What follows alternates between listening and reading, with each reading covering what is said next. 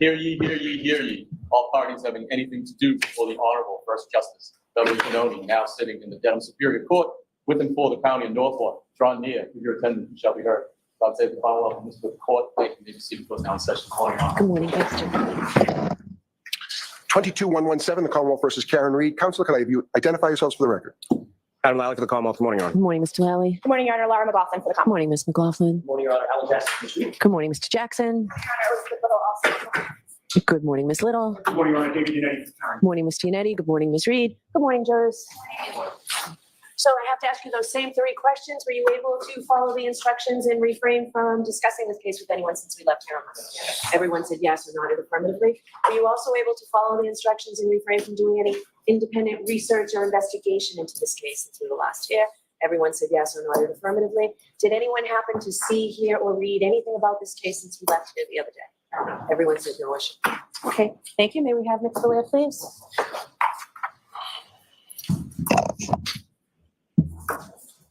Just watch your step again. Maintain your face card. You raise your hand. You solemnly swear the evidence of the court and jury in the case ever herein to be true, the whole truth, and nothing but the truth, so help you God. I do.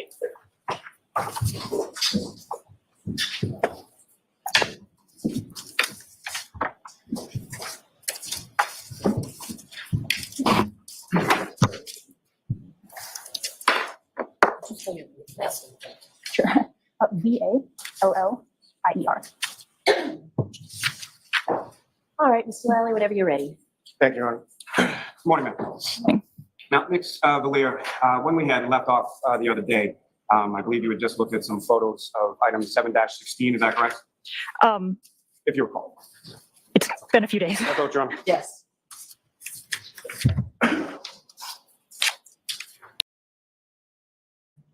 All right, so before we get started, hello. Today we are covering day 20 and day 21 of the Karen Reed trial. My name is Lily. If you're new here, feel free to subscribe. This is a new channel. This is a new endeavor, and I'm having so much fun playing the role as the Chatty Juror. There is going to be some very important witnesses coming up. We are entering day 20. Okay, so my notebook is falling apart, but we are entering day 20, and we are picking up where we left off with Ashley Belier, who is going to go through some more forensics, and probably show us a little piece of the puzzle that they put together of a taillight, maybe. We'll see. But after her, we are going to have some very interesting witnesses that I know of. I didn't watch anything, but let's just get going. And we got a lot of trial to cover today. And Ms. Valier, I'm going to show you these 6 photographs. Ask you to review those. All right, so I'm going to remind both of you to keep your voices up. Mr. Lally, when you're facing the witness and you're this close, I guarantee you nobody behind you can hear you. Understood.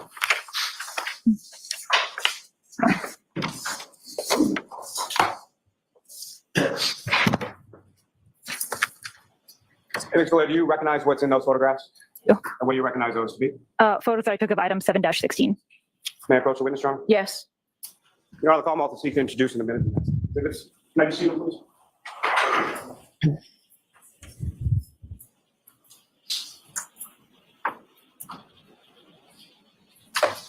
No objection.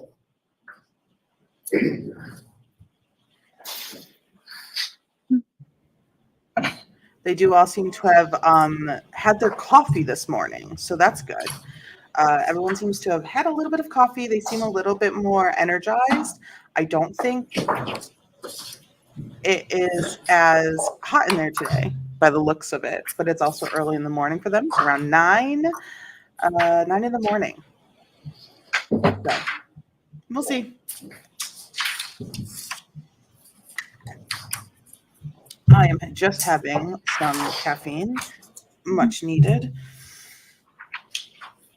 All right, they're already taking. Those are exhibits.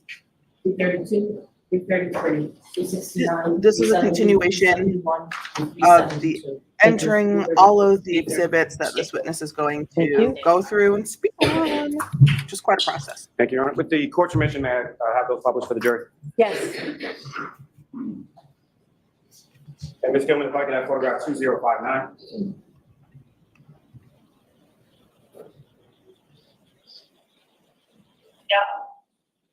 Ms. Blair, do you recognize what's up on the screen is that photograph, which is now marked as 332?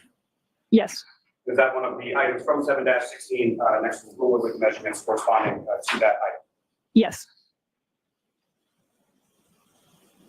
And Ms. Gilman, if I could have photograph 2081.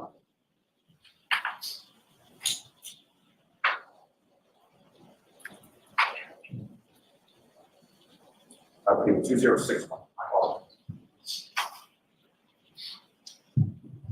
And Ms. Blair, what's up on the screen is that another piece from 7-16 that's now been marked as exhibit 369. Yes. Now, Ms. Blair, as far as this particular item is concerned, with reference to sort of the texture of that particular piece of plastic, what, if anything, did you note or observe in reference to I'm sorry, the texture? that?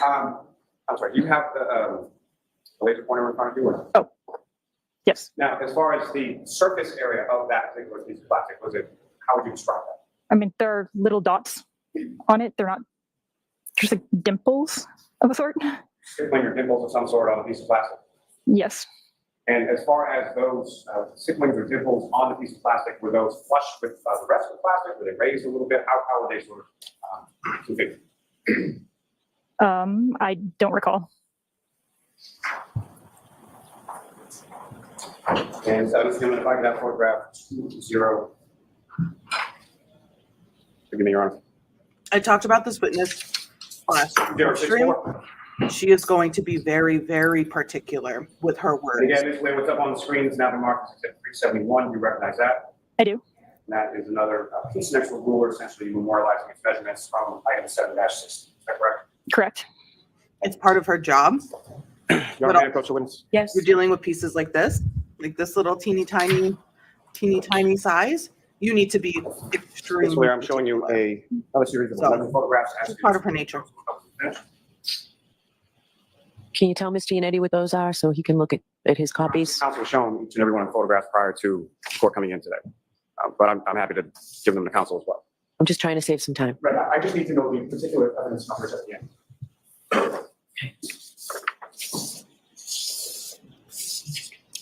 Judge is like, okay, so I did some thinking and we need to move faster. Court day. Thank you, Ronnie. Yes, if you feel the need to Do you subscribe. recognize those? I do. And what do you recognize those to be? Photos that I took of Brown. item 7-16. So This is me. additional items contained within item Brown. 7-16, is that correct? Yes. And what's contained in those photographs, is that a fair and accurate portrayal of what you observed during the course of your examination and analysis in regard to item 7-16 in this case? Yes. Thank you. Your Honor, the Commonwealth will seek to introduce and admit as the next 11 exhibits. Any objection? I'm not going to have an objection, but again, I just need to know what that.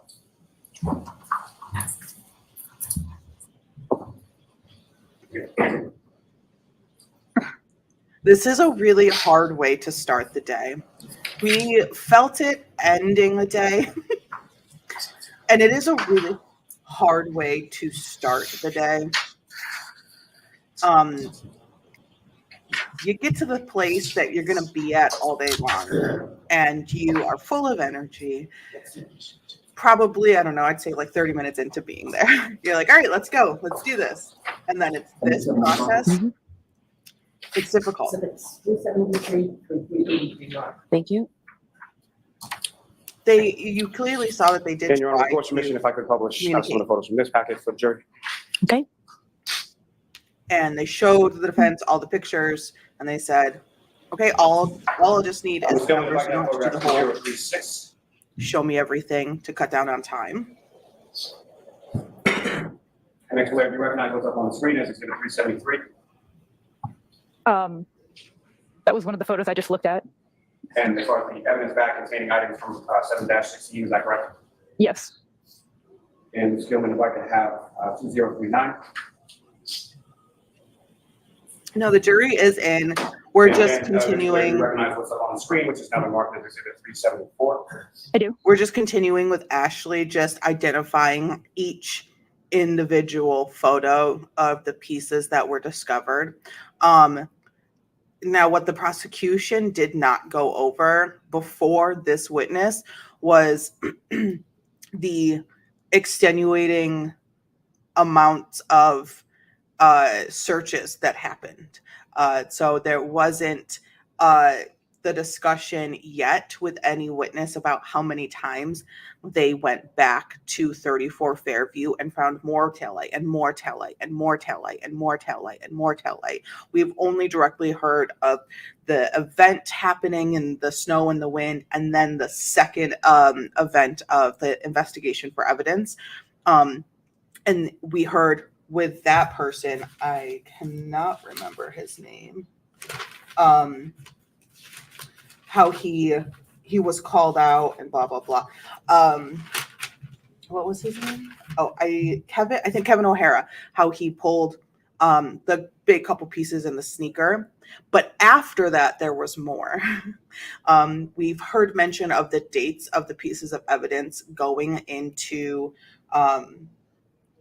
the forensic analysis stage, and how it kept happening after March 15th was the earliest, 15th or 14th, but more and more. So they kept going back and back and back to an open scene. It's just someone's front yard on a public street, and it was never contained. So are my frustrations showing? Are my frustrations A photo showing? that I took of Because item I am- 7-16. And that would be the entirety of the items contained within that evidence back from prior incidents, is that correct? Yes. And Ms. Gilman, if I could have 2051. And again, Ms. Lear, do you recognize what's depicted up on the screen? I do. And what do you recognize that to be? A photo I took of item 7-16. And in particular, one of the, Can you speak up a little, sorry, a little bit Yes. slower? Thank you. in particular, one of the red plastic pieces from item 7-16, is that correct? Yes. I For the wish record, they Your Honor, took that's the exhibit time. 376. I wish they took the time in between. This is Wednesday. This court happened on Wednesday. I wish they took the time on Tuesday, between Monday and Wednesday, to figure out a better sound system for inside of court, so that the jury didn't suffer with heat to hear or suffer not hearing for cool temperature. I really wish they did something on Tuesday for that, because it's going to be so annoying to keep hearing. Can you speak up? Speak up. Speak up. And Ms. Gilman, if I could have photograph 2053. And again, Ms. Lear, do you recognize what's up on the screen, which has now been marked as exhibit 378? I do. What do you recognize that to be? One of the photos that I took of item 7-16. And lastly, from dispatch, Ms. Gilman, if I could have photograph 2055. And then, Ms. Lear, do you recognize what's up on the screen, which has now been marked as exhibit 38? I do. And what do you recognize that for? It's one of the photos that I took of item 7-16. And this particular item up here as exhibit 380. Yes. can you describe sort of color, shape, what you observed from this particular item? Yes. Um, And That's a exhausting piece for of the jury red and clear apparent plastic. to Piece of try red to plastic with a piece of clear plastic listen. sort of within the same piece, is that fair to say? Apparent plastic, yes. particular words need to be used. And she's not going to slip up. If she does, she will immediately Now- correct herself. She's not going to let the lawyers get away with just being like, Mr. that's Lear, plastic. you could, Apparent plastic. Describe for the jury again, just as far as the process that Can we you- put the lights on, Mr. Nally? Yes, I'm sorry. I apologize, Your Honor. That's okay. Thank you. Mr. Lear, if you could explain to the jury again, sort of the process that you undertook as Sorry, don't think I mentioned this. She does look nice in white. I just wanted to say that. I agreed immediately when you said that. And I noticed that too. She does look nice in white. far as these various pieces from these various evidence item numbers. What was the process that you undertook as far as doing your comparison? So first of all, everything is documented. Each item is documented separately with photographs, notes. I put a label with the case number, item number, and then A, B, C, etc. If there are multiple pieces in it, a label on each piece. I look at the photos to see if there are any similarities, dissimilarities, to see if there are any potential pieces to compare. And then if I do think that there are pieces that could be compared, I'll open those items and keep them all separate, and then look at them in real time to see if it does actually look like they could be consistent before I bring them close together. And if it still looks like they could be consistent, then I'll bring them together to see if there is an actual mechanical fit, and then I'll document that and look at it under the stereo zoom. And the device or the instrument that you're looking at, again, to describe for the jury again what that is. So the stereo zoom is also called a stereo microscope. It's a microscope that is on a stand, so you can put larger pieces of evidence underneath it. Now, as far as that initial sort of looking at things together, are you doing that? How are you sort of organizing that? Is that by item number, by color, or by something else? I did this by color because it seemed the easiest way to organize all of these pieces. And then within the individual item number, say just randomly 7-15, for example, are you looking at that? Those, if there's multiple pieces within an item, are you looking at the consistency within the item prior to looking sort of crossing between 715 and 716? Is that the process? Sorry, could you repeat the question? Very long question. So I'm using my phone. So as far as the comparison is concerned, are you looking solely within an item? So if an item has multiple pieces, are you comparing just those pieces within that item first? As part of my initial examination, I'm documenting that item. If there are multiple pieces, I'll compare those pieces first. And then if there are any pieces that are consistent, are you then cross-referencing that item's pieces with pieces from a different item? Yes. Your Honor, may I approach? Yes.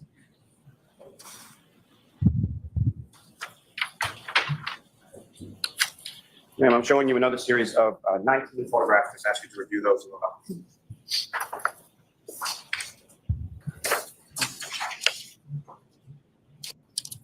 We're just going to boot through and boogie through these dead air moments. These are photos from my case of either within the same item that had a mechanical fit that I'd then taped together, or of mechanical fits from between different items. May I approach, Your Honor? Yes. I'm about to seek to introduce in a minute as the next 19 exhibits. No objection, but have I seen those yet? Morning? Right. I was going to hand them to you after they're long. That's fine.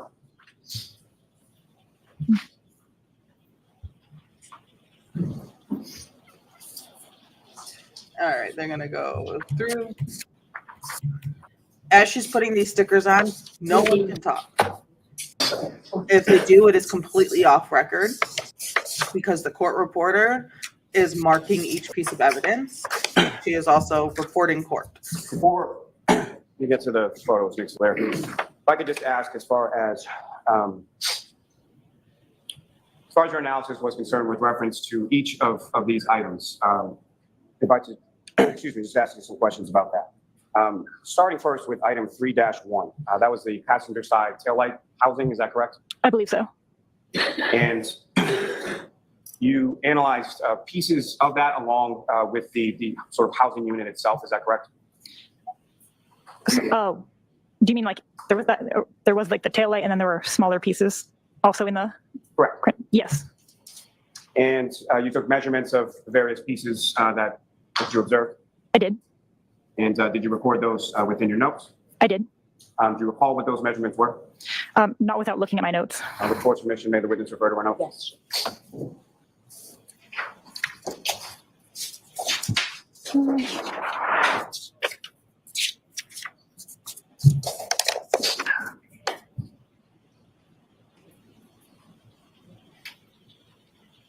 The witness is ready, Mr. Valley.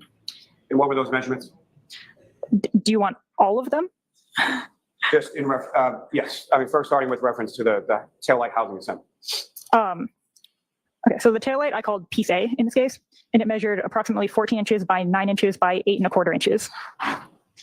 And then which of the pieces that were contained within that sort of taillight evidence bag did you compare to the taillight housing itself?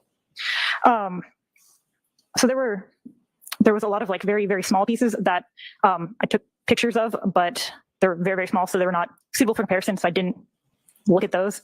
There were some larger pieces that I did that were suitable for comparison, so I did look to see if they fit in with piece A. And with regard to that analysis of whether or not they fit in with piece A, which of those pieces did you find did fit? So amongst item 3-1, let's see. Sorry. Yeah. Sorry. Piece A and piece B fit together mechanically, and then piece A and piece F fit together mechanically. F is in Frank. F is in Frank, yes. And it may be pretty apparent, but if you could, Ms. Blair, just expound upon what you mean when you say they fit together mechanically. So when things break, they break in a Yeah. like unique pattern. Like it's pretty different every time. So a mechanical fit is bringing two things with broken edges together to see if they were originally part of the same item. To see if they Also allergies. if the broken edges align, and if they do, then that's a mechanical fit. Now, turning your attention to item 7-5, you looked at those various pieces together as well, is that correct? I believe so. And were there any 3 pieces in total from 7-5, so A, B, and C, is that correct as well?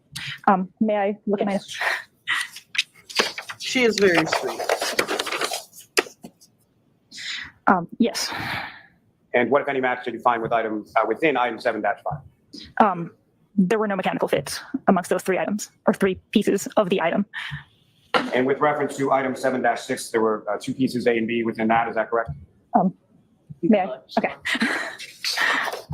There's so many pieces. Yes. And were there any There's physical no way she matches could within those 2 pieces of item 7-6? No. Now, turning your attention Yes. to item 7-8, Yes. do you recall how many pieces were contained within that? If I may look at my. She doesn't want to break a rule. There were 14 pieces. And of those 14 pieces, they were each compared to each other, is that correct? Correct. And what, if any, mechanical fit did you find between the pieces contained within 7-8? So pieces C and D were found to fit together mechanically, and then pieces E and F were found to fit together mechanically. Martin, will you approach, please? Okay. All right. So they're approaching. Yes, I do think she does very much really enjoy her job. And this comes down to why I think they're approaching is the amount that she does need to look at her notes. The defense attorneys asked to approach. And so they're probably not happy with how the prosecution, Commonwealth, I keep saying prosecution, but it's really the Commonwealth, Massachusetts, 13 original colonies crap, is handling this witness. They didn't pull up the piece of evidence that is fitting together. They're just saying that it is. I don't know if it was like in his process that he was going to show, but we'll see.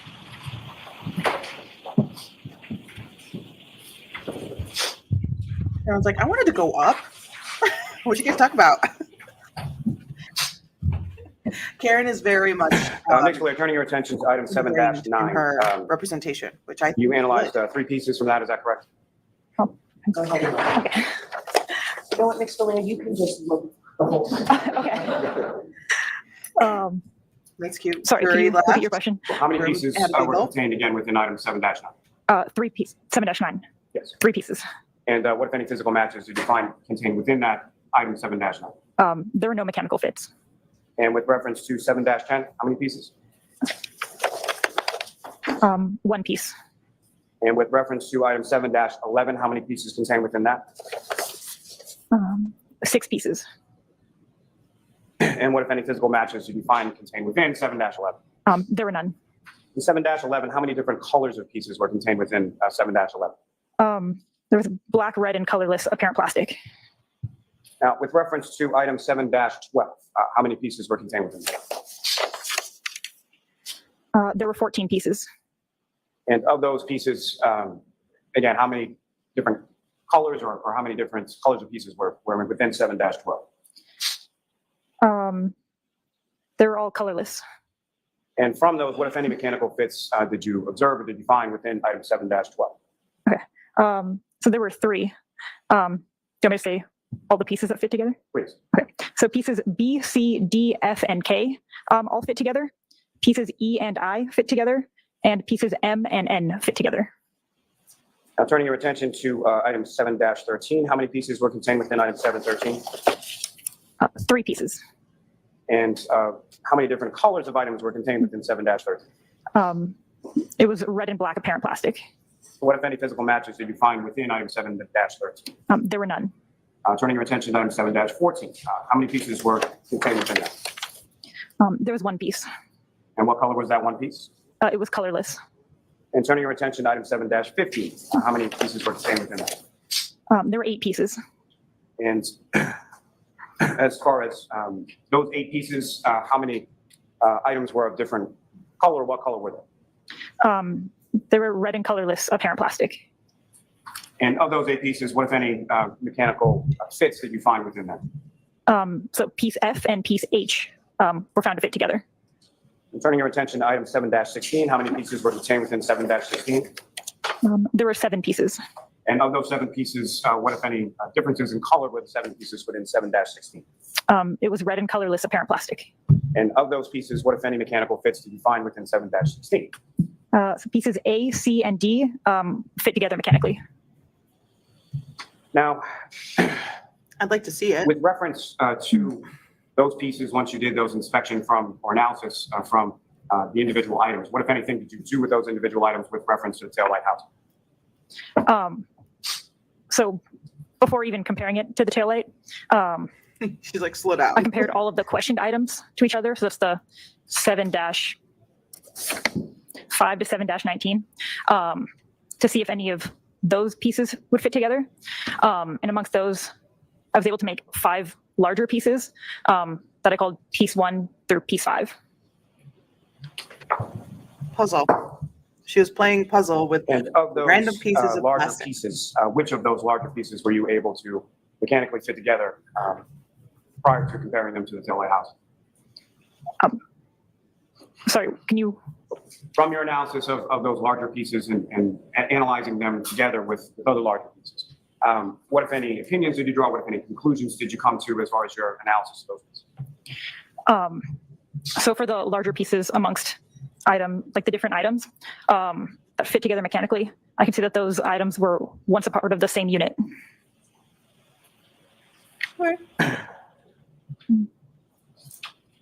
And so I guess what I'm asking, Ms. Valier, is with reference to, say, item 7-6 or 7-5, or the items in and of themselves, which of those items were you, if any, were you able to find mechanically fit with each other? Amongst She's like, I literally just told you. are you asking me which specific items made up piece 1? Correct. Okay, I can. Okay. She's like, my notes are good.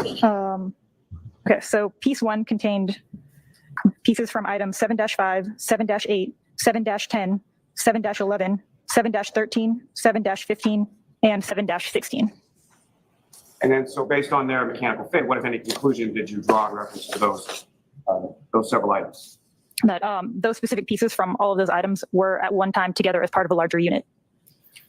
And then what, if any, comparison or analysis did you do of items between item 7-15 and item 7-16?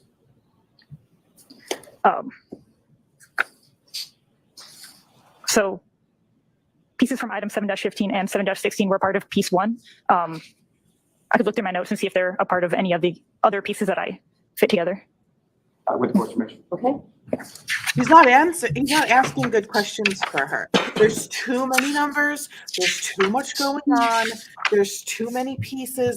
Everything's a piece. Everything's this and that and this and that. And that's neither here or there. Okay, so piece 2 consisted of pieces from item 7-15 and 7-16. And then with reference to item 7-6 and 7-11, what, if anything, did you observe between the pieces of those? Okay.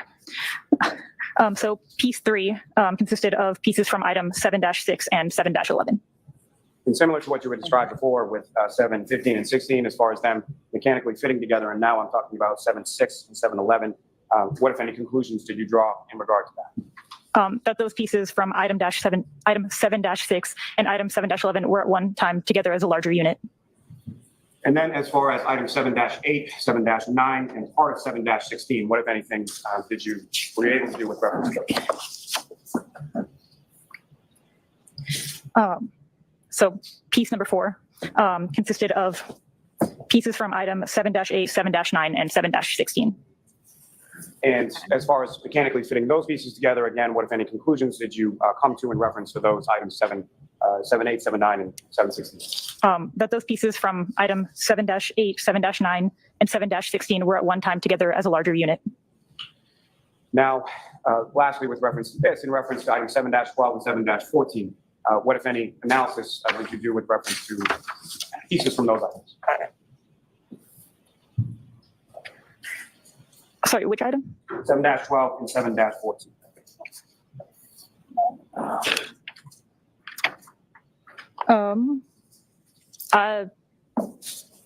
I have item 7-11 and 7-12 that fit together for piece number 5.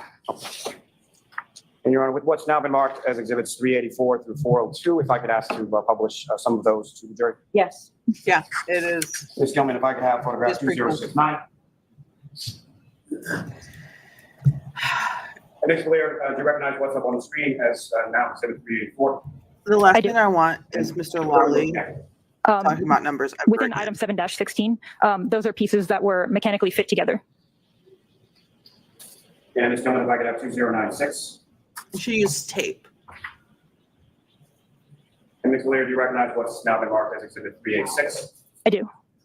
And what do you recognize that to be? So that is what I called piece 1. So the piece that is made up of apparent plastic pieces from many of the different items. And Ms. Gilman, if I could ask you to just zoom in a little onto the middle of that photograph. What exhibit number is this, Mr. Lally? Yes, Your Honor, this is 386. And from sort of this zoomed in version of 386, Ms. Blair, are you able to now see some of the stickers or the evidence stickers that you put labeling each of these pieces? Yes.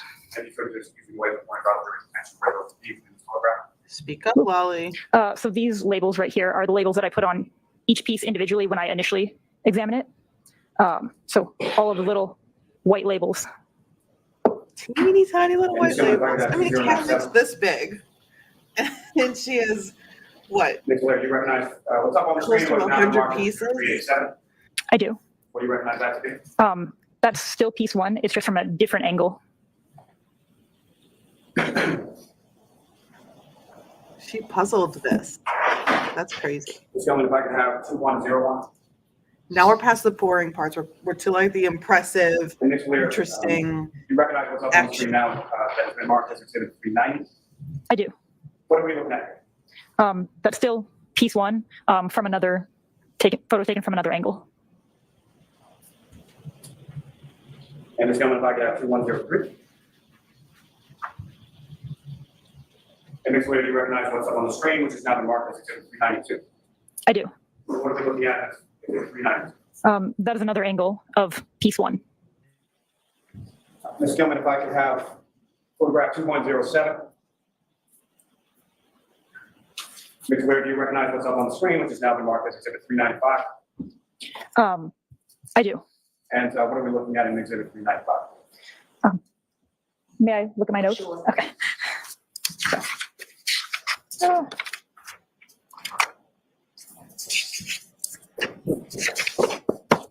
Okay. So that is piece 2. And Ms. Gilman, if I could have 2110.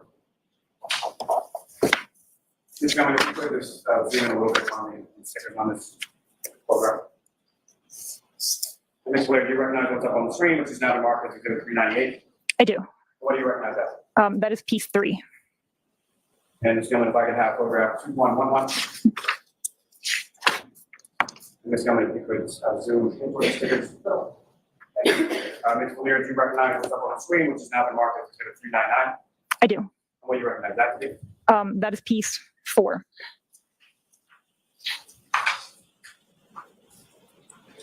And Ms. Gilman, if I could have photograph 2113. Definitely sit through this a little. And Ms. Blair, do you recognize what's up on the screen now that's been marked as exhibit 401? I do. What do you recognize that? That is piece 5. Okay. Your Honor, may I approach? Yes. So Ms. Blair, earlier I'd put before you another 23 photographs. Do you recognize what's depicted in those 23 photographs? I do. What do you recognize that to be? That's comparisons between item 3-1 and piece 1. And item 3-1 again was the taillight, is that correct? Correct. Your Honor, with course, the court of Commonwealth would seek to introduce and admit as the next exhibits. Okay.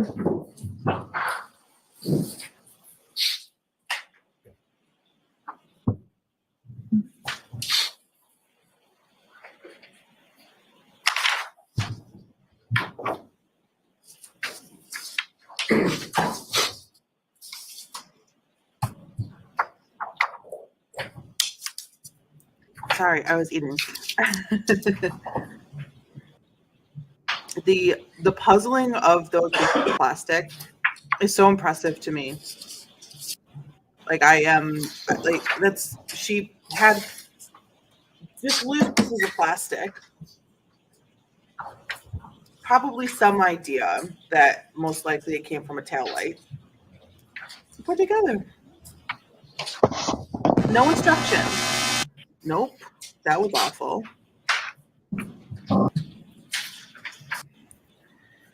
All right. So many photos. Commission, if I may, publish some of these photographs for the jury. Yes. More photos. But that's okay. I want to see what she's done. 2156.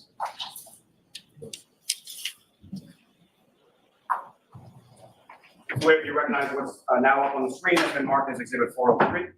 I do. And what do you recognize that to be? That's one of the photos comparing item 3-1 and piece 1.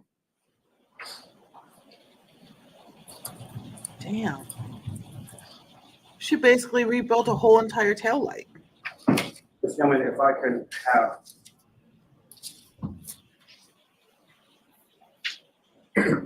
photograph 2125.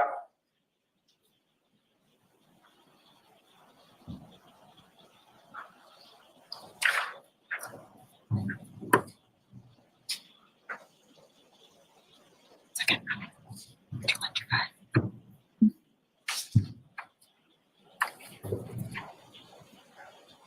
411. I do. And what do you recognize that to be? That's the contents of item 3-1. And that's prior to you. At what stage of this analysis or comparison process is that? So that's when I initially looked at item 3-1. Thank you. Sorry, if I may have a moment. Yes.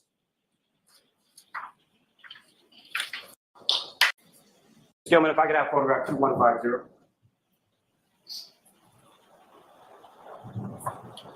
And Ms. Blair, do you recognize what's up on the screen, which has now been marked as Exhibit 431? I do. And what are we looking at in 431? So on the left is item 3-1, piece A, and then on the right is piece 1. And Ms. Gilman, if I could have 2151. And Ms. Blair, do you recognize what's up on the screen, which has now been marked as Exhibit 432? I do. What are we looking at in 432? That is piece 1 on top of item 3-1 in mechanical fit. Is that the mechanical fit that you were talking about earlier in the testimony? Yes. Thank you, Ms. Gilman. You can take that now.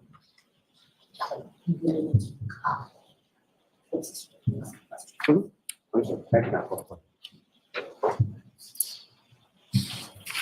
Ms. Lear, in reference to those items that you testified to earlier in item 3-1, the tail light housing, what, if any, conclusions regarding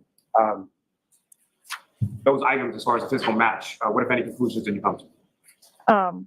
That item 3-1 and the pieces that make up piece 1 were at one time together as a larger unit. Thank you very much. I have no further questions. May we proceed? Okay. She put all the pieces together and made a tail light. That's not, I didn't mean to say it to like diminish her work. She clearly takes her job extremely seriously, which respect. She's doing very time-consuming, meticulous, under microscope she's inspecting every little section, every little piece. It's crazy. That was crazy to build a taillight from random pieces of plastic. I wonder why the defense is talking to them.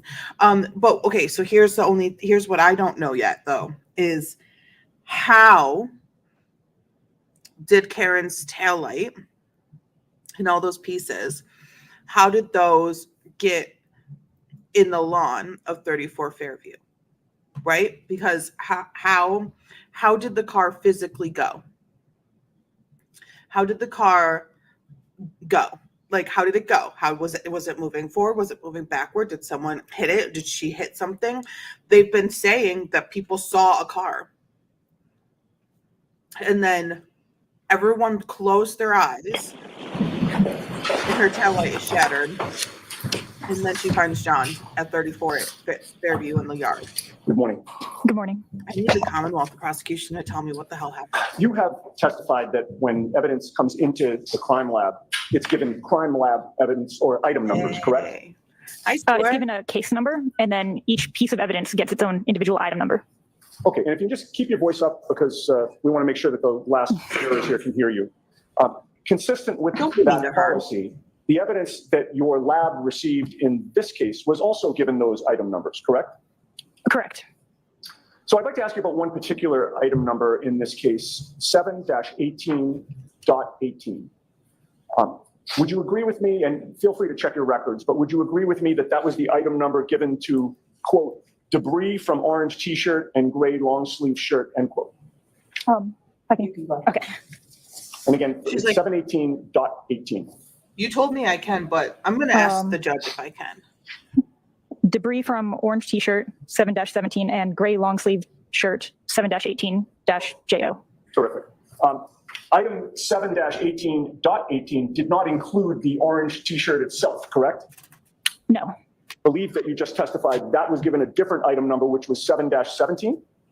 I believe so. And 7-18- or .18 also did not include the gray long sleeve shirt either, correct? I didn't look at 7-17 or 7-18. I only received the debris from. Okay, well, yeah, that's my point. So with regard to the orange t-shirt and the gray long sleeve shirt, those were given separate item numbers, and you examined what was the debris allegedly from those shirts, right? 7-18.18, correct? Correct. And that debris consisted of different categories, did it not? There were different pieces of, there were different things inside of it, yes. Yes, different categories of things, correct? I'm sure. All right, so one category was dirt and debris, correct? Yes, You did not test the dirt and debris, correct? correct. Another category was, or were, I should say, several apparent hairs. Yes, And you did not test those hairs, correct? correct.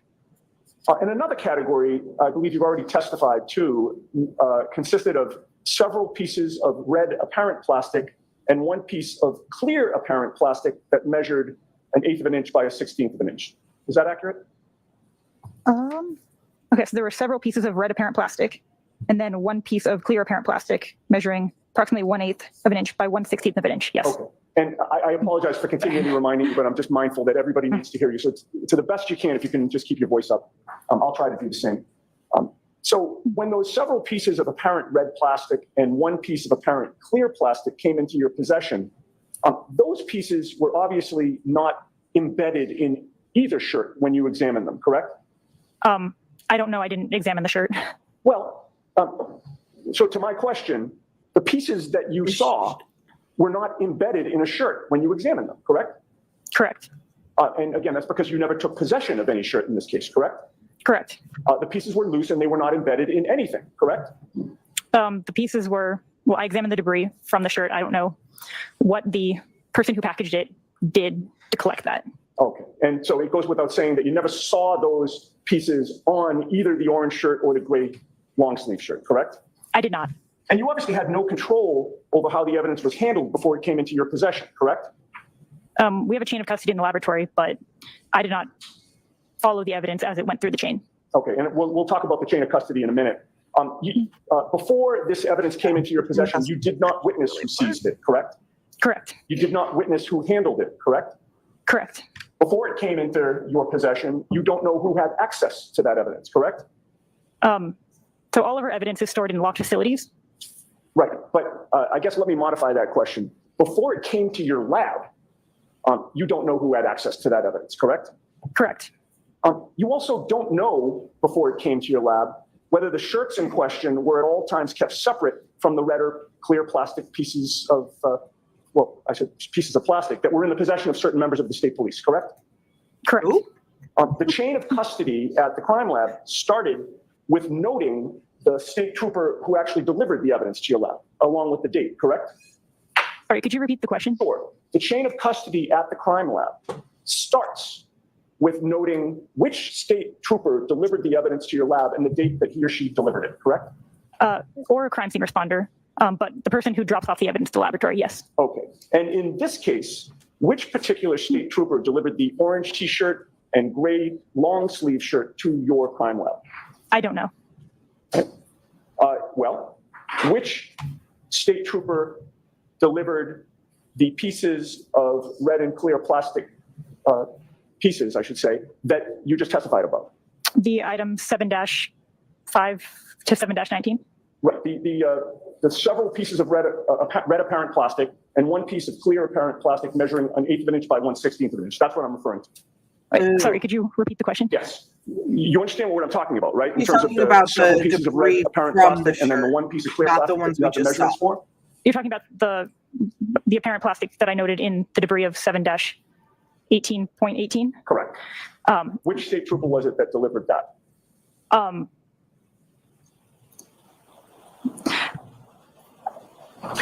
Do you know? Sorry, that's that's an odd question. I I don't know if you want her to repeat it, Ms. Giannetti. Go ahead. You have to repeat that, please. So evidence is submitted to. What you just said that he missed. Oh, that's kind of an odd question. Not for me. So Do you have a record of that? a record of what? A record of which state trooper delivered that debris to the lab? So it wouldn't be delivered as debris. It would be delivered as the individual piece of clothing, which then got assigned item 7-18, I believe. And then as someone analyzes it, No, each that's not the. each offshoot of that piece of evidence gets a 7-18 point something. So the debris collected from that shirt is 7-18.18. Okay, all right. Listen, when those She's not getting the question. when those several He wants to actually, let me know. strike that. He wants to know. Yes, you have all this information, but who gave it to you? Like, who's the person who walked into the lab? Who's the state trooper that said, "Here is this, and my name is so and so," and now you have this evidence. He wants to know who that person was that dropped it off at the lab. She's not. I think she's nervous, and she's just not. Take your time, Ms. hearing. Giannetti. Okay, so I want to confirm with you that when you were assigned to this case, you were aware that the date of the incident was January 29th of 2022, correct? Yes. All right. And it's your testimony that you don't know which state trooper delivered the shirts to the lab, correct? I could look at my notes because I have a printed chain of custody. Sure, if you would check your notes for that. That's exactly what you want. Who dropped it off at the lab?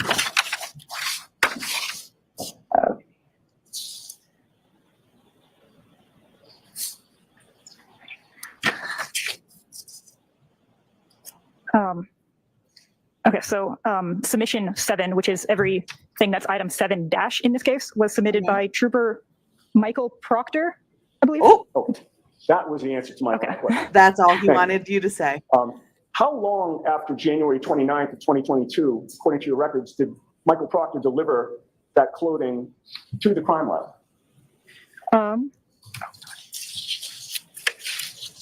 That's all he wanted you to say. You got It there. was delivered Finally, on we got there. March 14th, 2022. Okay, so about 6 weeks or so after January 29th, is that accurate? Sure.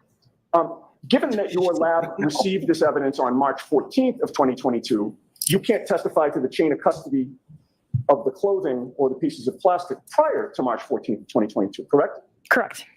And There we go. except for the tail light housing that was seized by Maureen Hartnett, except for that, your chain of custody at the lab for the 2 shirts plus the pieces of plastic in 7-18.18, that began on March 14th of 2022, correct? Correct. So between January 29th of 2022 and March 14th of 2022, you do not know what Michael Proctor did or didn't do with the orange t-shirt and gray long sleeve shirt, correct? Objection. I'll allow it. I don't know. Oh, judge is feeling spicy today. Okay. Now, I'd like to discuss with you, if I might, Michael Proctor's submissions of the pieces of plastic that you've testified about. Your lab received from Michael Proctor several different evidence bags containing red, clear, and black pieces of plastic, correct? Correct. Some of those evidence bags contain relatively small pieces of plastic in them, correct? Correct. And some of those evidence bags contain larger pieces, right? Correct. The evidence bags that you received listed the dates of recovery of those pieces of plastic, did they not? I believe so. And the evidence bags that you received also listed the officer who recovered the plastic pieces, right? I believe so. And again, when you receive those evidence bags, whatever numbers are on them, your lab assigns them your item number, correct? Correct. So I'd like to ask you first about item number 7-8. Do you have a record of that?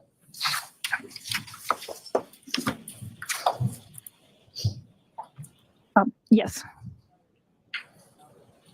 Now, It that started rocky. We're evidence getting bag, into item some number good stuff. 7-8, contained multiple pieces of red, black, and clear pieces of plastic, correct? Okay.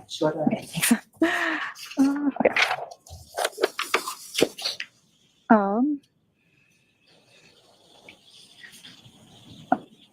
It contained 14 pieces of red, black, colorless, and silver colored apparent plastic. Yes. Okay. And the date of collection was February 3rd of 2022? Okay. She's like, you can use your notes. There's so much happening right now. There's so much happening.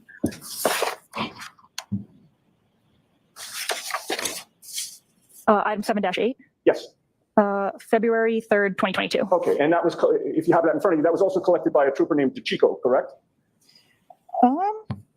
If that's how you say it. Oh, yes, correct. I may approach, Your Honor? Yes. Those are probably the parts of the documents that she's just not familiar with because she doesn't look at it. She looks at the evidence. She looks at the little pieces. She puts together the So puzzle I showed pieces. you a photograph. Can you identify what that is? Yes. What is that? That is the handwritten label on item 7-8. That would have been the evidence bag that your lab received and gave item number 7-8 to it, correct? Correct. And that appears to be an exact, photograph. I don't think of the there's an actual bag. objection to it, so we Yeah, can that's just put it true. in. Okay. May I offer that, Your Honor? Sure. She's like, just move on. Carry on. No one's objecting. Exhibit 435. Thank you. May I display that to the jury, Your Honor? Okay. And All this right, is- let's see what she's looking at. Okay. That is what I just showed you on the screen, correct? Correct. And that's where it's indicated what the date of collection was and which trooper collected it, correct? Correct. All right, we can turn the lights on for a minute. And you would agree with me that that date, February 3rd of 2022, was only 5 days after the January 29th blizzard, correct? I don't recall the dates of blizzards, but Oh, okay. Well, Sorry. let's put it the date of the He's incident. not You in you the- previously testified that was January 29th, correct? correct. All right. And February 3rd was 5 days after that, right? Yes. All right. I'd like to show exhibit 279, please. which is the days. Okay. Is a Now, exhibit A layperson 279, which is witness? displayed on the screen now, this is one of the photos taken of some of the contents of the item 7-8, is it not? round thing. That's the entirety of the contents of item 7-8. Okay. You would agree with me that Oh, it's big. those were the pieces that were inside that evidence bag, labeled February 3rd as the date of recovery, 5 days after January 29th, correct? Correct. Okay. And you see that there are some relatively small pieces that were allegedly found on February 3rd, correct? Correct. All right. Now, Your Honor, I'm continually showing photographs. We can turn the lights on and off, whatever the court's preference is. You can just tell the court officer when you want the lights turned. Okay, all right. So they get turned on for like a question or two, and then I turn them back off. But However you want to do it. that's fine. All right, so I'd like to contrast some of those pieces with some of the pieces that were found days and weeks later by Michael Proctor. And I'd like to start first with item 7-13. This looks is, to me I'd like to probably like- display exhibit 343, which Mr. Bates 4 or is 5 holding inches up. long, too. So I don't know. I don't know what it is. I'm so confused. Okay. All right. You were previously asked about Exhibit 343, which is now displayed on the screen. Yes. And that is the first evidence bag submitted by Trooper Proctor, is it not? Oh, she don't know that. So in mine, sorry. And you know, let me rephrase that. He submitted evidence bags all at one time, correct? Yes. All on 314. So when I said the first evidence bag, I meant the earliest date of collection. I should have asked it that way. February 8th of 2022. Sure. I don't know all of the dates that each item was collected on. Okay. But in any case, She doesn't deal with that part of it. according That's to not the- her job. the evidence bag that you received, the contents of that bag, which were, again, pieces of plastic, correct? Pieces of apparent plastic. Pieces of apparent plastic. Those were found 5 days after the pieces that you previously testified were found by the Chico, right, on February 3rd? Correct. All right. And February 8th was now 10 days after January 29th, correct? Correct. I'd be like, I don't know, show me a calendar. Oh, Can for sure. I don't know, display January 30 days. Exhibit 346, One day, I which is don't 5A? know. Do you count the day? Okay, looking at Exhibit 346, you will agree with me that this particular piece found on February 8th by Trooper Proctor was quite a bit larger than many of the plastic pieces that have been found by Trooper DeChico 5 days earlier on February 3rd, correct? I mean, there were a variety of sizes of pieces on the other one, but that is what is that, approximately 4-ish inches? Right, but my point is, Exhibit 346, what's displayed, that plastic piece, is quite a bit bigger than the small pieces that were contained in DeChico's collection, correct? Then some of those pieces, yes. Okay. I don't know what he's, Now I'd like to move on to know what item he's trying to do. 7-15, and if I could show Exhibit 352, please, which is item 8, Mr. Bates. I know what he's trying to do. He's trying to point out the date of collection Okay, and all how it just keeps going Item and going and going.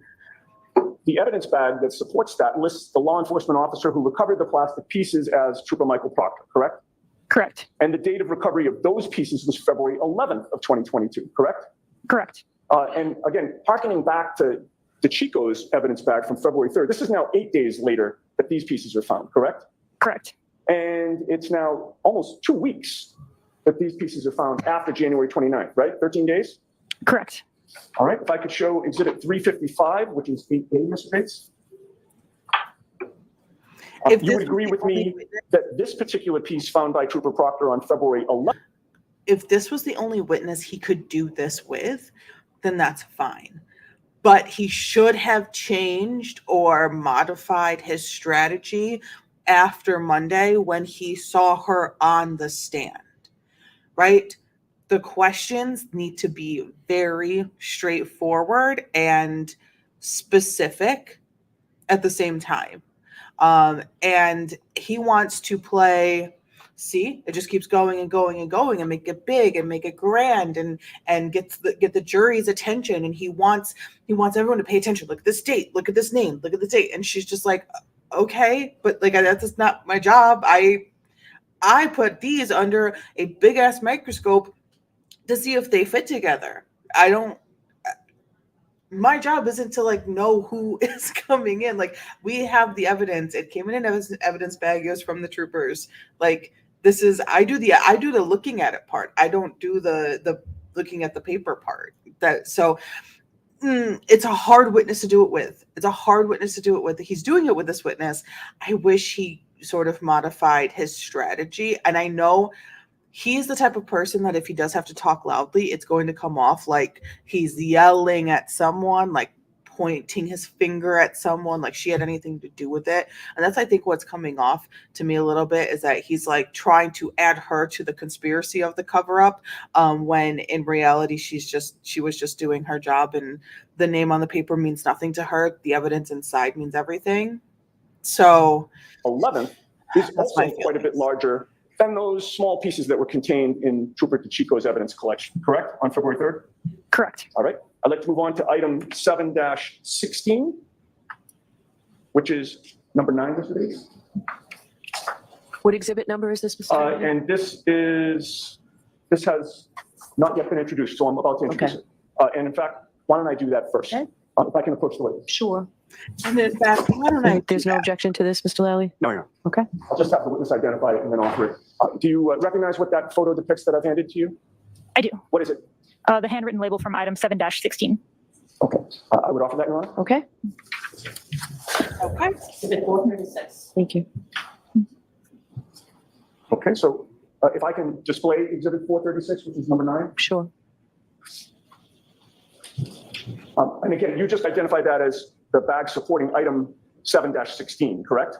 Correct. That also lists the law enforcement officer who recovered the plastic pieces as Trooper Michael Proctor, correct? Correct. And the date of recovery of those plastic pieces was February 18th of 2022, correct? Correct. So Trooper Proctor is now finding these pieces over 2 weeks after the smaller pieces were found by Trooper DeChico, correct? Objection. Sustained. February 18th is nearly 3 weeks after January 29th, is it not? Correct. All right. If I could show exhibit 380, which is 9A, Mr. Bates. You would agree with me that this particular piece found by Trooper Proctor on February 18th is also quite a bit larger than those smaller plastic pieces found by Trooper DeChico on February 3rd, correct? Correct. This one appears to be about 11 centimeters long, approximately. Sure. All right.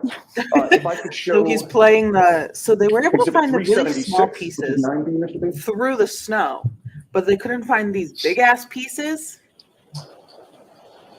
Okay. That's what he's getting at.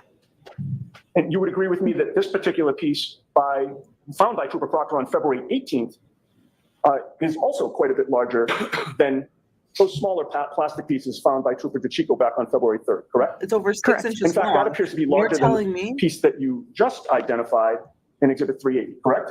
they missed The one that was that just on the as screen? they were Right. sifting? Yes. This one appears to be maybe about 18 centimeters long. Does that seem accurate? I mean, it's longer than the ruler. Okay, yeah. 6-inch ruler. And finally, if we could show exhibit 378, which is 9C, Mr. Bates. You would agree with me that this particular piece found by Trooper Proctor on February 18th is even larger than the last one that we just saw, correct? In length, yes. Okay. This appears to be about 19 centimeters long. I mean, longer than the ruler that's up there. Okay. But I have the actual measurement in my notes. Sure. Well, and the precise measurement's not important. I'm just getting at the relative comparison. This one's certainly quite a bit larger than the smaller pieces found by Trooper DeChico back on February 3rd, correct? Right. And Correct. so that's his argument. This That's larger what he's piece of getting at red right plastic, now. like the previous two that you That's what he's getting at right now is that Trooper Proctor was able to find all these really big 6, 7, 8-inch long pieces of red, black, clear plastic 3 weeks after the event actually happened. That because they were not found in the initial event or the first like in that first late afternoon, early evening search through the shovel. So that's what he's getting at. He's like, Trooper Proctor found all these great pieces of evidence 3 weeks after the event happened at a completely open, unsealed, unregulated crime scene. And they just kept finding these really big pieces of plastic 3 weeks after John was found on the lawn. Keeps the jury asking questions. that you just identified were all found on February 18th, about 3 weeks after January 29th, correct, according to your records? Correct. And regarding these last 3 evidence bags, labeled item number 713, 715, and 716 in February of 2022, from February 8th to the 18th, those were all plastic pieces collected by Michael Proctor, correct? Correct. And in addition to collecting those pieces, You turn the lights on, Ms. Giannetti? I'm sorry, Okay. And we can take that down, please? yes. In addition to collecting those plastic pieces on all those different days, Michael Proctor was also the person to hand deliver those last 3 evidence bags, all on March 14th of 2022, correct? Correct. And you do not know what Michael Proctor did or didn't do with those evidence bags of pieces of taillight prior to March 14th, 2022, when your lab received them, correct? Objection. I'm going to sustain it. We've already asked that. Yeah. Now, the taillight He's been down this road of that before. Lexus sits in the housing of the Lexus, the taillight housing, such that part of the taillight faces the rear of the car and part of the taillight loops around and faces the passenger side of the car, correct? Sure. Right, because it's on the corner. Sure. Yeah. You'd agree with me that once He's like, I didn't drive the you car. received the final pieces of taillight from Michael Proctor on March 14th, or once your lab received that, you were then able to piece together a majority of the taillight, correct? So I wasn't assigned this case until later, once everything had already been submitted to the laboratory. Right. So it was true that after Michael Proctor submitted these pieces of taillight on March 14th, it was after that that you were able to do the reconstruction that you testified about, correct? Correct. If I could have exhibit 432 displayed, which is image 2151 with the base. That is the reconstruction, the final reconstruction that you were able to do, correct? You would agree with me that there's one section of that taillight that was missing completely, correct? Correct. And that missing section is noticeably visible in your reconstruction, is it not? Yeah. Yes, And do you still have that laser pointer there? I do. Would you please point to the section of taillight that's missing? Okay. It is right Appears there. to be a hole on the upper left side of that exhibit. Is that a question? Yes, it actually was. I should have said right or correct, but I didn't. Yes. Okay. And Is that a you would agree with question? me, and if we could zoom back out, Mr. Bates, She's a very, very you would meticulous agree with person. me that the portion of taillight that you did not have was strictly on the rear side of the taillight, if I can call it that. Maybe. I am not sure what orientation that goes on to a car. That's But fair. in any case, to this day, you do not know where the pieces that make up that hole are or what happened to them, correct? I do not. I may have more. No idea. Okay. Take it back. She ain't All tired. right, Mr. Lally? I think she was just very nervous. Back to redirect. Now, Ms. Valera, And I think, in reference to hold on. item 7 dash, hold on. I think that the cross-examination made her less nervous. Like, I think he calmed her down. And I think maybe because like there's probably just a little sass that runs through her a little bit. So she probably had a little more fun. Yeah. So I don't know. Sometimes it calms it down. She's like, I didn't do anything wrong. I'm not on trial. That's not my job. I am here to testify about my job. You can ask me questions about not my job, but it's not my job. 17 and Humans are 18, the great. orange t-shirt and the gray sweatshirt. Fair to say you never actually physically saw those items, correct? The clothing? No, I did not. Now, the debris that was provided, are you familiar with how that process or who got those debris items from those clothing items? I can look at my notes and tell you who submitted it or who transferred it to our unit. Or she's just annoyed at Lally. Maybe she was just really annoyed that she had to go through that process altogether. Or that she had to miss a day of work or something like that, you know? Your witness is ready, Mr. Lally. I'm sorry. And from your view, who was that person? Maureen That's the second Hartnett. time. Now, as far as the We heard from Maureen. 1/8 of an inch by Last time. 1/16 of an inch red and clear apparent plastic pieces that you observed within that debris, that was mixed in with other debris as far as dirt, fibers, things of that nature. Is that correct? Yes. And the 1/8 of an inch by 1/16 of an inch pieces that were contained within that debris, was that something that you observed visually or microscopically or both? So visually, I take overall pictures of the debris, and then I'll look through the stereo zoom to see if there's anything that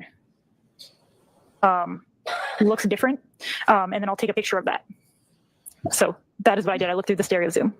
Anything that stands out? Now, as your far as eye. the collection of evidence, fair to say you don't know who was a trooper, who was there when they were collected, how many troopers were there when it was collected, anything to do with that, fair to say?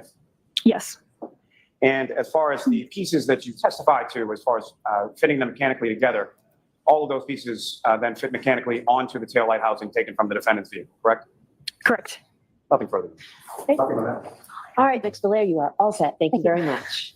He's like, I'm so excited to get the hell out of here. All right. Oh my God, I love that bag though. Joyce, you want to take a morning break now? Or wait? The people are saying yes, so we'll take the morning break. All right, for the court, please. They're like, yes, we would like a moment. Please and thank you. Let's check out what Karen's is. Don't do that. Don't do that. Yes, I want to see them. So I'll see counsel for a second at sidebar, please. So it's still in session? Good vibes from that witness. I don't feel like, oh wow, she's untrustworthy or she lied. No, she just was like, this is what I did. Stop asking me dumb questions. Stop asking dumb questions about it. Just ask me normal questions and I'll tell you. And stop saying plastic. It was apparent plastic. We don't like, you have to enter the world, like science world, while speaking to witnesses who exist in the science world.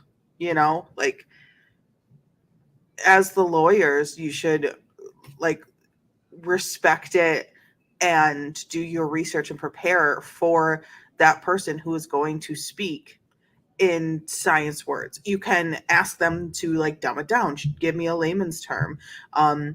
What does that mean to people who don't exist in that same world, who don't work your job, but also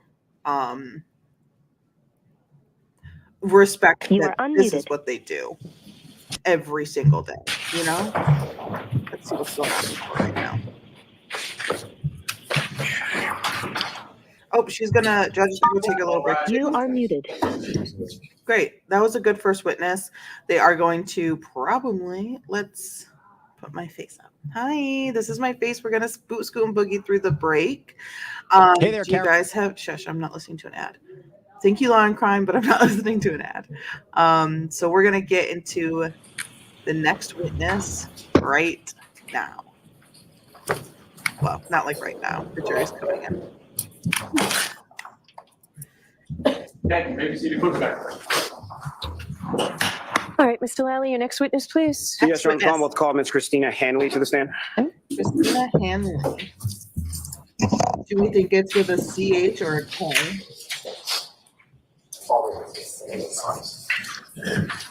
Christina Hanley.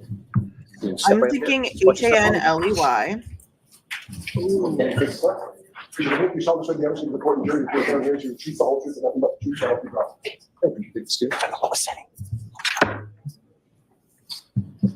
K or CH? I really need you to keep your voice up. Okay.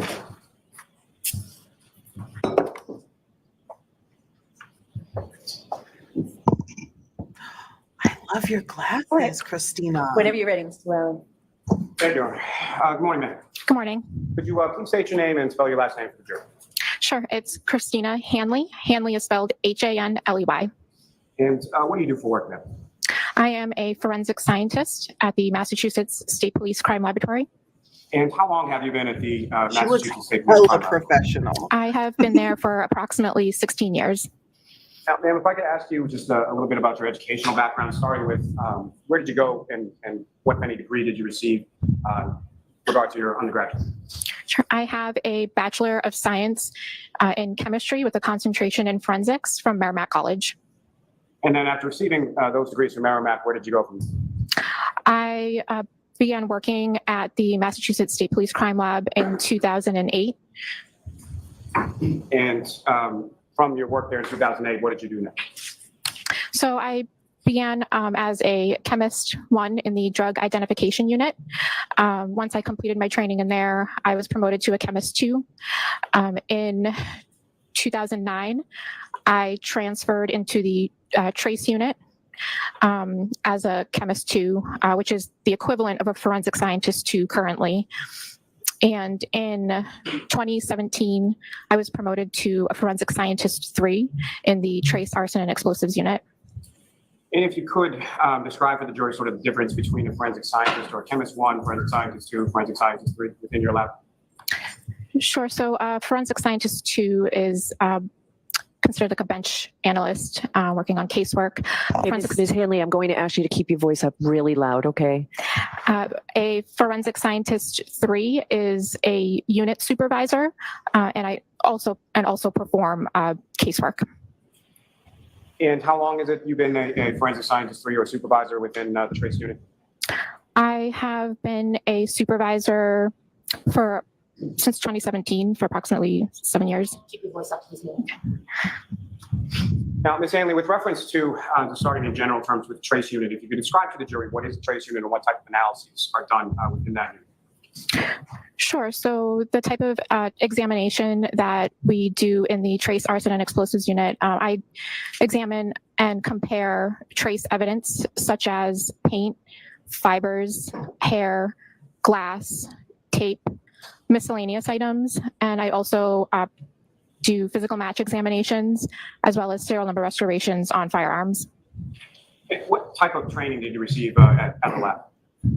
So I received in-house training as well as some external training. The in-house training consisted of required readings, exercises, observing other analysts working on casework in the lab. I was required to successfully complete a written exam, a competency test, and a mock trial. And if you could describe to the juries for what your duties and responsibilities are with your current position at the lab. Sure. So I'm responsible for the daily operations in the unit, training other new analysts in the unit. I perform technical and administrative reviews of case files. I also work on casework, like I had mentioned, examining trace evidence such as paint, fibers, hairs, glass, tape, miscellaneous items, and physical match examinations and serial number restorations on firearms. And was your lab, the Massachusetts State Police Crime Lab, is that accredited somehow? Yes, it is. And can you describe to the jury what that accreditation means, essentially? Sure. So an accreditation, it's a formal recognition that the lab is in compliance with certain accreditation requirements. And is the lab that you work for, is that currently up to code or up to speed with regard to accreditation? Yes. Now, as far as you mentioned that you work as a supervisor and review other people's casework, is that correct? Yes, that's correct. Now, when it comes to this specific area, as far as trace analysis or comparison of items, who, if anyone, reviews your work? I'm sorry, I didn't hear the end of that. When it comes to this type of analysis, as far as comparison of items, who is it that reviews your work? So depending on the type of case, currently we do have an external technical reviewer who is authorized to perform that technical review.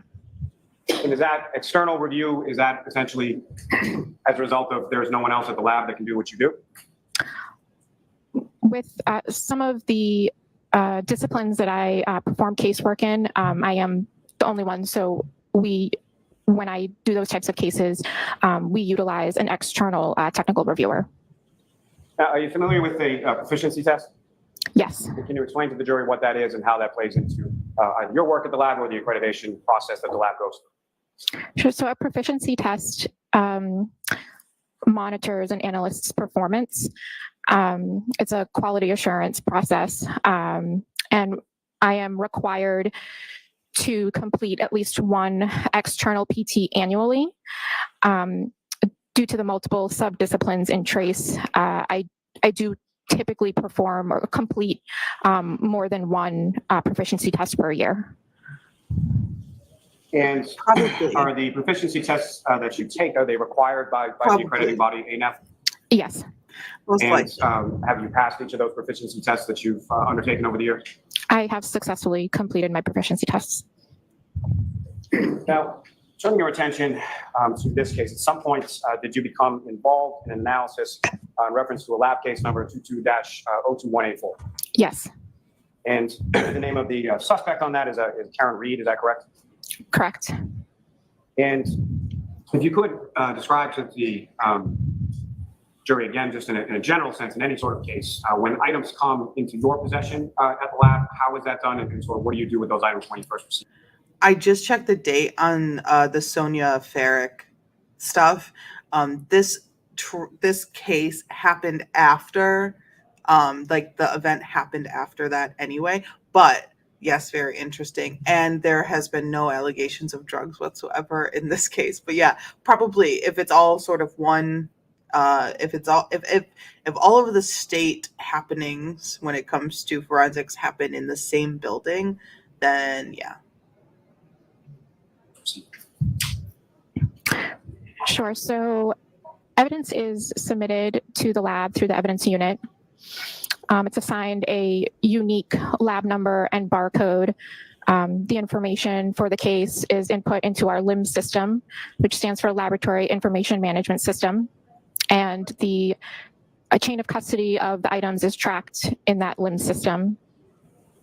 When I take an item into my custody, I then document it with photos and notes.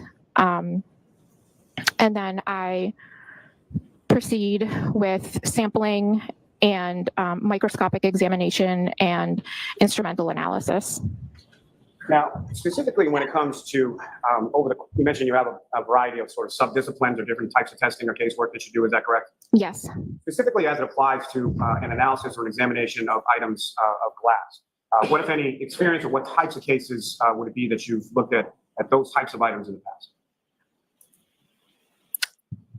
So I have examined glass numerous times from a variety of different types of cases. For example, a hit and run or a B&E. And as far as the types of, are there different types of glass that you've performed examinations on in the past as well?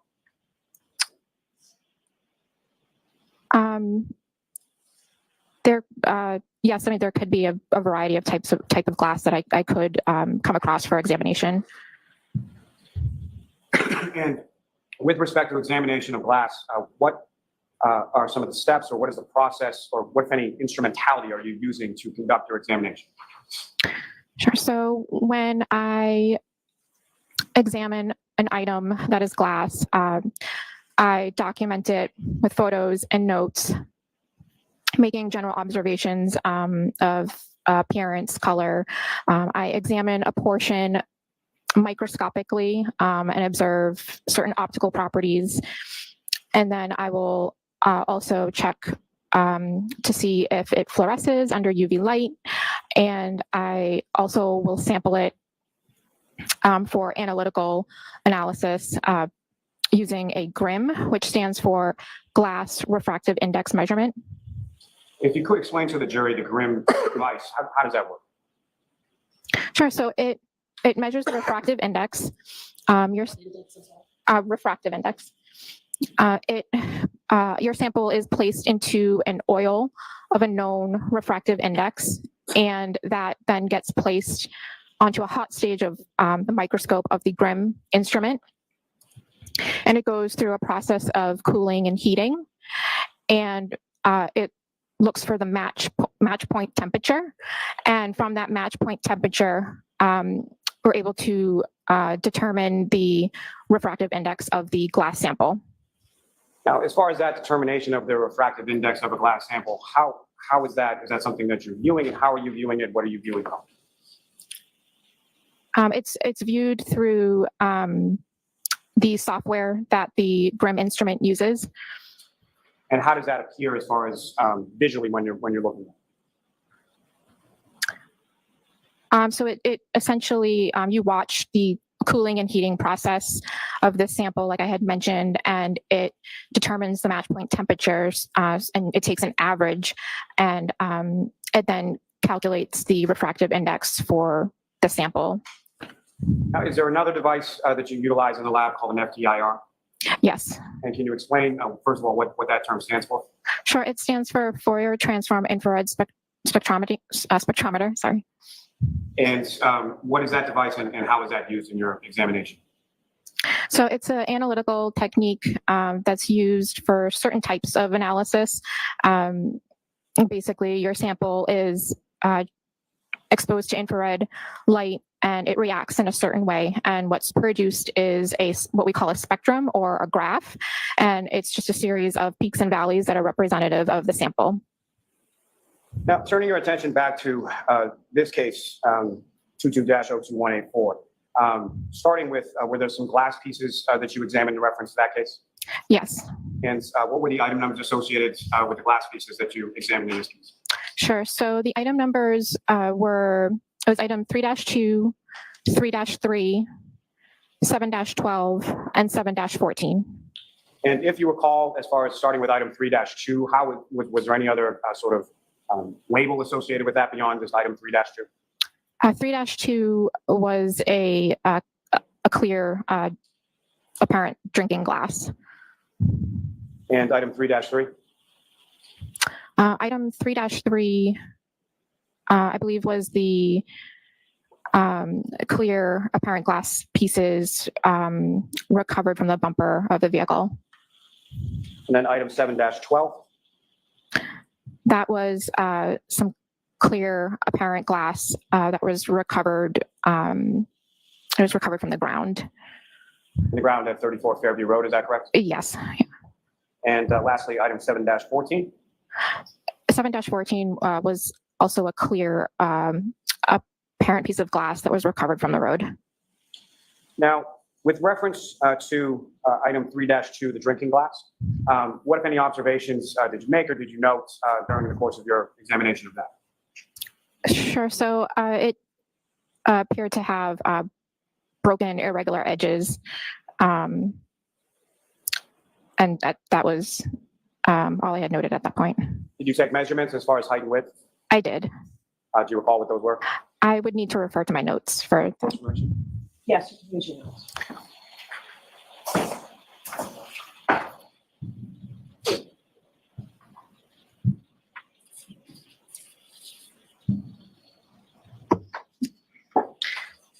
So the diameter of the bottom of the drinking glass was 2 3/4 inches.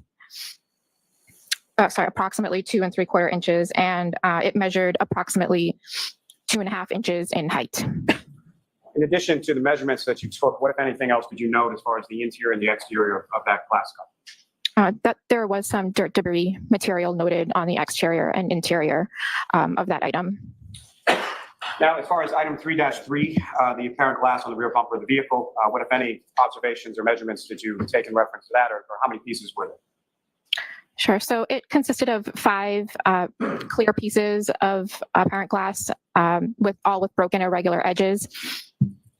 The largest piece measured approximately 7/8 of an inch by 5/16 of an inch, and the smallest piece measured approximately 3/16 of an inch by 1/8 of an inch.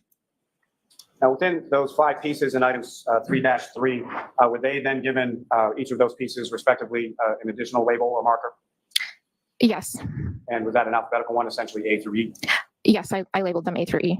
Now, with regard to piece E from item 3-3, what, if anything, in addition, did you do with regard to that piece? So what I labeled as piece E, I also used the GRIM instrument for analytical instrumentation. Now, with regard to item 7-12, or the 14 pieces of glass and clear plastic, what, if anything, did you observe in your initial observations or initial examination of those pieces individually?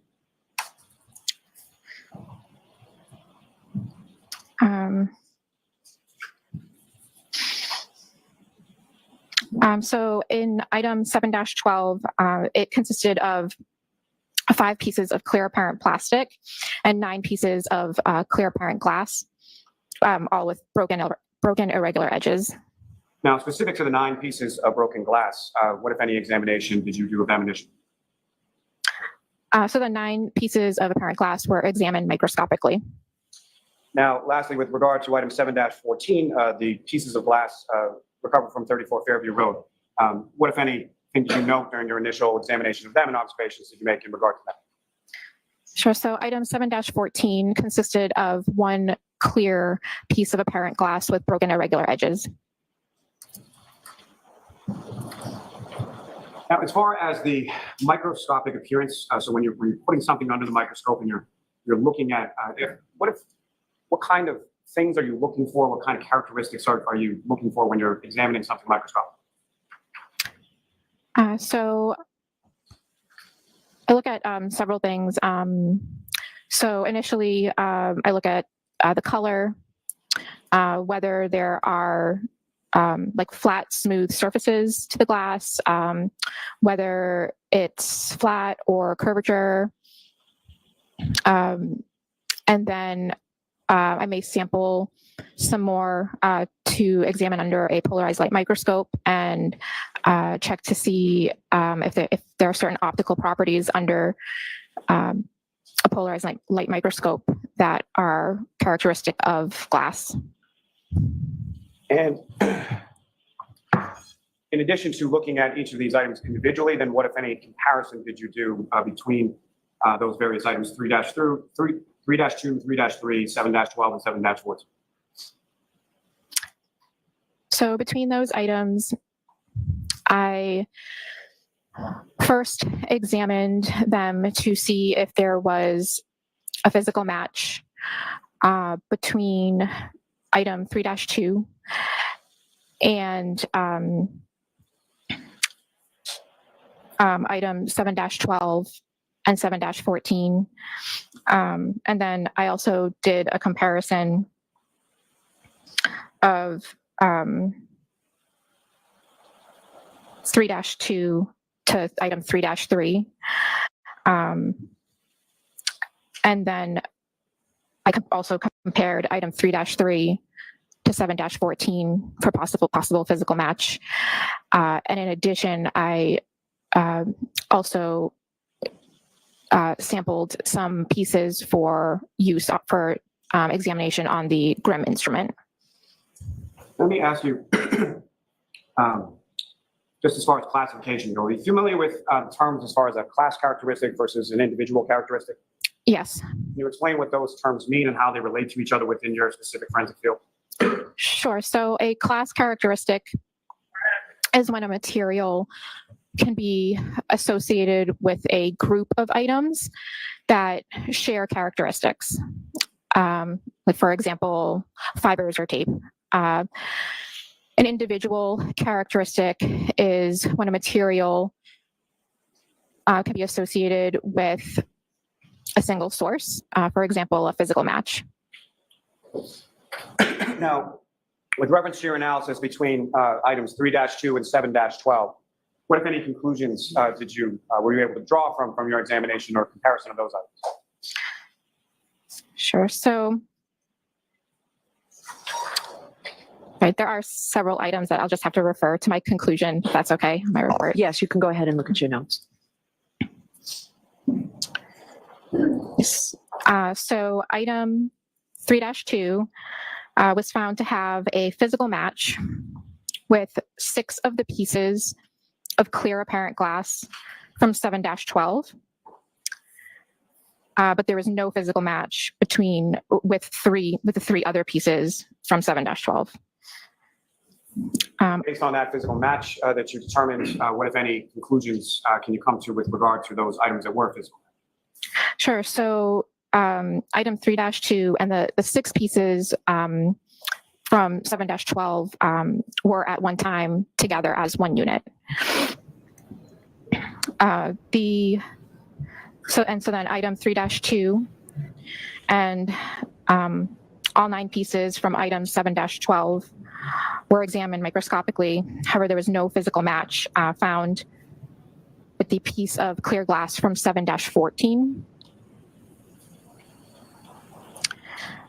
Item 3-2 and all 9 pieces of clear apparent glass from 7-12 were examined microscopically, but no physical match was found with 2 of the pieces from the clear apparent glass from item 3-3.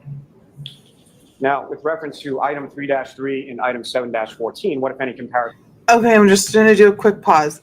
Yeah, I just had to go do something real fast. Yes, she is talking slow. We are on 1.25 speed. Yes, no drugs in this case, but they probably did. They probably are well aware. They probably for sure worked with her in some way or another. And I would be very much interested into hearing what they had to say about all of that. Yeah. Massachusetts has been through some stuff with that case. For sure. Comparison examination were you able to do in reference to that? Sure. So item 3 dash, so two of the clear glass pieces from 3-3 were examined microscopically. No physical match was found with the piece of clear glass from item 714.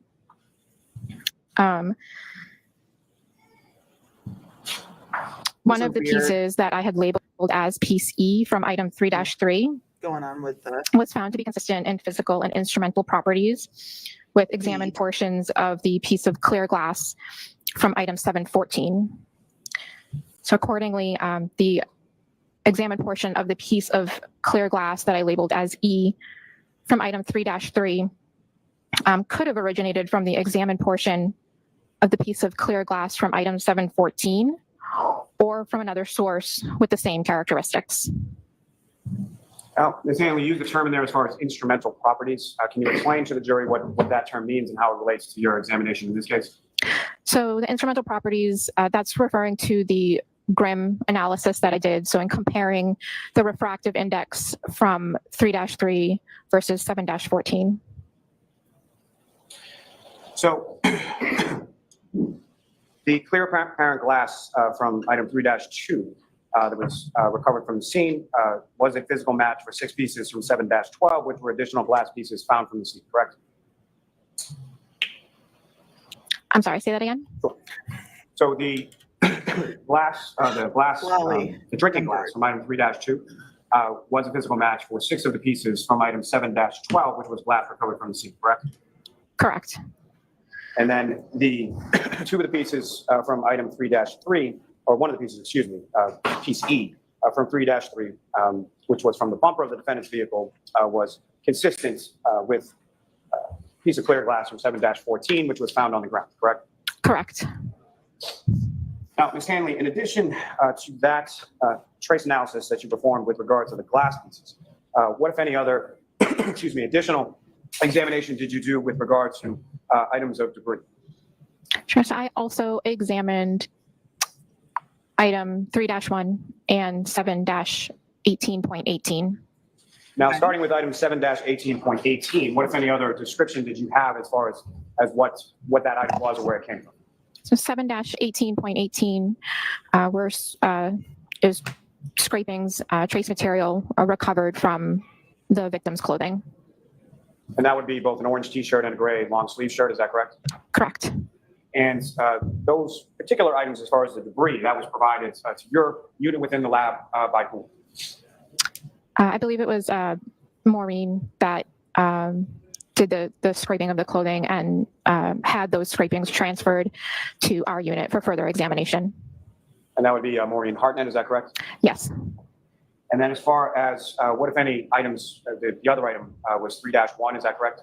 Correct. That was the actual sort of taillight housing from the vehicle, is that correct? Yes, that's correct. And according to your notes, who, if anyone, provided that piece of evidence to your unit or to your lab for that comparison purpose? I would have to double check who, I believe it was Maureen, but I'm not, I would have to double check in my. Go ahead, you can go ahead.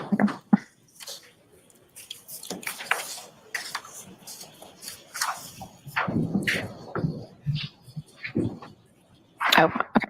I'm sorry. It was Trooper Christopher Moore that had that item delivered to the lab. Now, with reference to item 3-1, the passenger side taillight from the vehicle, what, if any, observations or things did you note in regard to your sort of initial examination of the taillight? So I did notice that there were portions of the taillight and red that had broken irregular edges. It appeared to be that there was damage to it.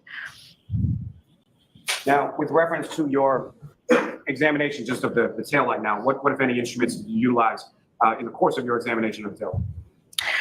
Sure. So during my examination, I used a stereo zoom microscope, a polarized light microscope, a comparison microscope, as well as a FTIR with a microscope attachment, and a microspectrophotometer, also known as a microspec.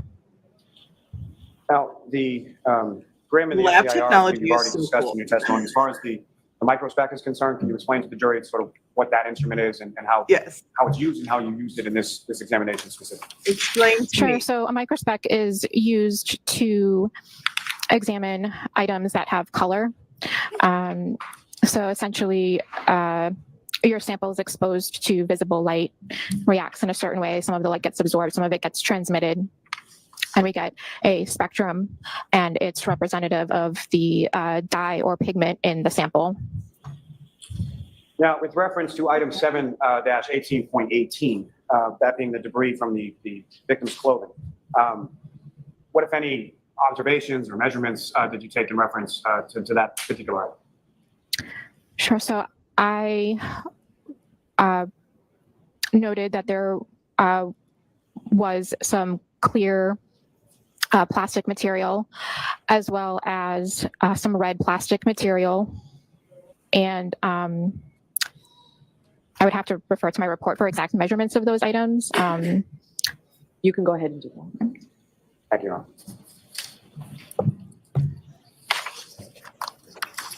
So So the piece of clear plastic measured approximately 1/8 of an inch by one. hold on. It's interesting from like science. To me, this is boring and interesting at the same time. I want to know everything, but the way of getting to the information can be a bit tedious. But this is good. We got the plastic. Now we're getting, hey, Crystalline, how are you? What's going on? We had the plastic. Now we're getting into the glass and the other debris that the defense really wanted to get into, the 7-18.18. So 1/16 of an I'm having inch. fun.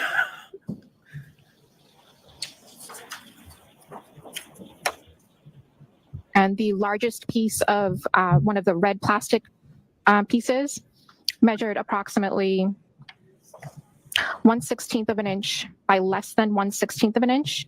And the smallest piece from that measured approximately less than 1/16 of an inch by less than 1/16 of an inch.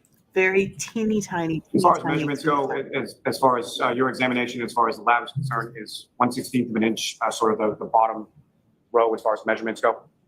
Yes. So if something is less than that, it's just sort of noted as less than 1/16 of an inch. Is that correct? Yes. And with regard to that debris, the clear and red plastic from the debris, what, if any, examination or what, if any, instruments did you use to conduct your examination just for those pieces? So I examined a portion of the clear plastic, as well as one of the pieces of the red plastic. I examined them microscopically, and I analyzed portions instrumentally using an FTIR and a microspec. And based on those examinations, starting with the clear plastic material that you observed, what, if any, conclusions did you come to with reference to comparison of the clear plastic material to the taillight housing? So the clear plastic from item 7-18.18 was found to be consistent in color and instrumental properties with the examined portion of the clear plastic from the taillight. So accordingly, the clear plastic from 7-18.18 could have originated from the clear plastic from item 3-1 taillight or from another source with the same characteristics. Now, similarly, with from your examination of the No definitive. red pieces of plastic in the taillight Could versus have. the red pieces of plastic contained within the debris, what, if any, conclusion were you come from your examination of comparison of those items? Sure. So the examined portions of the red plastic from item 7-18.18 was found to be consistent in color, microscopic appearance, instrumental properties with the examined portions of the red plastic from the taillight, item 3-1.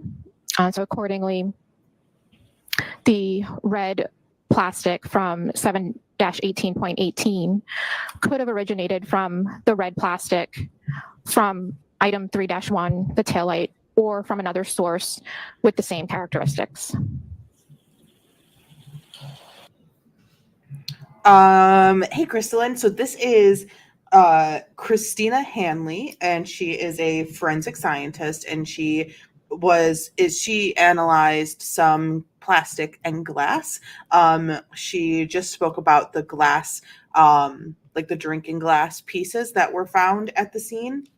And before that, we had Ashley Valier, who analyzed a bunch of taillight pieces and even kind of puzzled them together to fit the section of the taillight that was removed from Karen Reed's car. I don't know if you saw that or heard that in the trial, but the physical, like what was left over of the broken taillight was popped out of the car, and Ashley Valier took all the pieces, took as many pieces as she could and kind of puzzled them together, taped them together, and it just about fit the housing of the taillight. And this is another report notebook. This is Christina Hanley, who was analyzing other pieces of evidence like the glass and other pieces of like plastic debris and stuff. I love the science parts. Thank you. May I have one moment, John? Yes. Oh, I probably could have just said it when he had a moment, but we'll just skedaddle. Actually, Mr. Jackson, before you begin, why don't I see you look at the Okay, so they're going to start cross-examination because Lolly did not have any other questions, which I think we got pretty much, the Commonwealth got pretty much what they wanted. All right, Mr. Jackson. Well, the approach actually is just get VP for identification. Which one? Victor.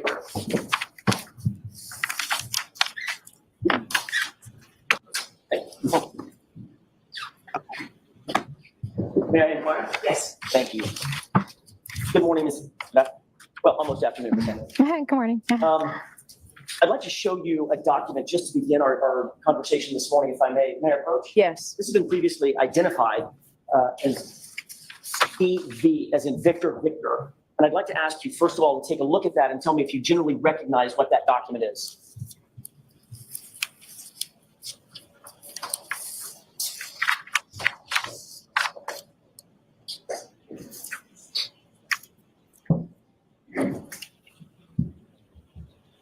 Yes, it appears to be a chain of custody of several items. Okay, and is that a chain of custody document reflective of the crime lab's case number in this case? Sort of a clumsy question. Do you understand what my question is? It is the chain of custody for 22-02184. And is that the case number that the Massachusetts State Police Crime Lab is still assigned to this case that you're testifying about today? Yes, that's correct. And you've seen reports like this before, correct? Yes, They're routinely used in the crime lab to track evidence and maintain chain of custody, at least at the crime lab. Is that right? that's correct. And the information contained in the report is entered at or near the time of the event that's memorialized. Yes, Okay. And it's relied on generally by the crime lab as a business record, correct? As a record of the event memorialized. yes, it's a record of the chain of custody of items within the lab. Okay. And my question is it relied on by the lab for truth and accuracy, as best you can maintain it, to track items of evidence within the lab? Yes, it does track items. And the information contained in the report is presumed by you and other supervisors at the lab to be accurate. Is that right? Yes, Then I would move for the admission of VT as an exhibit. Objection. See that, we'll see you at the side. Okay, so he has a document that is may or may not what I'm gathering as a non-lawyer who is existing right now in a court of law maybe proving that the chain of custody was not well followed, or that something happened within the chain of custody and it might have been ignored. That's just kind of what I'm quickly gathering from Mr. Jackson's tone on this document. Karen is intently watching. I really do. So I wanted to talk about how Karen is completely ingrained in her defense. She is making decisions. She is passing notes. She is active in the conversation at her table, which I like Unmuted. to see. I'm sorry, Your Honor, my request at sidebar is reserved. Yes, Thank you. May I inquire? yes. Ms. Hanley, I want to draw your attention specifically to the glass pieces that Mr. Lally asked you about. Would you agree that there's a lot of numbers that were discussed, correct? So many numbers. I compared 3-2 to 7-12 and sub A, B, C, and D of 712 were compared with 3-2 and 3-3. A lot of numbers, right? Yes, there are a lot of numbers, items. Okay, I want to try if I can, see how well it goes, to clear that up and categorize those. Sure. Perhaps, would you agree that we could put the items that you compared and examined That was in your analysis in 4 categories: 3-2, the cup or the glass, a dig at the 3-3, prosecution the bumper, for not organizing well. 7-12, the 9 pieces of glass recovered by a trooper named Bupnik at the scene, and 7-14, a single piece of glass recovered by a trooper named Proctor at the scene. Would you agree that those 4 categories are basically what you analyzed between and among each other? Yes, there's 4 total items. Okay. And within those items, there were some subcategories of items in some of those, correct? Yes, because some of the items just had multiple pieces, so they were labeled just to keep track of the pieces. Okay. So if I could ask you to take those one at a time, pardon me, 3-2, under that column visually, that would be a single item, just the cup, correct? Correct. 3-3, under that single item, the bumper, there would be 5 sub-items, A, B, C, and D, and E. Yes, that's correct. Public school education. Under 7-12, the third column, there's 9 pieces, correct? A, B, C, D, E, F as in Frank, I, K, and L are the 9 glass pieces, correct? Correct. They're close to being alphabetical, not quite toward the end, right? Correct. I would have to look at my report for the exact letters, but Sure, go ahead and look at your report.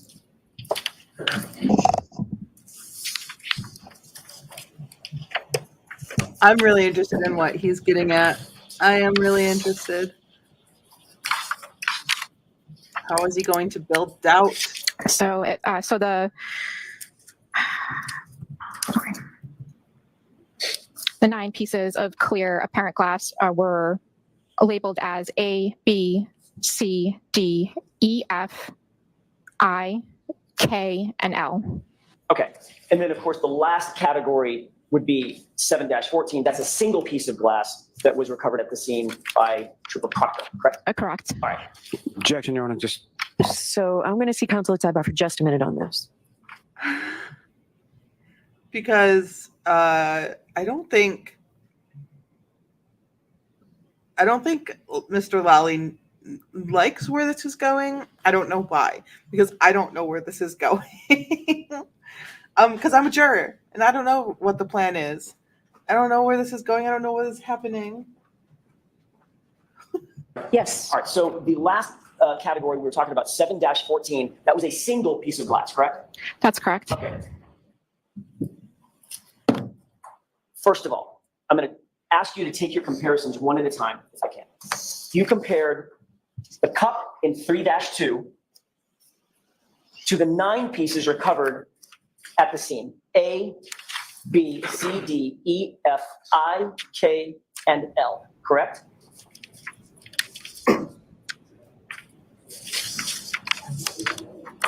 Is that 7-12 you're talking about? 7-12. Thank you. Sorry, can you say the letters again? I just don't know if I heard all of them. A, B, C, D, E, F, I, K, L. Yes, that's correct. Of those pieces that I just mentioned, the cup was a match to A, B, C, D, F, and K, correct? Yes, that's correct. Pieces E and I were compared to each other, and you matched them, correct? So While she's thinking, I think it's because of how they run their testing. Because they both were they're both in, Christina and Ashley were in different sort of like phases of like the lab, like different like sections of the lab. And I think it's because of the machinery that runs testing. I think it's because Ashley didn't run the same tests as Christina. Christina ran spectrum tests on the pieces so that she can get like a definitive like exact what color is it type of thing, which I think if we see like, oh well, this fiber matches this carpet in this car, like this carpeting in the trunk of this car, I think it's that spectrum test that analyzes the dye. So I think that's why Christina would say colorless and Ashley would say or Ashley would say colorless and Christina would say clear, as if there was no spectrum, like no dye used or something like that. That's my guess. That's my best guess. I believe I'd the specific have to look further in my that they notes, but I brought. believe E and I But the jury would probably notice it too were if you did. found to fit together by Properties, meaning mechanical properties. yes, but I would have to check my notes, but I believe it was the previous analyst that looked at 7-12 that found the physical match between E and I. But that wasn't you? Is it okay if I look at my notes? Sure, I don't want to get bogged down, but yes, please. And she doesn't want to say anything incorrect. So you're both stuck at a standstill while she looks through her notes. She doesn't want to say anything wrong. She doesn't want to put anything in anyone's mouth. She doesn't want to speak for anyone or anyone's test. She did her tests and they belong to her. And other people's tests belong to them. So you are going to get bogged down, Mr. Jackson, while she looks through her extensive notes on the test that they ran on a murder investigation. That's what's going to happen.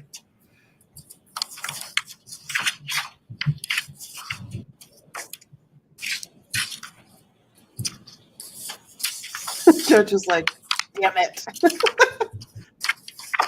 Item 7-12 was previously examined by another analyst in the trace unit. Specifically, E and I received, when I opened this item for examination, E and I were taped together because they were found to have a physical match by the analyst who previously examined the item. Great. Importantly, E, I, and L, however, were not found to match the cup. Yeah. In 3-2, correct? That's correct. All right. Ah, well, you got You this, also Jackson. compared the cup in 3-2 to the 5 items recovered on the bumper in 3-3, correct?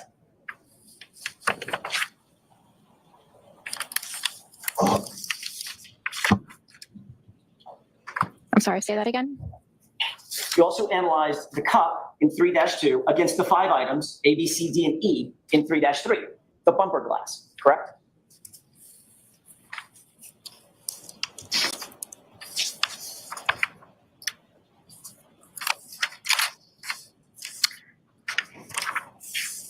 I did examine, I compared item 3-2 to 2 of the pieces marked as A and B from item 3-3, And those which were was deemed not to match the cup, correct? correct. And you did not analyze C and D, correct? I'm assuming that's because of size. She's like, don't assume, because you're not making an ass out of me. We don't assume in science.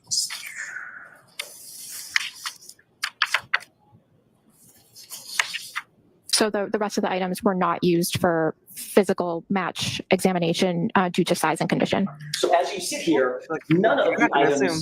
on the We'll get the right bumper answer. were deemed to match the cup, correct? Correct. All right. So you did end up analyzing one of the items on the bumper, item E as an echo, and you analyzed that against the single piece of glass found at the scene in 7-14, correct? Correct. And you used both, well, you used a variety, it sounds like, of analyses, including microscopy, Okay. UV light, the glass refractive index, GREM process, correct? That's correct. You also use the FTIR, is that right? Infrared spectrometry? That's incorrect. Okay, you did not use FTIR in this analysis. I did not. Okay, but in the analysis that you did use, you found that there was a match between item E on the bumper and the single piece of glass in 7-14, correct? They were found to be consistent. They were found to be consistent in physical and instrumental properties. Okay, so importantly, you also compared the single piece of glass in our sort of visual column 4, 7-14, that single piece of glass to the cup. You found that it didn't match, correct? Correct. All right. So lastly, you tested the single piece of glass found in the fourth column, 7-14, against the 9 pieces of glass found in 7-12, A, B, C, D, E, F, I, K, and L, correct?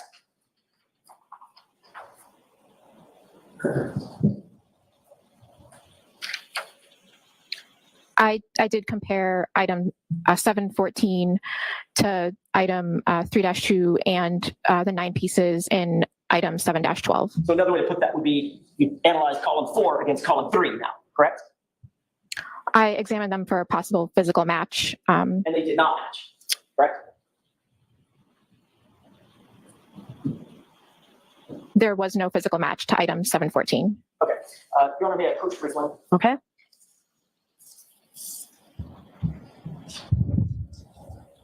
Want to show Mr. Lally what you have? Sure. I'm looking for the one that was already labeled. I don't have it.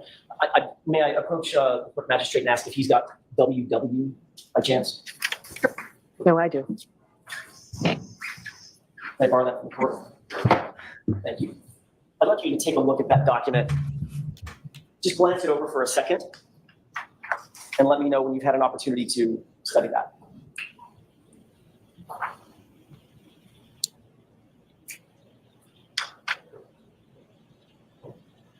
Okay. You've taken a look at that single page document? Yes. Does that appear to accurately reflect in sort of a visual manner what you just testified to about your analysis of each of these pieces, irrespective of the text on the item, just the analysis of the items specified in that document?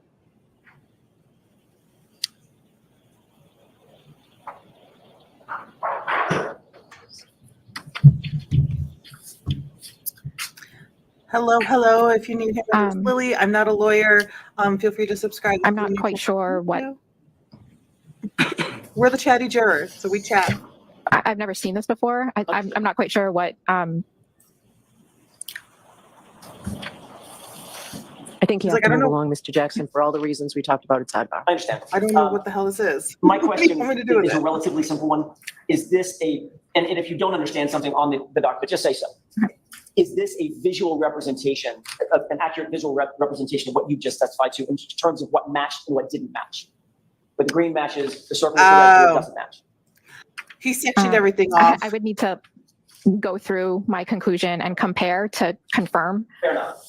She's not just It going is to do accurate to that. say we'll use a cheat sheet for a second.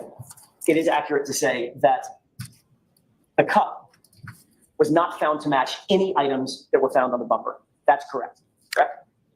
That is correct. Okay. Also, it's fair to say that the piece recovered under 714, the single piece of glass recovered under 714, does not match either the cup, nor does that piece match any of the 9 pieces in 712, correct? And you can look at your notes if that's easier for you. We just want the right answer, Mr. Jackson, right? Of course. So take your time with your notes if that's easier for you. Yeah, she's not just going to agree to some printed off Microsoft Paint probably document that she hasn't looked over. So I'm sorry, can you just repeat the last question that you asked for? The single piece of glass under 714 neither matches the cup, nor does it match any of the 9 pieces found in 712. In other words, it stands alone. She is a science professional.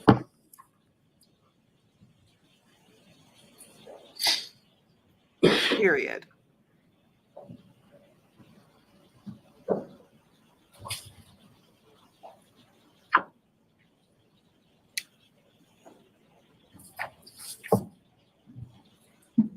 So that's correct. So Okay. 714, there was no physical match between 714 and 3-2 or any of the pieces in 7-12. Thank you, Steph. And then my final question is, the only piece of material, glass material, that was recovered from the bumper, item E, the only thing that any piece on that bumper matched was the single piece of glass found in 714. Correct? So piece E from item 3-3 was a piece that I examined microscopically and instrumentally. It was found to be consistent in physical and instrumental properties with 7-14. And that's the only piece of material on that bumper in that section. In other words, in 3-3, that matched anything else in your analysis. A piece that was found singularly at, under 714, correct? The only one. Yes, it was found to be consistent. Thanks. That's all I have. Her notes Thank you, aren't Your Honor. organized in the way that he wants them to be, which is that piece of document. Ms. Hanley, within item 7-12, there were 9 pieces of glass and 5 pieces of plastic, correct? Correct. And as far as the comparison analysis that you're conducting is concerned, why is it, as far as the pieces of plastic are concerned, why is that not part of the comparative analysis? I did not examine the plastic pieces for physical match because there were no other plastic pieces for comparison for physical match. So I examined the glass pieces for possible physical match. What are some of the differences between, from an elemental standpoint, as far as plastic versus glass? Plastic is it's a type of polymer. A different type of analysis would be conducted if I was examining plastic versus glass. Something like a plastic, something that we refer to as anisotropic, or glass is isotropic. So they are different types of material. Now, as far as characteristically speaking, from plastic and glass, what are some of the commonalities of those items as they're found in general? Objection. Beyond the scope? Sustained. Now, again, from the drinking glass that was recovered on scene, that was a match for 6 of the pieces of glass that were found on the roadway or on the ground at 34 Fairview Road, correct?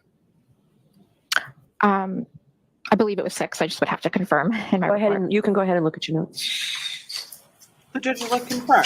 You're allowed, You're allowed to look notes. You're allowed Yes, to it was confirm. 6 pieces from 7-12. And then it was piece E from item 3-3 from the bumper of the defendant's vehicle that was found to be consistent with clear glass that was found on the ground at 34 Fairview Road, correct? Yes, that's correct. Nothing further. Anything? Nothing further, Your Honor. All right, thank you very much, Ms. Hanley. You are all set. All right, thank you, Christina Hanley. Yes, the intro to these scientists, these scientific forensic professionals. Yeah, that's good. Thank you. Are it can be tough. It can be long. Your next witness, Mr. Lally? Your Honor, may we approach? Okay. But they get to some good stuff. And we get a little education. If we don't exist in that world, we get a little bit of the education.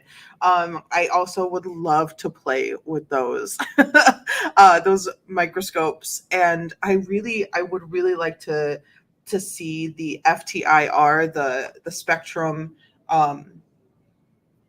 the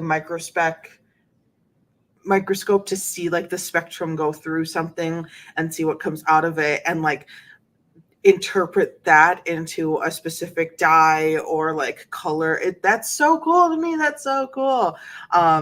So let's just booskoo and boogie through the next one. We got some stuff. Mr. Jackson did not do what he wanted to do. Yes, Your Honor, call Sergeant Yuri Buchanan to the stand. Okay. With Ms. Hanley. And I do have that envelope, Mr. Lally. I have it. He finally did get there to a little bit of it, but he really wanted to like make everything easy for the jury and say this and this and this, and that just does not work with a real true professional in their field if they have not had the paper to communicate between the paper you gave me and their physical notes and their findings. They're not just going to give in and be like, sure, yeah, that's right. Like, no, I have all of this for a reason. Sorry that it's taking time, but y'all have been wasting time on so many worse things. I'd rather the witness take time to look over their notes from their experiments than Mr. Lally. Show us the evidence of the court and jury, in case I answer the truth, the whole truth, and nothing but the truth, so help you God. I did. Okay.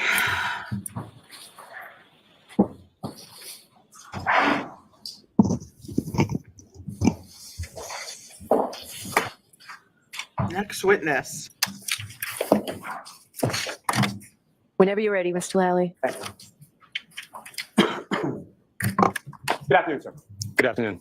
Could you please state your name and spell your last name for the jury? Yes, sir. My name is Yuri Buchanan, spelled Y-U-R-I-Y, last of B-U-K-H-E-N-I-K. And how are you employed, sir? I'm employed by the Massachusetts State Police. And how long have you been a trooper with the state police? I've been a trooper since 2012. And prior to being employed as a trooper? Before we get into him, buckle up. I hope you have some snacks. I hope you have your water and juice and little treats and you're comfortable, because we are going to be in this for a little while. This witness is not going to come in, answer some questions, and skedaddle. This is, oh my God, this is going to be very interesting. My pen is going to be on this paper. Yeah, wow. Okay. I am ready for this. I am Trooper with the state ready police. for this. Excuse me, what, if any, other employment or background do you have as far as law enforcement is concerned? My law enforcement career began in 2003 when I graduated from the military police school in Fort Leonard, Missouri, while I was enlisted in the United States Marine Corps. From there, I was stationed at Quantico, Virginia, with the Marine Corps Presidential Helicopter Squadron. I provided security for the presidential helicopter and assets, attaining a top secret Yankee White clearance.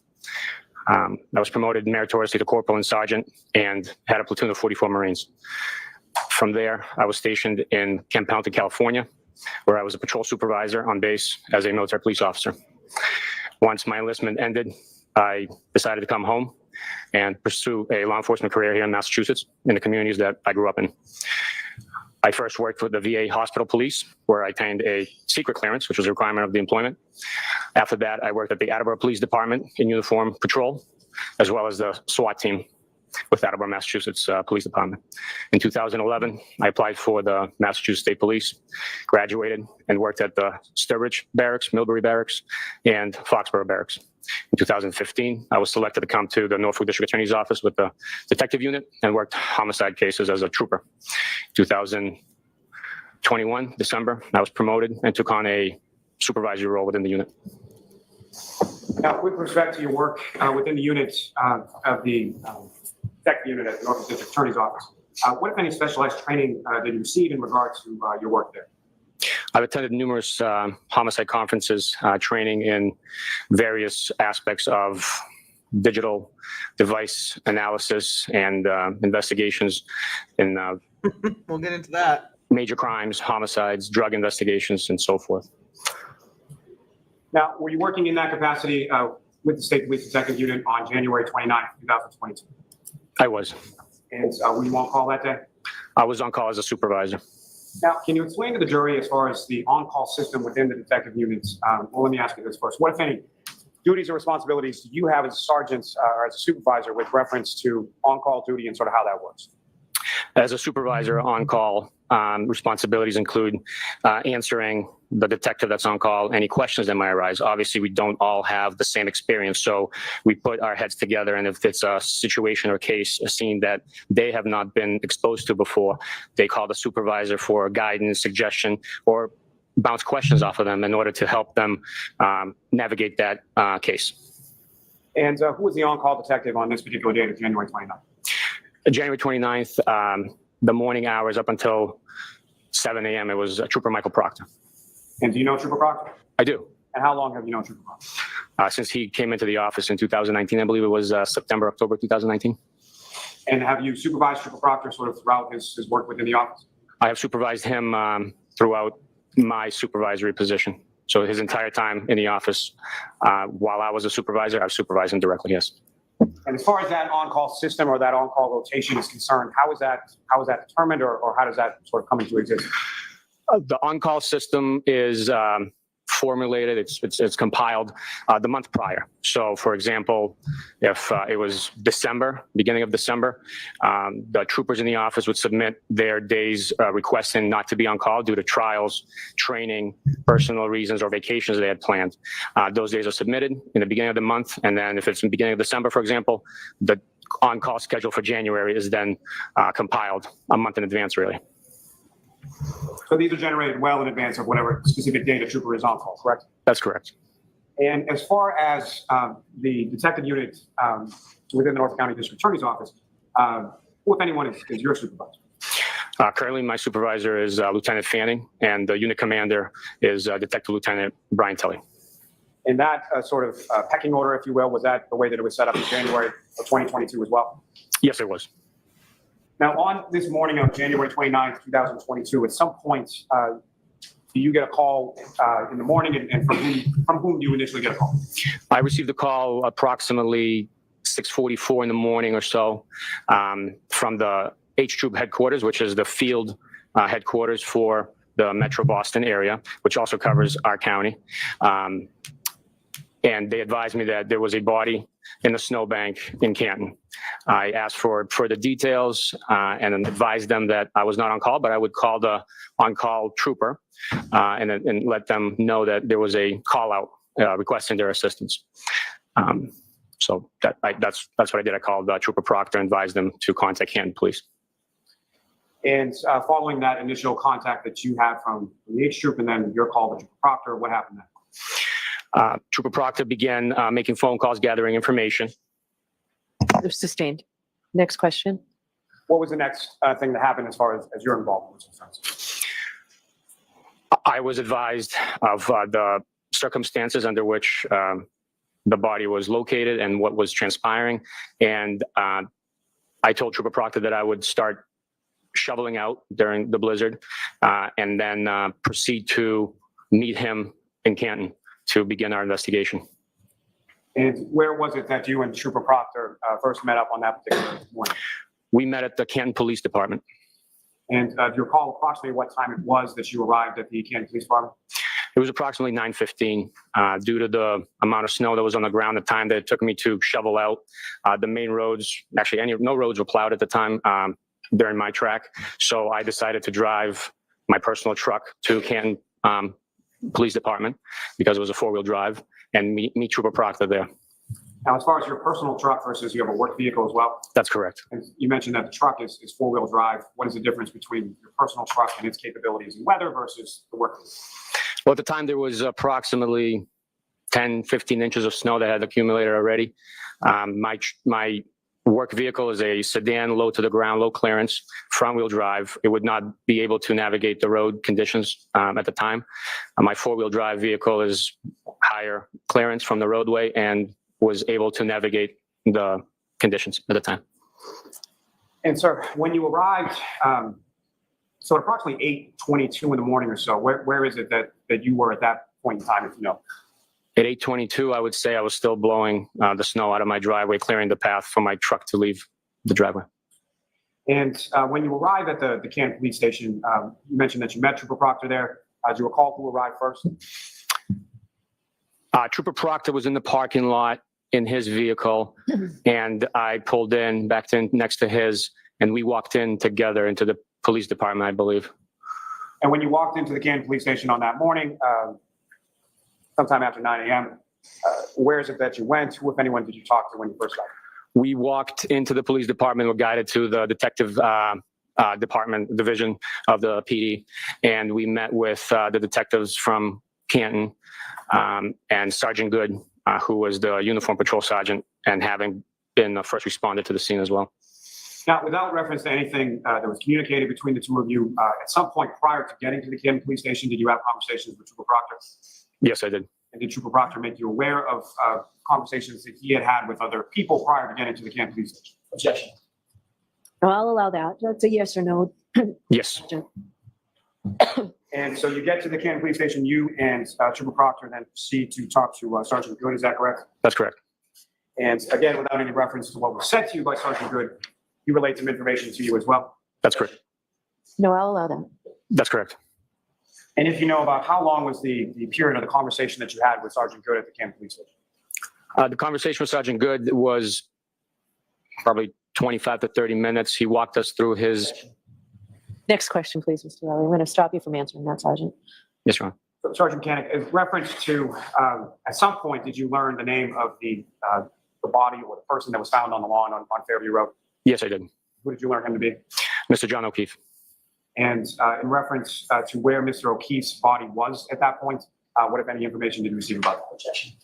I'll allow that. We learned that Mr. O'Keefe's body was transported to the hospital, Good Samaritan Hospital in Brockton. And in reference to the Good Samaritan Hospital in Brockton, who, if anyone else, were you told had been taken to that facility as well in relation to your response that morning? Objection. I'll allow that. The defendant. And just to be clear, at some points over the course of your investigation, have you had interactions with Karen Reed? Yes, I have. And to be clear, when we say, as far as Karen Reed, the defendant, you see her in the courtroom today. Yes, I do. Can you identify just as to where she's seated or an article of clothing that she's wearing? She's seated between her legal defense team wearing the white blouse. Your Honor, does the record reflect identification of the defendant? Yes. So upon having that conversation with Sergeant Good at the Canton Police Station, where is it that you and Trooper Proctor went next? From the Canton Police Department, we proceeded to the McCabe residence. And that was over on Country Lane, is that correct? That's correct, number 12, Country Lane. And when you arrived there, as far as transportation to that, is it you and Trooper Proctor in the same vehicle? Yes, I made the decision to drive us. That way we only take one vehicle.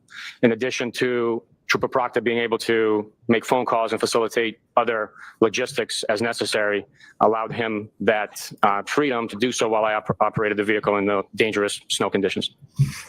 And the snow conditions that you were talking about as far as clearing out the driveway, the drive to the Canton Police Station, did those conditions persist throughout the day of the 29th? Yes, they did. And so you make your way over to the McCabe residence, again, without anything that was said. Who, if anyone, did you speak with at the McCabe residence that morning? We first spoke with Miss Jennifer McCabe. We then spoke with Mr. Matt McCabe, and then we spoke with Mr. Brian Albert. And with reference to each of those conversations, were they done collectively or separately, or how were those interviews conducted? Each interview was conducted separately. We first interviewed Ms. Jennifer McCabe with request of Mr. McCabe to give us privacy. He proceeded upstairs. Once we were done with that interview, Mr. McCabe came downstairs and Ms. McCabe gave us the same courtesy. And once that interview was over, Mr. Brian Albert had arrived and we interviewed him briefly. Is that sort of the typical process of how at least your unit conducts interviews with respect to civilians? Yes, with cooperating civilians, we typically advise them we schedule an interview. We proceed to their location of convenience and separate them and get their version of recollection of events that we are inquiring about. Now, after you spoke with those three individuals, yourself. Let me just pause real fast.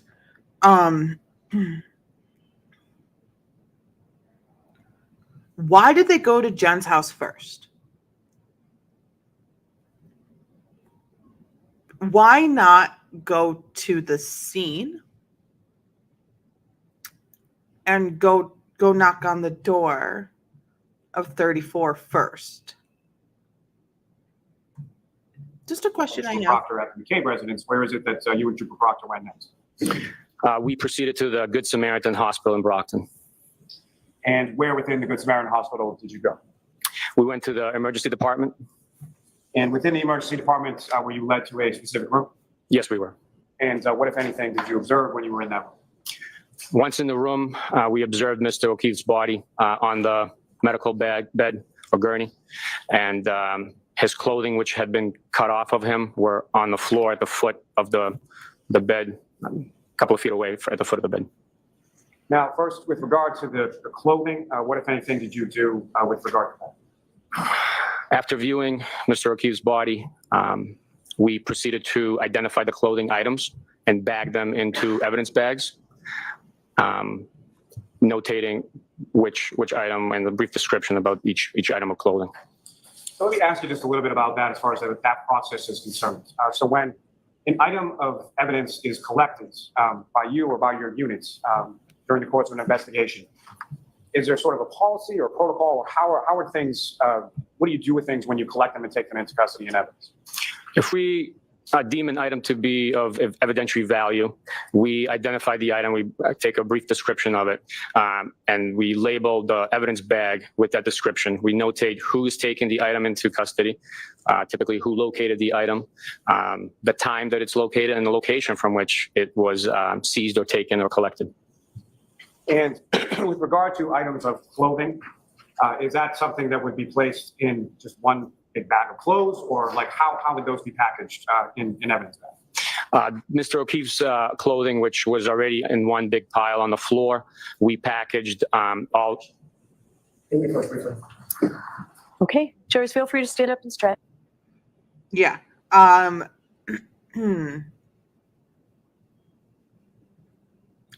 I want to know what they're going. I want to know what they're talking about. The question was, what's the protocol with clothes? And the answer was, well, we did this with John's clothes.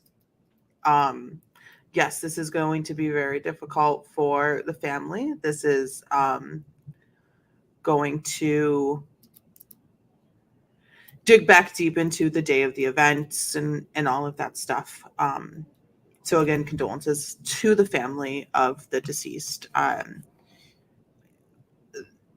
But back to the questioning and why the approaching of the bench.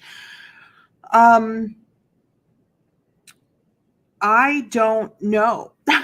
I don't know, and I want to know, and I think we'll find out. Her vibe, her aura has completely shifted from the last couple witnesses to now. Her face tells many stories. Karen is very emotive. She is doing a very good job with witnesses on the stand while being questioned to keep her poker face on. Guilty or not guilty, it's you're constantly being watched by the jury, and the jury is noticing Karen's face as well. And so her body language. When you come into the hospital room where Mr. O'Keefe's body was, There's clothing items that are on the floor, is that correct? That's correct. And do you recall how those clothing items were in relation to each other, in relation to the floor? They were positioned on the floor in a pile stacked on top of each other, and they were in a condition of being soaking wet. And with respect to those clothing items, do you recall what those clothing items were individually? Yes, sir. And what were They were a plaid pair of boxer underwear. It was a orange colored design print t-shirt. It was a blue pair of Lucky brand jeans, a belt, two-tone gray, light, thin hooded sweatshirt, and a right sneaker, black in color with white design and a Nike brand. And how many sneakers were there contained within that property? One right sneaker. And what, if any, observations did you make of the condition beyond them being soaking wet? I also recognized, due to the aroma and visual observations, traces of vomit on the clothing. And with regard to those items that you observed on the floor, what, if anything, did you and or Trooper Proctor do with reference to those clothing items? Objection. I'll allow that. Once we went through the clothing, we collected each item and put it into a large evidence bag. We double bagged it due to the wetness of the clothing, so it would not seep through. We also identified the fact that there was only one sneaker. So I requested that Trooper Proctor contact the paramedics that transported Mr. O'Keefe from 34 Fairview to the hospital and have them once again check their ambulance to see if there was another sneaker inadvertently left behind in the ambulance vehicle. Now, prior to sort of physically touching this or any other piece of evidence, what, if any, other sort of precautions do you take prior to handling, tactile handling any piece of evidence? Anytime we handle evidence, which obviously we take great caution not to destroy, alter, or discard any evidence, we also put on gloves in order to help preserve that item. And in reference to these items or items of anything of evidentiary value that you seize as evidence, once you take it and secure it into an evidence bag, what happens to it from there? Once it's secured in the evidence bag, it is sealed and logged into our evidence storage facility at the office. And then as necessary, it is signed out, shipped off for processing, review, or court proceedings. And as far as that sealing is concerned, how are bags or boxes of items of evidentiary value, how are they sealed? Once the bag is, I'll allow it. I'll What? allow it. thank you, Your Honor. Once the bag is sealed, we utilize tape, typically red or yellow tape. Once it's secured, we initial and date the tape on the edge. That procedure helps identify the time and date it was sealed and by who with the initials. And then once that bag or box is sealed, if that bag or box is subsequently opened at a later time, what, if any, notation or what, if any, recordation of that is made? Anytime a piece of evidence is signed out for review, it's logged in the tracking system. In addition, anytime a piece of evidence is open, with a container being a bag or a box is open and the tape is cut, it is then resealed, reinitialed, and dated by the trooper or an individual who's signing that evidence out and then returning it. As far as the evidence bag or box is concerned, when it's been opened, is that something that is noticeable based on the sealing and resealing of that particular receptacle? Yes, sir. It is definitely noticeable, and it's noted in the systems.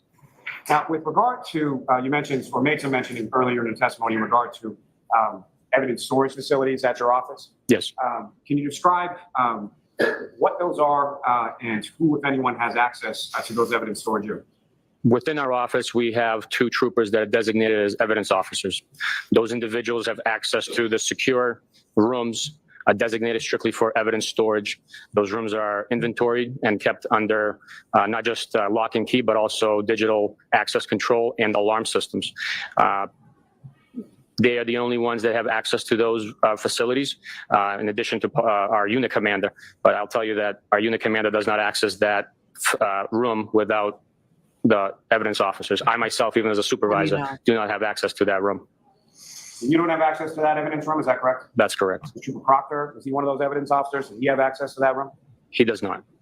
As far as at the time in January of 2022, who are the troopers within your office who did have access to that? In January 2022, that would be Trooper Jeff Kakowski and Trooper David DeChico.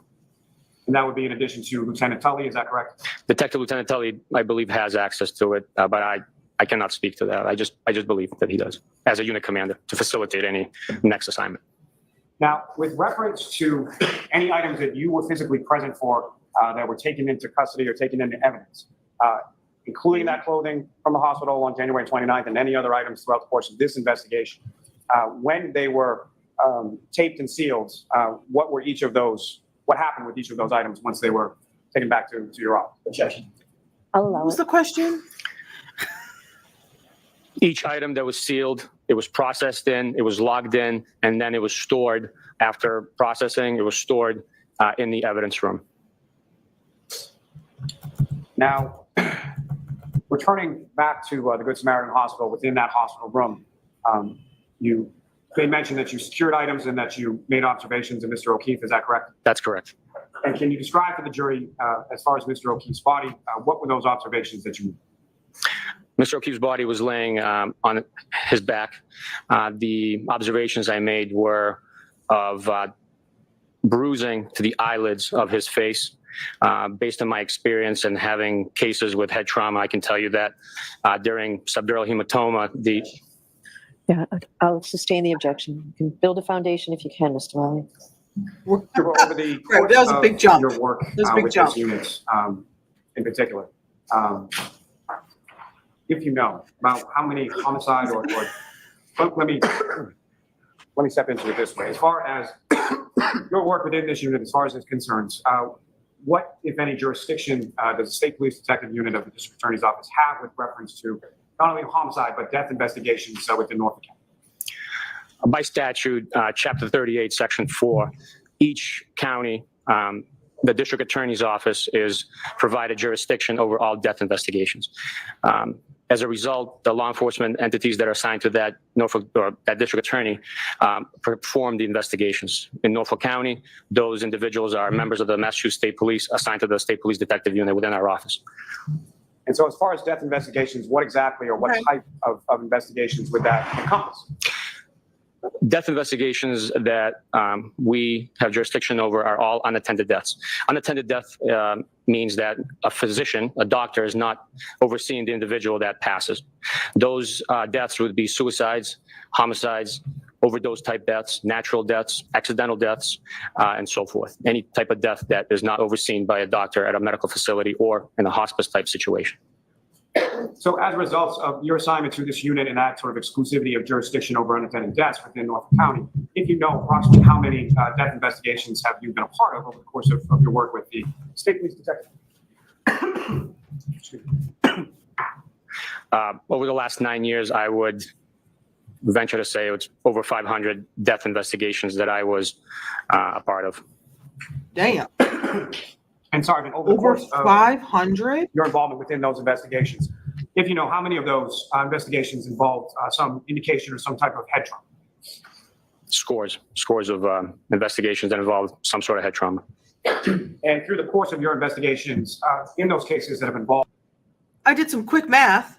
That's anywhere between like 55 and 60 a year if he says over 500. Death in unattended death investigations? What? Wow. Sorry, I had to pause because we needed to do the math. involved That's scores of crazy. head trauma. Have you been privy to information as far as medical findings, autopsy reports, things of that nature in relation to those prior investigations? Yes, sir, I have been. Now, with regard to your observations of Mr. O'Keefe, with regard to his eyelids, what if any observations did you make, and what if any? Well, let me start just with the physical observations. What if any physical observations did you make of Mr. O'Keefe's face and body in general? His face, I observed the swelling and the discoloration being produced through the blood pooling in the eyelids. Yep, so just your observation, so the swelling and discoloration. Let's just try that last part. I'll strike the remainder of what you've said. I also observed a cut to his nostril and an eyelid, which was very small in size, which would have been produced by a Objection. Yeah, so we'll leave it at that. Next question, Mr. Lally.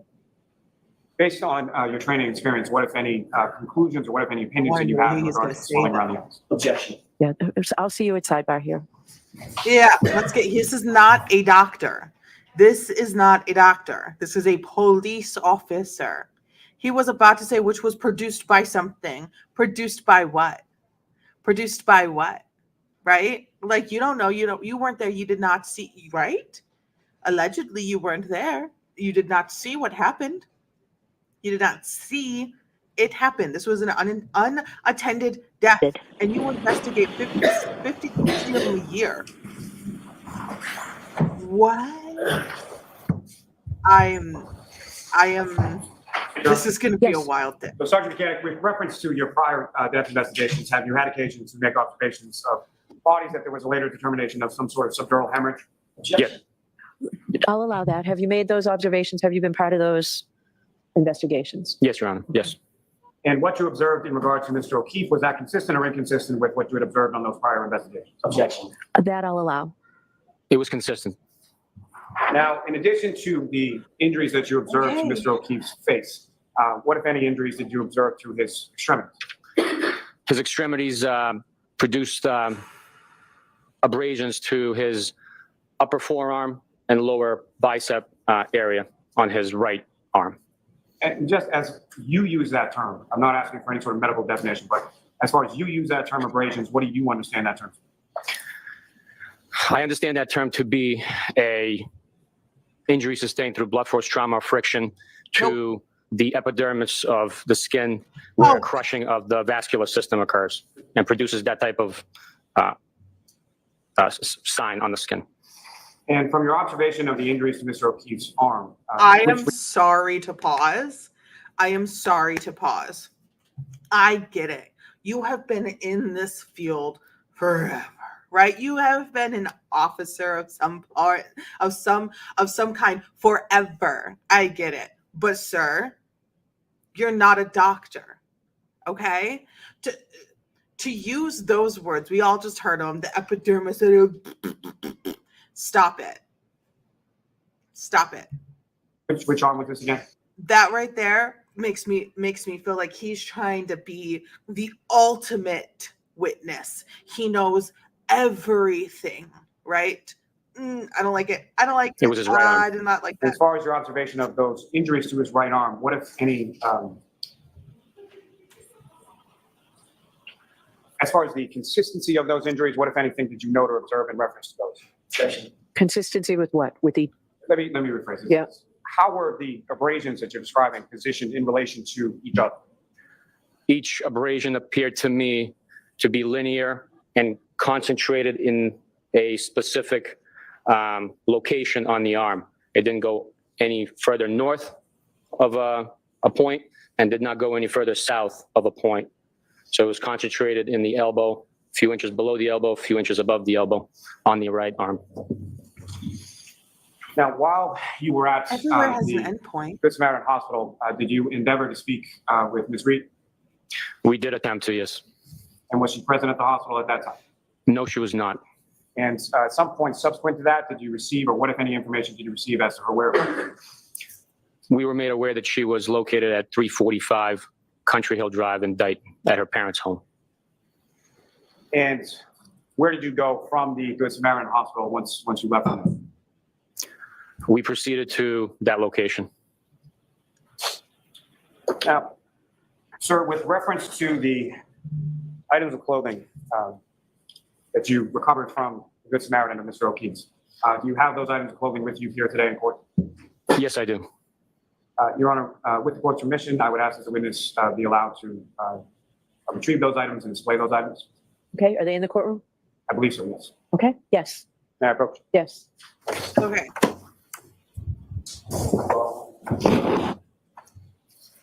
All right, here we go.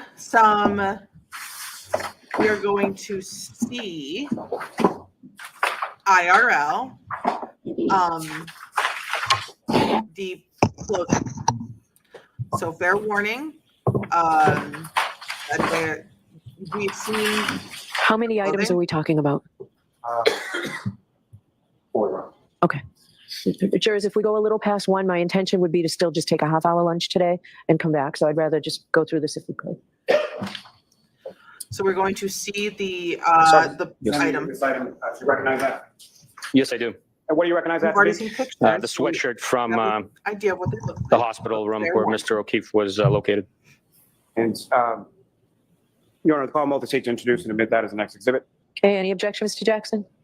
Sort of need to see what's in the bag before I can object, but I'm So- principled up. All right, so you've received photos of all of this, right? I assume what's in the bag is what's been photographed, but until I see it, I won't know. All right, so let's go ahead and open it. With the court's permission? Yes. They came prepared with scissors.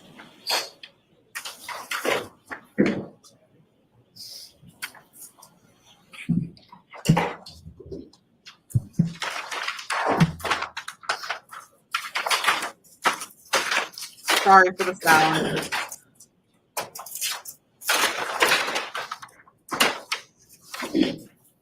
Evidence bag. Evidence bag. All right, so what do we have? We have the gray sweatshirt first.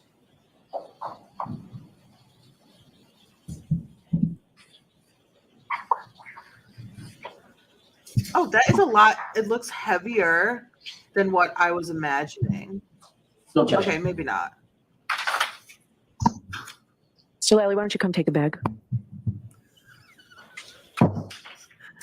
Yes. Put it back in the bag. It's in evidence, and we'll put that back in the bag. 437. Okay.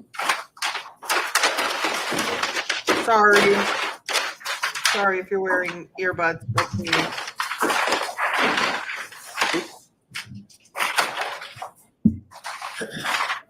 Okay, so that was the gray sweatshirt. Madam Pro Tem. Yes. I need you another item, sir. Do you recognize that item? Yes, I do. And what do you recognize that to be? It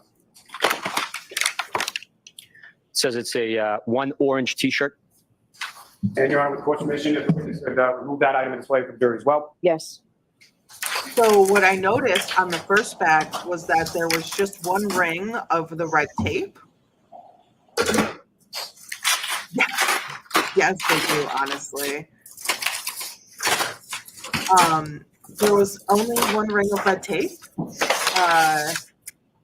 This one has multiple rings of tape in different colors.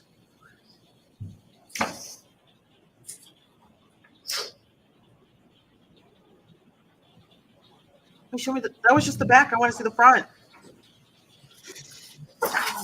No objection. Okay. Was it 438?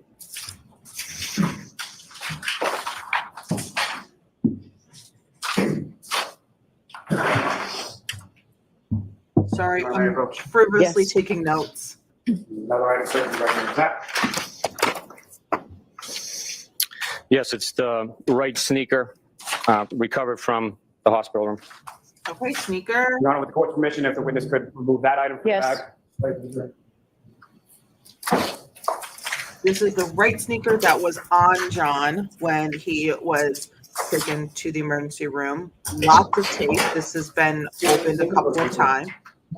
Okay. All right, they are approaching. Why? I'm not sure. Karen is Karening. This is very tough. And I completely understand all of the emotions in their faces.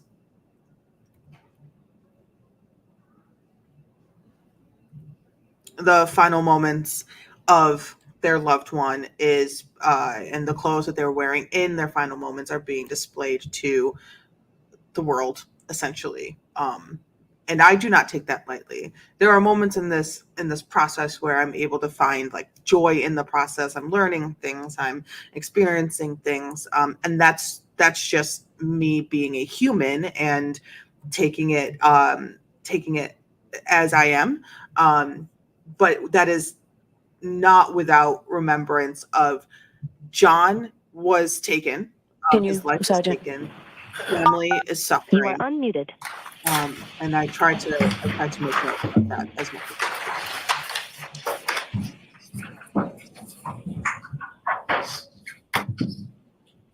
It doesn't look that dirty. All right, Mr. Lally?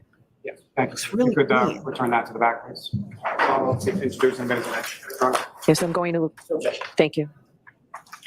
May I approach one at a time? That looks really. My apologies.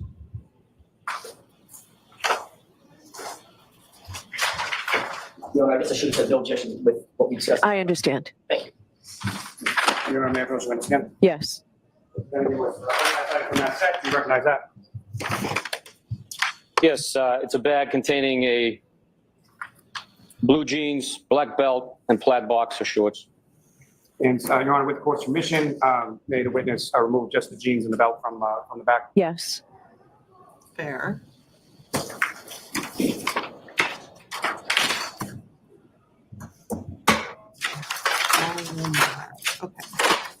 Okay. Again, lots of tape.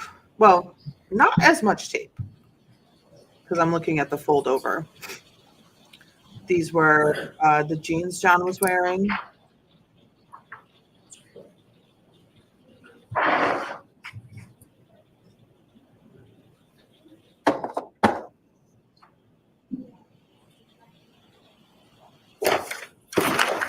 I'm concerned about debris in the belt. You can return that to the back, sir. Your Honor, call motion to introduce and minutes the next exhibit. Okay, No objection, Your Honor. thank you. So are you not displaying the third item, but it's going into evidence? Or is it just the jeans and the belt going into evidence? Jeans and the belt into evidence, Your Honor, with the court's permission. So we can mark the bag and we'll remove the third item during a break. So the 441. Thank you. All right, so Sergeant, you'll be with us this afternoon. Why don't we take our lunch and recess? It's only going to be about a half an hour. Thank you, Your Honor. All right, so folks, we'll see you back here, let's say no later than 1:40, okay? Court, all rise for the jury. All right, so as the jury is walking out, we've had some. You are muted. We've had some intro into Yuri Buchanek. Karen's facing. she has such a very interesting, like, emotive nature to her face. It's very interesting. All right, they are going on a break. And I am going to Hey there, Karen Reed trial watchers. This is silence that because hush up, sir. They're going on a break. I'm going to skedaddle through it, and we are going to pick up where we just left off, but with a few little things before we do that. Do you guys have any like questions for me before I move on? Any like notes you want to make of what's happening right now? This man, the only thing so far that is sticking out to me with Yuri, very interesting name.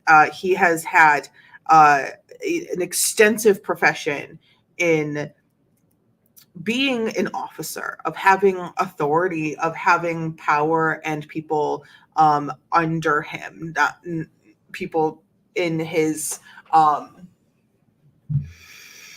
don't want to say control, but he is a supervisor, and I think that's like his, like, he will always be supervisor. He will always be a supervisor. The one thing that is sticking out to me is that they went to Jen's house first. After taking control of this case, because it was an unattended death, it did not happen on like a hospital bed with a doctor present. They went to Jen's house first. They didn't go to the scene. They didn't go to the scene of the crime. Why? I don't know. I don't have that answer, but I would really like to have that answer. I would really like to have that answer as to why you went to Jen's house first. Why did you not go to the scene of where things happened? Did you just feel you had enough information when you had your conversation with, who was it? With Sergeant Good. So they had a conversation with Sergeant Good at Canton PD, and that's when obviously they took the case over as, well, it's now our case because we're troopers, it's an unattended death. And then they just had enough information that they just went to Jen's house.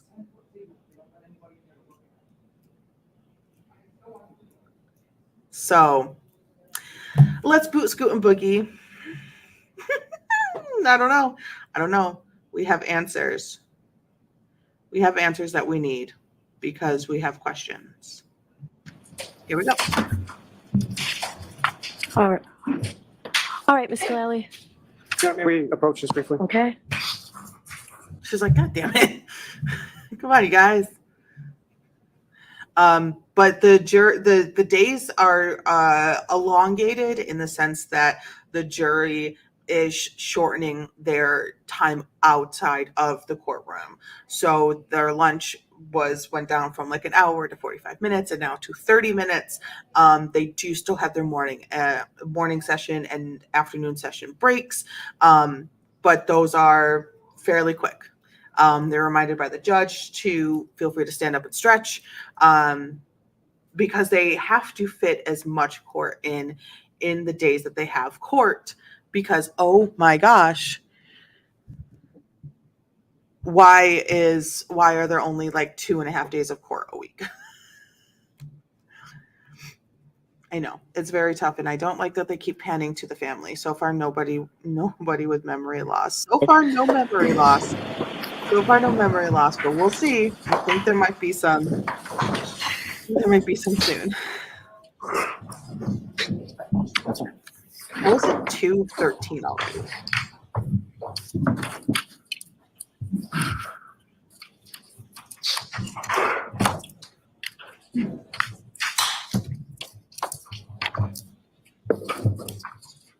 All right, are we ready? Ready to go.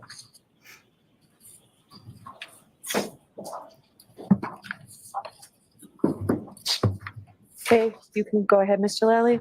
Yes, thank you, Your Honor. Sergeant Mechanic, those items, as far as the clothing items that you displayed for the jury just prior to the recess, those were the same clothing items that you recovered from the Hospital Room of the Good Samaritan on January 29th, is that correct? Yes, sir. Now, you had mentioned earlier in your testimony that those items had been placed into one bag initially. What, if anything, happened with those items as far as their keeping or their bagging once you got back to the office or to your where the evidence room? Due to the condition of those items after they arrived at the office, the items were laid out on butcher's paper that we utilized for evidence viewing and allowed to dry naturally because they were soaking wet. And as far as when they were done with that sort of drying process, how were they packaged from there? They were packaged in the bags, sealed up, and stored for transport and processing. And so those would be bags individual for each clothing item, is that correct? Each item the way that it was packaged, the pants with the belt and the boxers, and then so on and so forth with the sweatshirt and sneakers. And we'll get to this a little bit more in a moment, but at some point there were pieces of plastic, red and clear plastic, that were recovered by you and other troopers from Fairview Road, is that correct? That's correct. At any point in time, were pieces of clear and red plastic that were recovered from 34 Fairview Road ever placed inside the same evidence bag as any piece of clothing that you recovered? No, absolutely not. Now, with reference to the Hospital of Good Samaritan, in addition to yourself and Trooper Proctor, were there other members of the state police or other units of the state police that arrived at the hospital at some point? Yes, sir. Lieutenant Mello came to the hospital to document the victim and the clothing, and he's assigned to the State Police Crime Scene Services section. Now, as far as the Crime Scene Services section, or CSSS, what, if any, role do they have with relation to your investigation in this case, or your investigations in general as far as documentation is concerned? Crime Scene Services section assists us in documenting scenes through video and photographs. They also assist in collecting latent prints, fingerprints. They assist in collecting impressions, like foot impressions in mud or soil, and those types of missions. Now, there are a number of different troopers that are assigned to that particular unit, is that correct? That's correct. And as far as over the course of this investigation, how many occasions approximately were there that a member of the Crime Scene Services section responded to memorialize or photograph different scenes or different areas throughout the course of your investigation in this case? Just off the top of my head, there would be 4, 5, maybe 6 instances where a trooper or sergeant from Crime Scene Services responded to the scene to assist us in this investigation. Now, at any point in time over the course of the investigation, when Crime Scene Services troopers responded to document anything, was it ever the same trooper more than once? No, it was not. And so with regard to January 29th back at the Good Samaritan Hospital, there were Sergeant Mello arrived to document a photograph of Mr. O'Keefe, correct? That's correct. And Your Honor, may I approach the witness? Yes.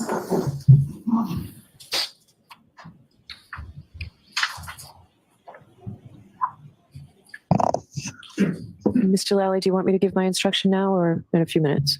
Just about 30 seconds. Okay.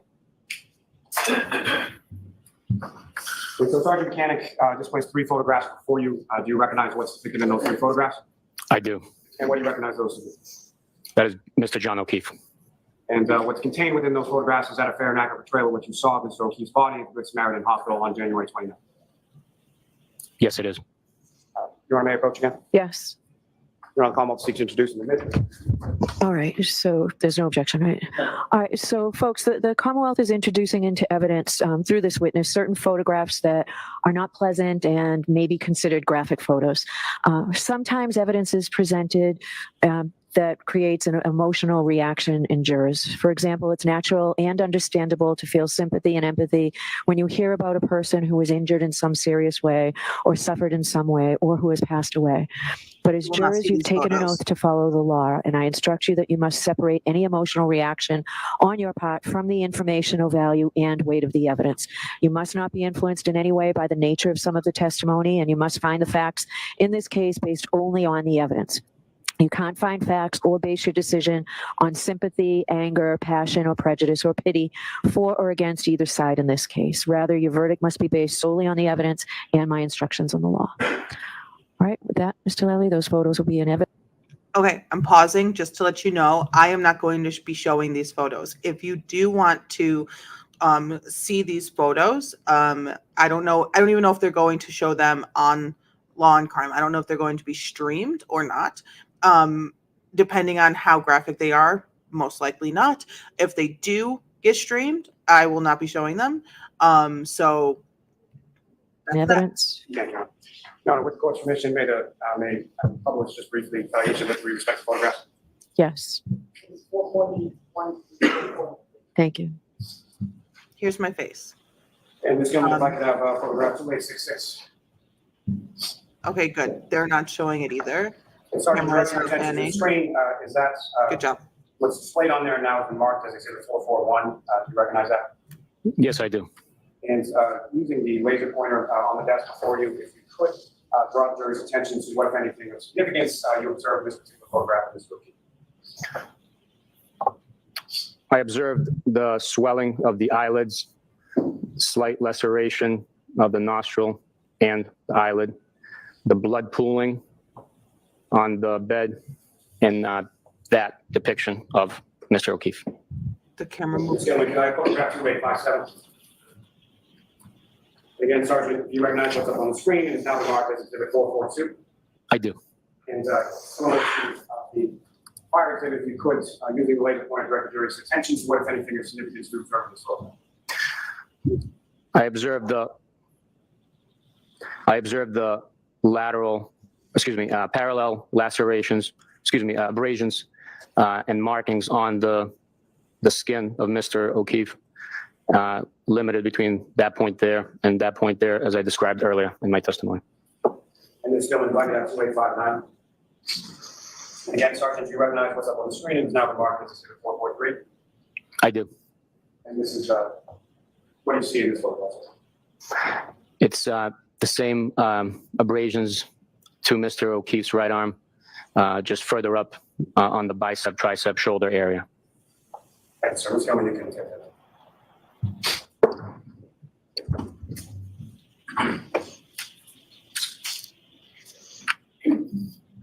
Now, Sergeant, taking you back to January 29th, As that was 2022. happening.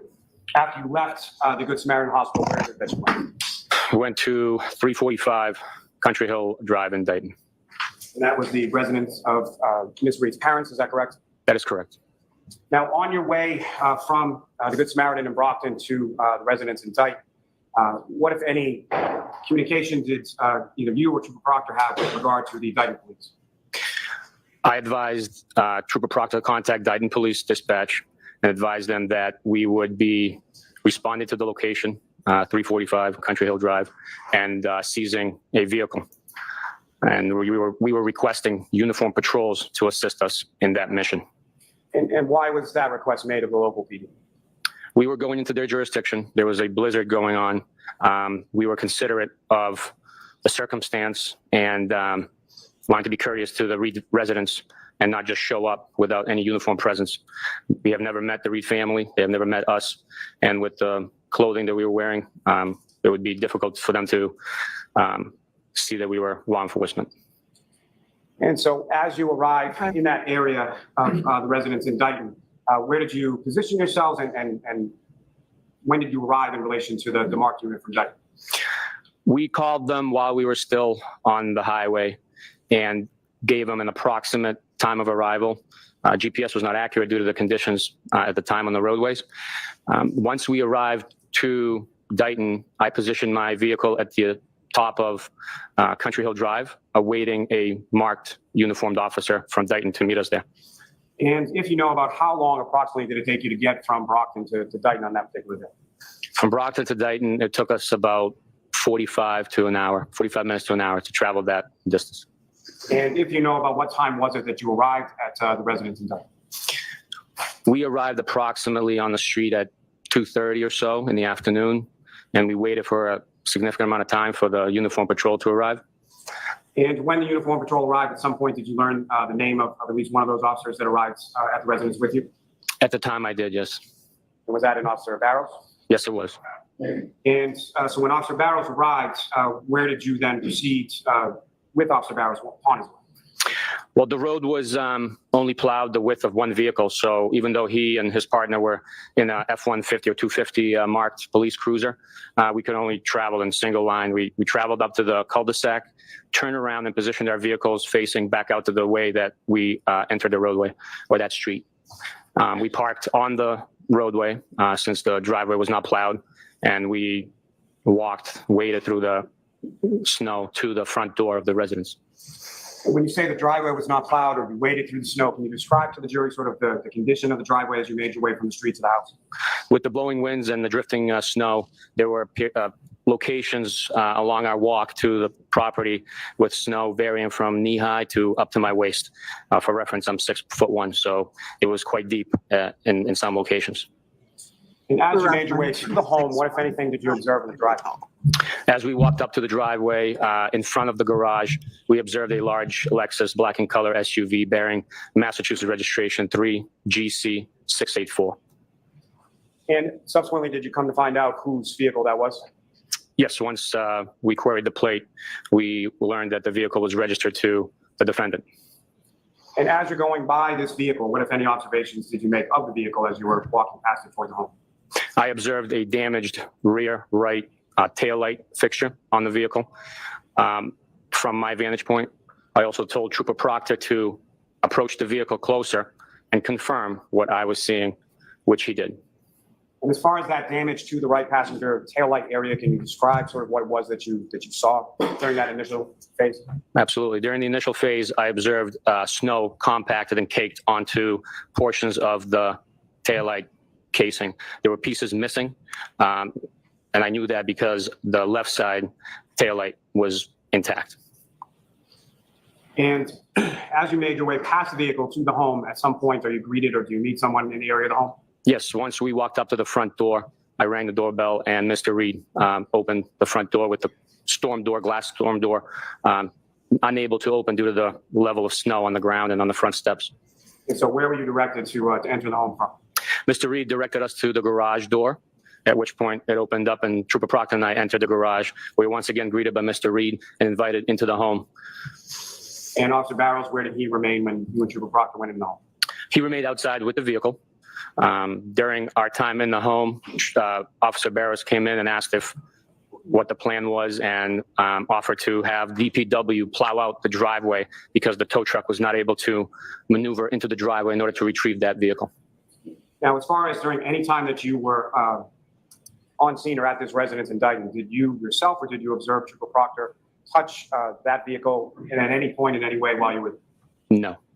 And did you observe Officer Barrows or any other personnel beyond the tow truck driver touch the vehicle in any way? No. As far as the tow truck driver was concerned, did you observe that individual touch anywhere in the rear passenger side area of that vehicle at any time that you were there? No. When you proceed inside the home and when you get inside the home, where did you go and who, if anyone, did you speak? We were directed by Mr. Reed to the living room where the defendant was seated on the couch. She had her laptop on her lap and her phone resting on the right armrest of the couch. Now, in addition to defendant and her father, who, if anyone else, was present when you talked to Ms. Reed? The defendant's mother, Mrs. Reed, was also present in the home. And the defendant's mother and the defendant's father, were they present throughout the course of your interview or your discussion with Ms. Reed? Yes, they were. And at any point in time, did you ask them to leave or anything like that? I did not know. Now, with respect to, can you describe sort of the demeanor or the tone of the conversation that you had with Ms. Reed that afternoon? It was polite, courteous. She had just went through a traumatic event, so we were considerate of her losing her boyfriend. And we had a normal tone conversation. We were in the information gathering, fact-finding portion of the investigation. We simply wanted to collect her recollection of events that she remembered. And so throughout the course of this interview, how are you standing, are you seated, or how are you positioned in relation to Ms. Reed and how is she positioned in relation to you? She was sitting on the couch. We were standing across the room. I don't recall if there was a coffee table, but if there was a coffee table, we would be standing on the opposite side of that coffee table if there was one present. I do not remember if there was one present, but that's the distance approximately from me to the defense table. And if you could describe to the jury sort of how did that interview or how did that conversation begin? What was said? First things first, we introduce ourselves, advise the individual we're speaking with, who we are, where we work, and what we're looking to find out.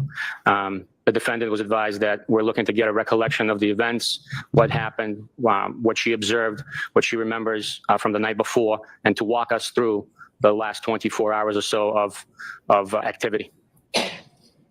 And prior Do I need to give an instructions? I'm not sure exactly. Why don't I see counsel at sidebar for a minute? Just a warning, at the next break, I'm going to let the break be a break for us. So when the jury has their mid-afternoon All right, so I break, interrupted you, Sergeant, and I'm going to instruct you jurors, okay? We're about to hear testimony about statements allegedly made by the defendant, Karen Reed, allegedly concerning the crimes that are charged in this case. Before you may even consider any such statement as evidence, the Commonwealth must prove to you beyond a reasonable doubt that the defendant made the statement that she's alleged to have made, and that she made it voluntarily, freely, and rationally. In determining whether any statement made by the defendant was voluntary or not, you may consider all the surrounding circumstances. These include when and where the statement was made, the nature of any conversations with the police or questioning by the police, and the defendant's physical and mental condition, including her intelligence, age, education, experience, and personality. Your decision does not turn upon any one factor. You must consider the totality of the surrounding circumstances. I'll instruct you about this again at the end of the case, but for purposes of, as you hear the testimony, that's the lens that you have to sort of hear it through. All right, with that, Mr. Lally. Thank you, Your Honor. Now, Sergeant Mechanic, when you began to speak to the defendant, Mechanic, I think prior to any sort of substantive conversation, what, if any, conversation did you have with her about the conversation you were going to have? I just asked her to recount conversations any about the events and the history between the actions that were taking place. And how did she initially respond to that? She stated that she's willing to answer our questions. She just doesn't want to go into too much detail about what transpired. And given the circumstances that she had just lived through, I understood and gave her that courtesy. Okay. And as far as that interview or that conversation went, can you describe that conversation or the contents of that conversation to the jury? Absolutely. The conversation was normal tone of voice like I am speaking to you right now. Ms. Reed responded in the same tone of voice, answered questions. The content of the conversation began with her saying that, as I stated, she doesn't want to go into too much detail, but she was willing to answer our questions. We asked what she had for plans, what she had for as far as activity the night before, leading up to Mr. O'Keefe being discovered. She stated that she was in a relationship with Mr. O'Keefe that morning, meaning the 28th of January. She got into a fight with Mr. O'Keefe over what the niece and nephew were being fed for breakfast, or what they had for breakfast. She went on to say that she met Mr. O'Keefe at C.F. McCarthy's approximately 9 p.m. the night of the 28th of January, 2022. She stated that the gentlemen were drinking, consuming beers, Bud Lights, and she was drinking vodka soda. Prior to moving on to the bar at Waterfall, the defendant was asked where she parked her vehicle. She told me that she parked her vehicle on Washington Street across the street from C.F. McCarthy's facing northbound. So the vehicle was on the side of Waterfall Bar and Grill. We went on through the conversation, the interview, to the Waterfall restaurant, at which point she was asked if she left C.F. McCarthy's with a beverage or a container from that establishment, to which point she stated that she did not. She also confirmed that Mr. O'Keefe did not have any injuries on him when she interacted with him at C.F. McCarthy's or the Waterfall. She did not get into any verbal or physical altercations with anyone to have sustained those injuries. She stated that once at the Waterfall, they stayed for approximately an hour, hanging out with acquaintances. And then they left the Waterfall. She drove them to, after they were invited to a residence, she drove them to a location in Canton, where she dropped Mr. O'Keefe off. She was asked if she saw Mr. O'Keefe walk into the home at 34 Fairview, and she stated she did not. She stated that she made a 3-point turn after dropping him off and left. She was asked whether or not Mr. O'Keefe, excuse me, let me back up. She was asked if she knew how she found out about the damage to her vehicle, to which she stated, quote, "I don't know, it happened last night," end quote. At some point earlier in the interview, what, if any, indication did she give as to who Mr. O'Keefe was with when she arrived at C.F. McCarthy's and sort of how long he had been with those respective people? She indicated that Mr. O'Keefe was with Mr. Camarano, Kurt Roberts, at which point she was asked to provide contact information, meaning phone numbers for those individuals, at which time she picked up the phone on the right armrest of the couch, manipulated the device, entering a passcode, and provided that phone number to Trooper Proctor and I.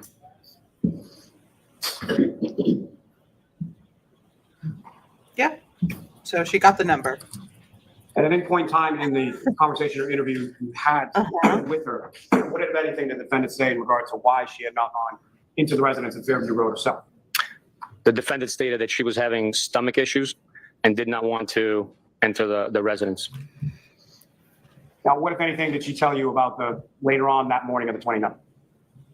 She stated that when she woke up, she began looking for Mr. O'Keefe.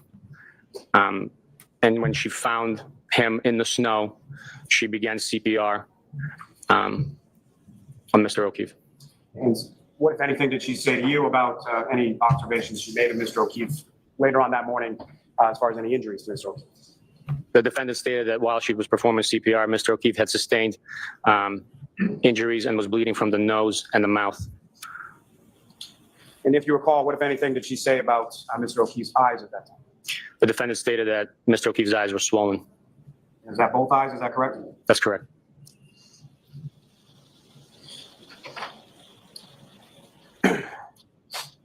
Now, as the interview progressed, at some point, did you ask questions seeking further details? Yes, I did. And details about what specifically were you asking? Once we got to the point in time where the defendant told me she did a 3-point turn, I asked her to walk through step by step of her operating the vehicle and exactly what she did.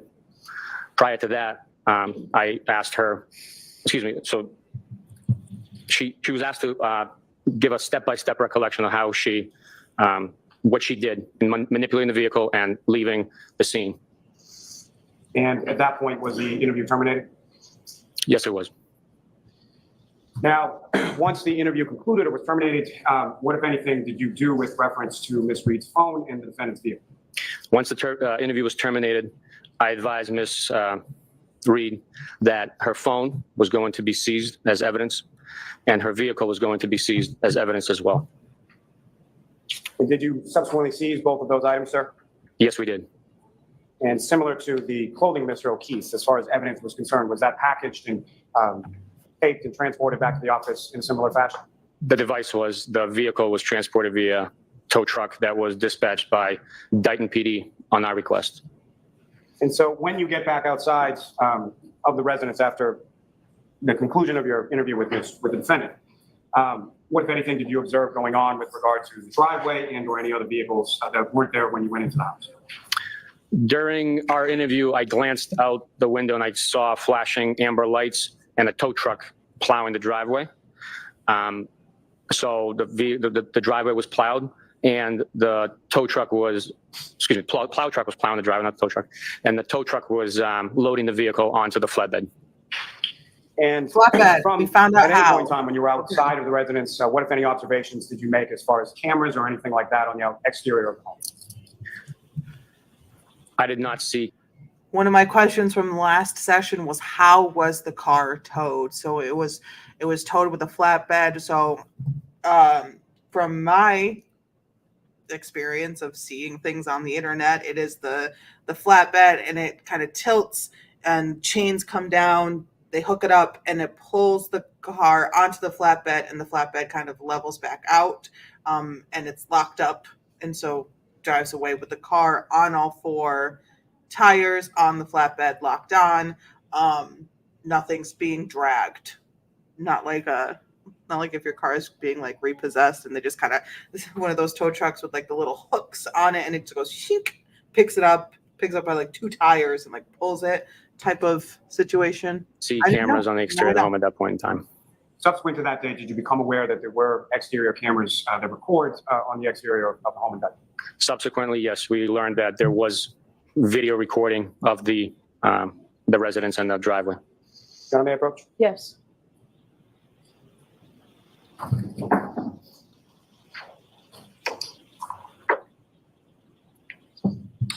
I'm showing you a disc. You recognize that, sir? Yes. And what do you recognize that to be? I recognize it to be Dayton videos as it relates to the location where the interview and the vehicle was seized from. And what's contained on that, as far as the video is concerned, is that fair and accurate trail, what you observed as far as the defendant's vehicle being loaded onto a tow truck? Yes, it is. Thank you. May I approach again, Your Honor? Yes. Are we going to see it happening? Objection.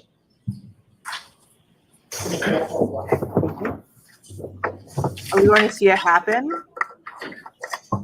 Are we going to see the 3.5 feet of snow going up to the 6 And Your Honor, with man's the waist? court's permission, if I could publish those 2 short clips for the jury? Yes.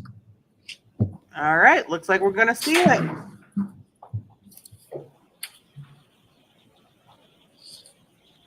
Just tell me if you could click on it and pause when please. You could press my Stilali, you need to keep your voice up. Yes. You want to pause right there, please? Now, the sergeant mechanic from this particular point of the video, do you recognize the vehicle that is just pulled into the driveway? Yes, I do. Is that the same driveway that you would walk up from the street to the house in Dayton on that morning? Yes, it is. As far as the vehicle is concerned, what do you recognize that vehicle to be? That would be the Lexus SUV owned by the defendant, Bear, Massachusetts registration 3 GC 684. How many feet press right in there? All right, that is a good chunk of snow there.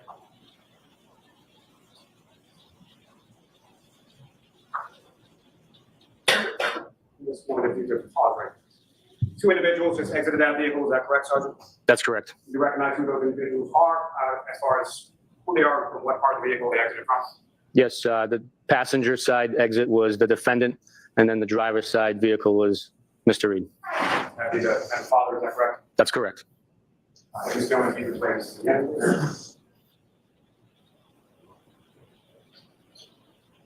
Was that a shovel on the side of the car? Sergeant, toward the end of that video, did you observe the defendant and her father in any specific area in relation to that vehicle?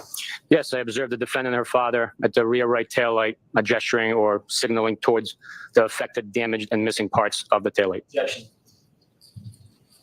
I'll allow just the direction that they were signaling at. Move to strike the waiver. Okay? As far as that vehicle's position within the driveway, is that essentially the position that you observed it in when you and Trooper Proctor and Officer Barrows were walking up the driveways and the home? Yes, it was. And Ms. Gilman, if I got seconds of those two videos. If you could pause it there, please. Again, Sergeant Mechanic, if you could describe to the jury what you observed of significance within this particular video. This video captures the vehicle being moved into position to be loaded up onto the flatbed for transport from the scene. Ms. Gilman, if you could play for me. Hold on. Someone had to get into the car and drive it.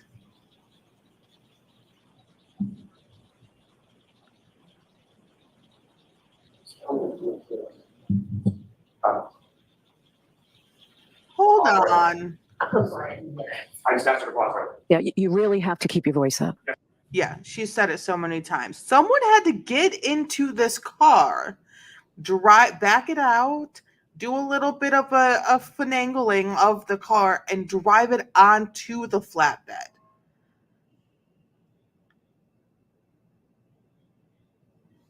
Was that the tow truck driver? Does that mess up evidence? Sergeant Mechanic, from this still image from this video, what, if anything, is significant you observed in relation to the vehicle at this time that is being loaded onto the truck? The rear taillight is illuminated. You could see a white light coming from that taillight. If you could, using that laser pointing you have before you, just direct the jury's attention to the specific area you're talking about. Right there. Okay. Ms. Gilman, if you could play this through the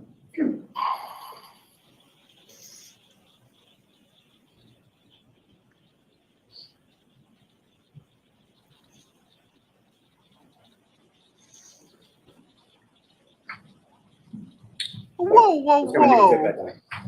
That was it? Now, Sergeant Mechanic, as far as when you left the residence in Dayton, where is it that you went? Can we turn the lights on, Mr. Lally? Yes, my apologies. Is there no more video of them hooking it up and I want to see the whole thing. Once we left the residence in Dayton, we proceeded following the tow truck back to the Canton Police Department. And was there anywhere else that either you or the tow truck went between Dayton and the Canton Police Department? No, sir. And when you say we, it's yourself and Trooper Proctor, is that correct? That's correct. Now, once you arrived at the Canton Police Department, where did the vehicle go? The vehicle was unloaded and put into a heated sally port located at the Canton Police Department. And in reference to the Canton Police Department and putting it in the sally port, why was it that it was taken to that location?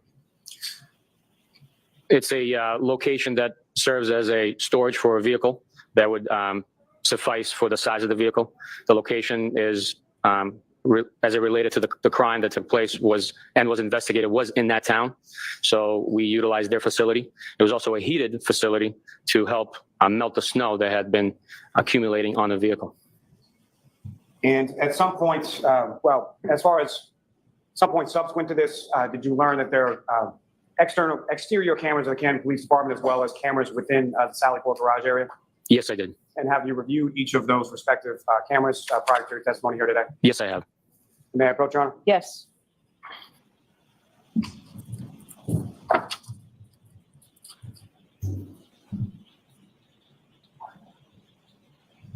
So I'm showing you this, just have to look at that with a couple of attention. Do you recognize that, sir? Yes, I do. And what do you recognize that to be? The Canton Police Department driveway with video. And what's contained on that is that fair and accurate portrayal of yourself in the tow truck pulling into the Canton Police Department driveway on that afternoon or early evening of January 29th. Yes, it is. Mayor Pro Tem, Yes. almost introduce the minutes of the next exhibit. They have just a moment, Councilman. Okay. Mike.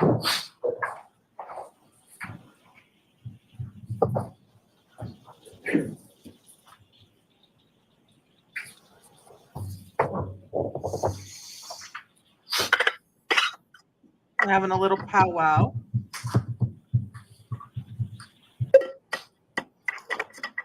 And I'm watching. I know that I usually skedaddle through dead air, but I want to see their faces and body language. Okay, cool. Thank you for that, Your Honor. No objection. Okay. And Your Honor, with the court's permission, to publish that video to your ears. Okay.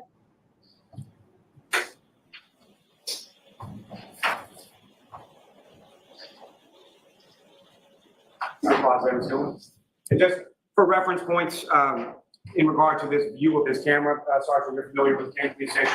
Yes, I am. And so where is this camera view in relation to the Canton Police Department and the Sally Port Garage where the vehicle eventually goes? This camera is capturing the driveway entrance to the Canton Police Department. As viewed from Washington Street, that driveway there is on the left side of the structure. The camera itself is pointing towards the entrance of the driveway to the Canton Police Department. As you can see, the brake light illuminated in the shot. That is a Canton Police cruiser sitting at the edge of the driveway right by Washington Street. So for orientation purposes, as far as the tow truck and your vehicle, is that coming from the top of the screen to the bottom, or the bottom to the top? It's coming from the top left to the bottom right of the screen towards the rear of the building where the Sally Port is located. Thank you, Ms. Gilman, if you could.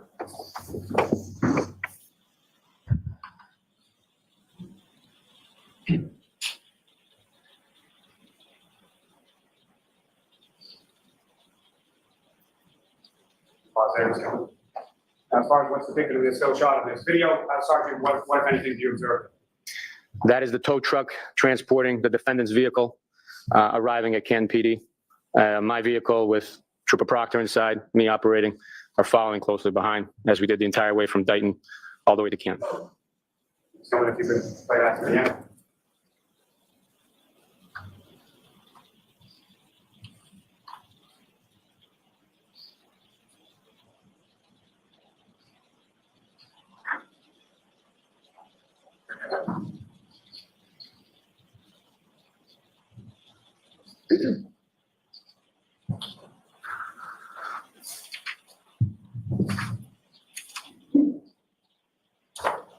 Thank you. Now, as far as the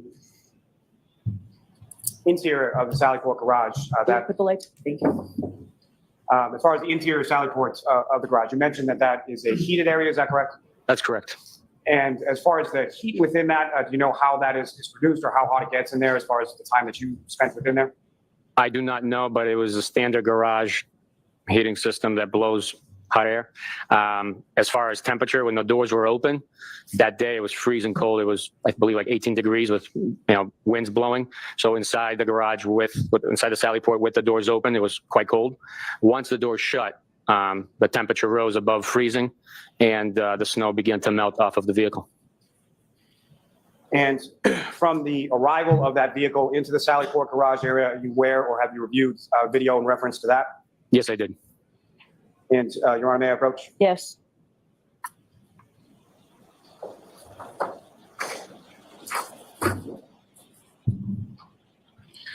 Showing you another disc, sir. Just ask you to review that one up and finish.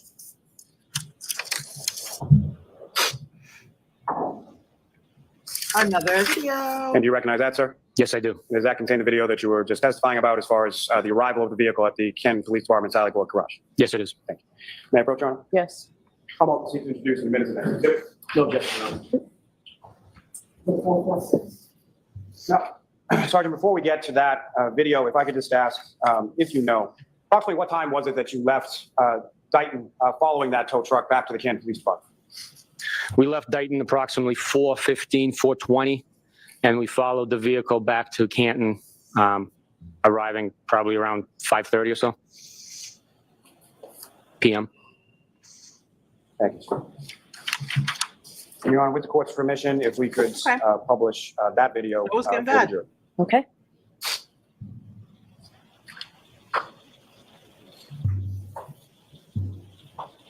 I'd love some snow right now. It's hot as hell. The summer has come so early and so fast. I don't like it.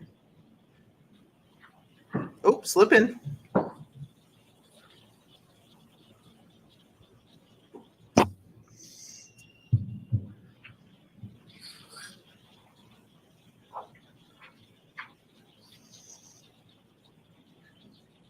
So, okay.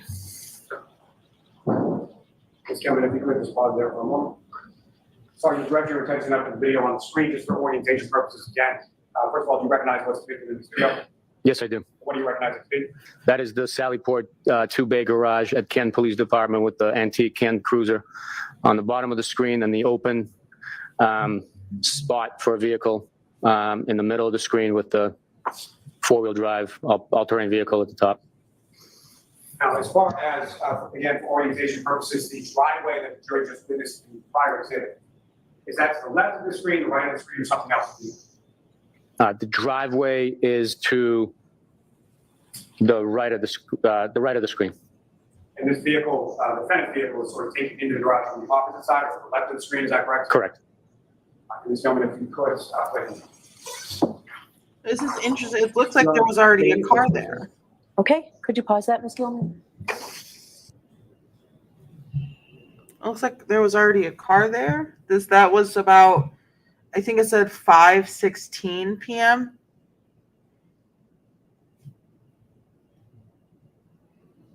Oh, I wonder what Karen just said or mouthed. And it looked to be about, from the timestamp, it was hard to see that it was about 5:16 p.m. So probably about 15-ish minutes before the car was put inside the Sallyport. And it looked like there was already a car there with the snow in the position of the car, like someone pulled their car in and maybe like cleaned it off. So I don't know if it's, I don't know. It just feels like the Sallyport is not, oh, you can't see me. It feels like the Sallyport is not like a place for evidence.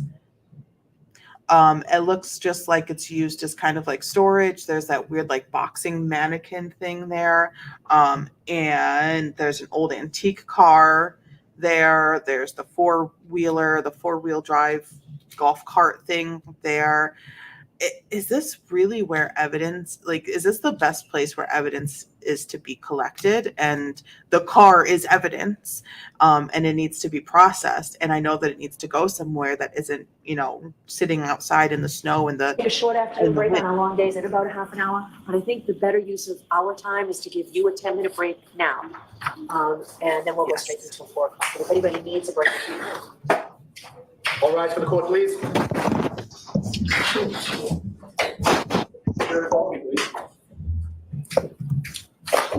Jim. Okay, so the jury is going on their break. we're going to take like a 20-minute break. I have to go pee so bad. And we still have half a day of court after this too. And I want to get a meal as well. So we're going to do that. But I just want to see until it cuts all the way. Yes, this is where they found the little bits on the back bumper after it was driven for over an hour in a blizzard. There were still bits of glass and stuff on and the hair, the random hair being blown. Buchanan mentioned that the air is blowing down, hot air is blowing on it. So this is not a contained and sealed space.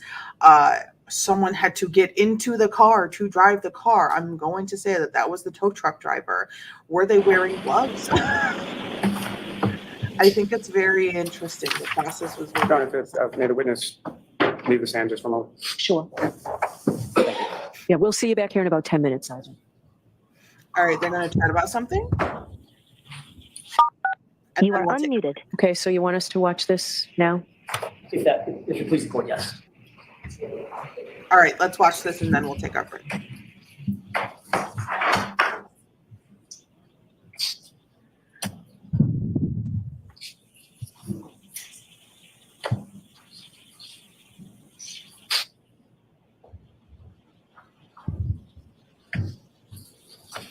The car gets driven in.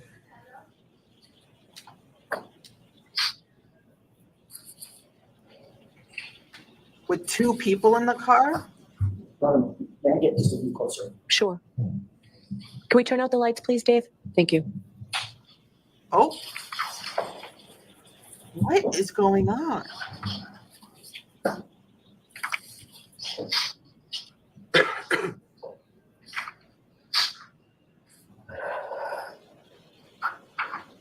Why did two people need to be in the car? And was the driver the tow truck driver? And now they're shoveling around the car?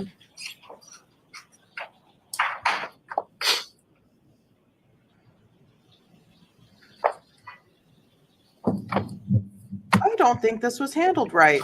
That's just kind of what I'm getting. Don't know what y'all are feeling. What do you mean? Both of you got in the car to drive it into the Sally Port. I get it's snowing, but a man died. No one's wearing gloves right now. That's fine. They're not touching it. I mean, they're coming very close to the car. They did it. And Crystal's like, they did everything wrong.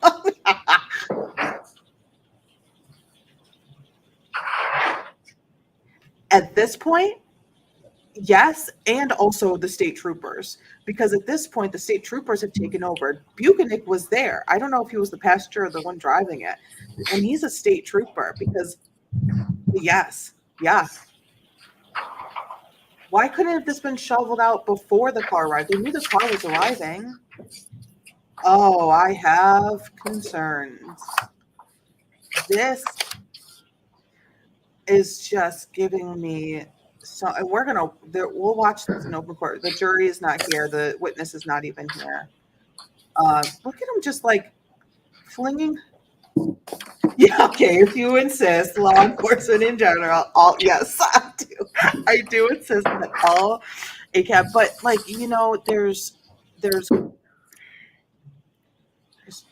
there's something. They did, but to get the car onto the flatbed tow truck, someone had to drive it onto it. And it was not Karen. I believe it quite possibly could have been the tow truck driver doing that. But that is a weird thing for me if this is a piece of evidence. Just in general, I don't know what the normal protocol of that is. They are running caution tape almost directly on. Oh, yep, use that thing. Oh my God.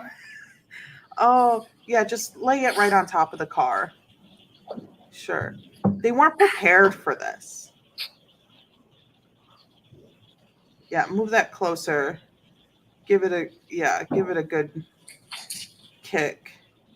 Oh, I don't know what else to do. Okay. Yeah, just lay it right on top of the car. That's fine.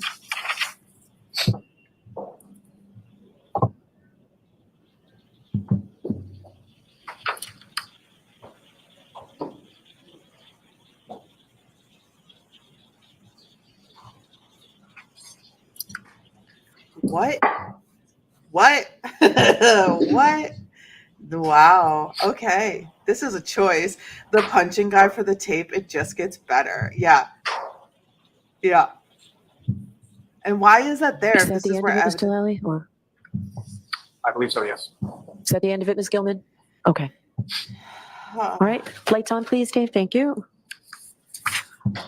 All right. So I have a copy of the printed docket on 424. Paper number 347 was the Commonwealth's Notice of Discovery XL. I just asked Mr. McDermott to print it for me. Our printer up here doesn't work. All right, so that was before we impaneled. That was the day, I believe, of the long motion to eliminate trial. All right, so we'll take a 5-minute break, okay? Thank you, Your Honor. All right. Okay. All right. We too are going to take a break. We need a break. Well, we need a little breathe, especially after that. We need a breather. Okay. So let's see, it's 3:01. Let's be back here at 3:20, 3:21. Go get a snack, go stretch, pet a dog or something, play with it. I'm not gonna finish that sentence. We're gonna go take a break, get some food. After the end of today, we still have half a day of court to go through to catch up. So wow, that video, I'm gonna do some thinking on that as I go get a sushi bowl, probably. That sounds good. So we'll be back here at 3:21. I will make a note. Be back at 3:21 p.m. to resume court. All right, it is in the chat. I will see you soon.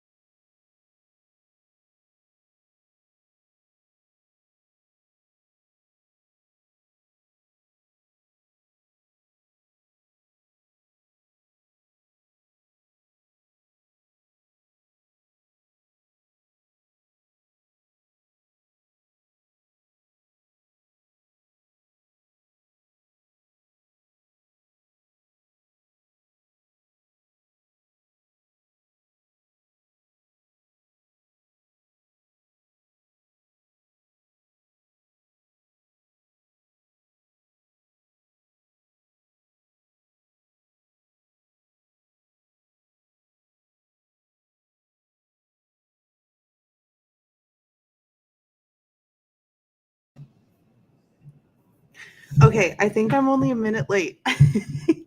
Yay! I definitely thought I was going to be much later than that. I was power walking, but that is okay. I think I'm only a minute. Fair and accurate portrayal of the condition as far as the snow or ice or anything you observe on that vehicle when it came into the Sally Port garage? Yes, it is. What's going on? Sergeant? Thank you. I guess I could do something. Okay, so clearly the cameras are on in time, but Thank you, VC, put that. that is All right, okay. so we're We ready can to still pick right hear. up where we left off. We're gonna take it on. So I'll just be clear, the objection's overruled, Mr. Jackson. Thank you.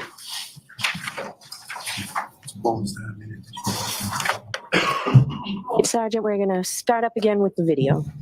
Yeah. So we watched the Your video. Honor, for the record, I believe we're picking up where it was paused, which was We watched that one video. So we're gonna pick back up right where that was. The cameras will be back in just a hair of a second. They might have just been a little late to getting back from the break. They also probably needed another minute or two at the vending machine. which was 5:35:36. And Okay. I am going to be here, but I'm just going to pop off and eat some lunch. But I'll sitting right here. I'm not going anywhere.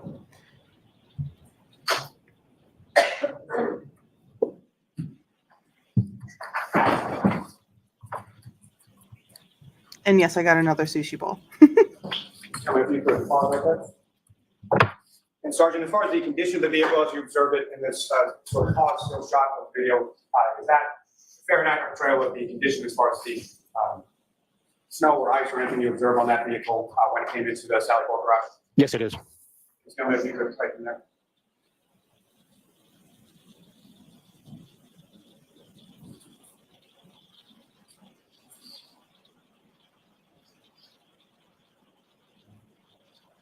So if you could just pause there for a moment. Sergeant's almost falling in the video. All right, so keep your voice up. Sergeant Buchanan, with reference to any individuals you see in this video, do you recognize any of those individuals? I can recognize Trooper Proctor myself. Other than that, I don't remember exactly who else was present at this moment in time. If you could start using the laser pointer before you just direct your attention to where you observe yourself and where you observe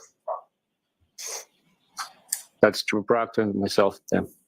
At any point in time when you were present with this vehicle in the Sally Port garage this evening of January 29, 2022, did either yourself or did you observe Proctor touch or manipulate in any way the right rear passenger side area of that? No, we did not. And Ms. Gilman, if you could play from here.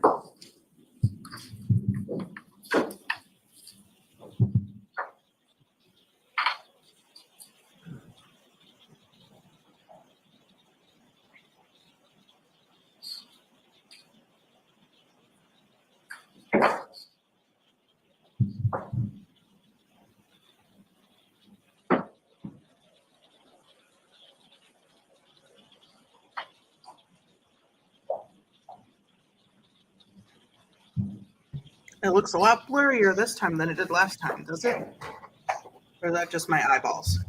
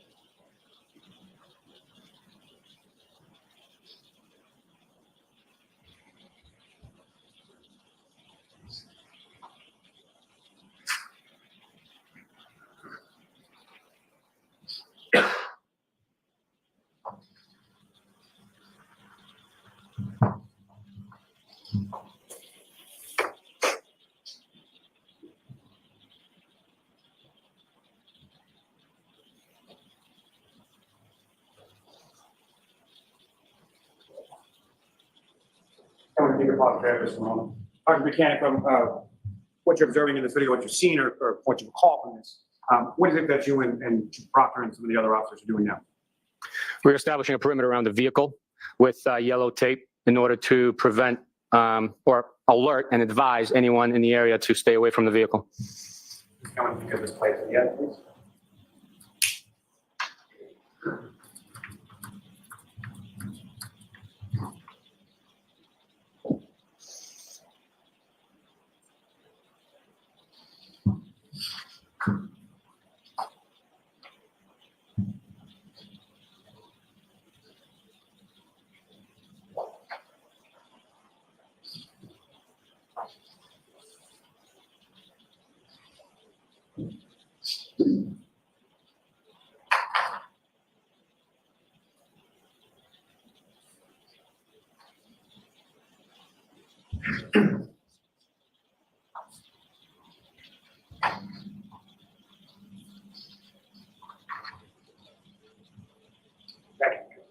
You can take that down, Mr. Officer. We can have the lights back on. Now, Sergeant Mechanic, are you aware of a warrant that was executed on that vehicle on February 1st of 2022? I am aware. And you yourself were not present for that? Is that correct? I was not present for the execution, no, sir. Trooper Proctor was, as far as you're aware. Is that correct? That's correct. Now, the next time that you were within the Canton Police Department Sally Port garage with the vehicle was on February 2nd. Is that correct? That's correct. And on that day, where did the vehicle go from the police station? From the Canton Police Station, I escorted the vehicle to the Milton Barracks for safekeeping. And why was it taken from the Canton Police Station on February 2nd to the Milton Police Barracks? What had occurred in the intervening part between January 29th and February 2nd? The Canton Police Department had recused themselves from interviews and in that portion of the investigation. And now that the vehicle had been processed, we needed to free up the Canton Sally Port so they can utilize that facility for transporting prisoners to their facility and booking. So we stored the now processed vehicle back at the Milton Barracks in a unheated garage. See, And I'm just going to Your Honor, pause. See, that's what the Sally Port is for. Transporting people who were arrested into, holding cells and stuff. Not for evidence gathering on a vehicle. If, with the court's permission, if I could publish just a very brief portion of what's been marked as Exhibit 34, Okay. Which is the Canton Police Department Sally Port's garage camera. Okay. And that was going, what you have up there, I'm sorry, February 2nd, 2022, approximately 8:09 a.m. I'm just going to ask you to play that through till about 8:10:26.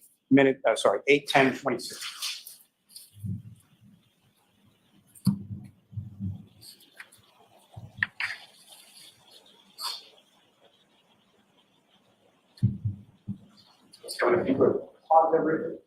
Sergeant, just for orientation purposes, again, this is another camera from within the same Sally Port garage, is that correct? That's correct. That's the opposite view from what we just viewed in the previous video. And as far as any of the people in this video, do you recognize any of the individuals in there? I believe that's myself and then another officer. I don't know who that other officer is. And just again, using the laser pointer, if you could, direct your attention to where you see yourself. And as far as the condition of the vehicle from January 29th, when you saw it on that day, to February 2nd, when you saw it on that day, as far as the exterior of the vehicle, what if anything was different, or what if anything you noted or observed? Are we I looking at noted the the same thing? taillight removed and the evidence collected. As far as the snow and caked on ice that you observed on that prior day, was that still present on February 2nd? No, that had melted away. And I was going, if you could again, I'm sorry, just play through to 8:10:26. What the hell's going on? Who's seeing? What are we looking at?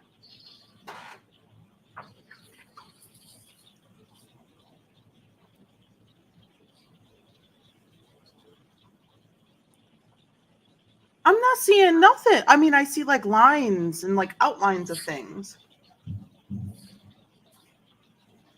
Am I going crazy? Can't see crap. Can't see crap. I'm trying. I got a monitor over here. I got the stream over here. What are you? What are I want to know how different it is that we're seeing compared to what they're seeing in the courtroom. What the hell's going on? Thank you, Mr. And you can take that down. And Mr. Officer, we can have the lights back on. Thank you. Now, Sergeant Mechanic, with regard to Mr. O'Keefe's house at One Meadows Avenue in King, at some point did you become aware throughout the course of your investigation that there were exterior cameras affixed to that residence as well? Yes, I did. And those were Ring cameras, is that correct? That's correct. Now, with respect to investigation, what, if any, steps were taken in order to secure any of that footage from the exterior of the house from the Ring? Objection. No, I'll allow it. We applied for multiple search warrants. Objection. All right, I'll see you at sidebar on this.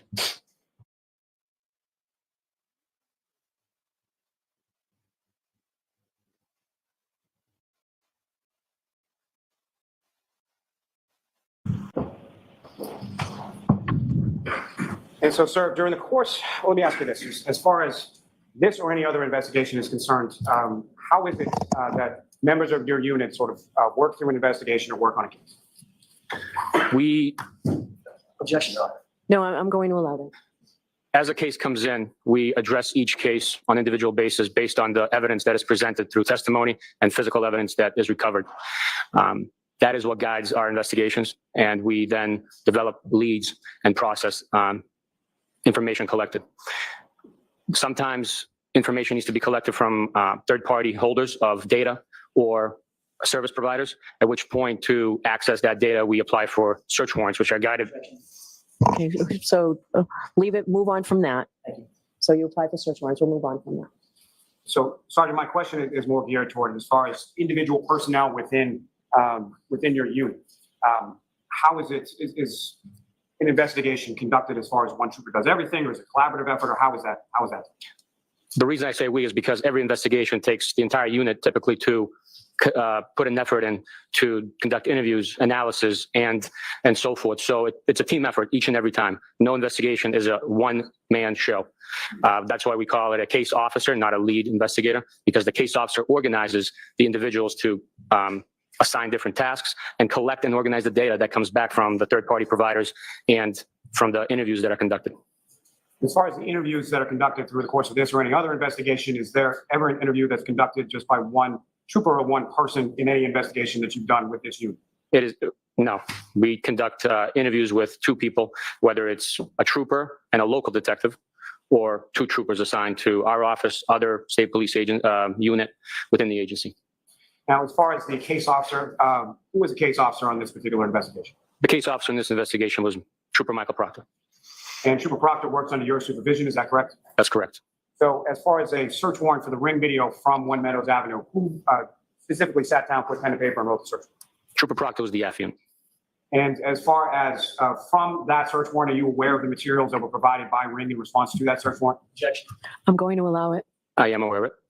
And have you reviewed both the material as well as the videos that were provided by Ring in response to that search? I did. Now, with reference to those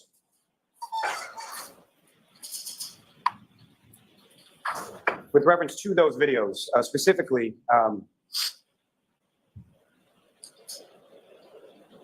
did you observe if you know, with respect to those videos, how were they sort of ordered sequentially when in the manner in which they were provided as far as date, time, things of that nature? Objection. Ask it differently. Ask it differently, Mr. Lally. So the videos that you received from Ring that you reviewed, correct? Yes, I did. Objection, Your Honor. No, I'll allow that. So he's reviewed videos from Ring. Next question. What, if any, information did they contain as far as date or time? The data provided back from Ring provided videos. There was no date and time on the labeling of the identifier, unique identifier for each video, but it was presented in a sequential order, knowing that the last video presented from the provider was the last video within the scope of our request, and the first one being the first in that timeline. In the scope of your request, the scope of the request of the warrant, what time frame are we talking about? Objection. I'll allow that. The first warrant we requested from January 24th at midnight through January 30th at midnight. And with respect to those videos that were provided, you reviewed each of those, is that correct? That's correct. And Your Honor, with the court's permission, I would ask to publish certain of those videos for the. So are these, why don't we come to sidebar?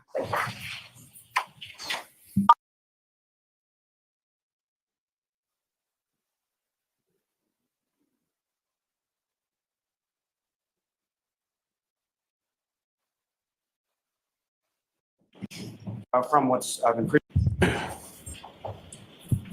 Ms. Gilman, if I could have from what's been previously marked as Exhibit 6, first video 119. If you could pause there, Ms. Gilman. Now, with reference to this particular video, number 119 in Exhibit 6, Sergeant, what, if anything, can you tell the jury as far as the timing of this particular video? Based on the appearance of the driveway, we know that this recording took place prior to the blizzard of January 29th. And as far as anything that you observe in this video, as far as vehicles or people within those vehicles, what, if anything, did you observe within this video? I observed Mr. O'Keefe's car parked in the same location as he typically parked it, and then Objection. I'll strike the as he typically parks. and then a black SUV parked perpendicularly to Mr. O'Keefe's vehicle, adjacent to the entryway to the garage. Just give me if you could press play on that.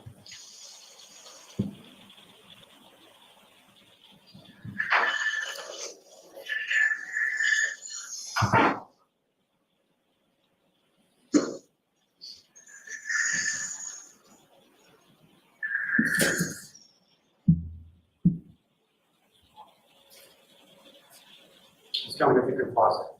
At some point in the course of your viewing of this video and the video surrounding it, you able to identify the operator of the vehicle, the black SUV?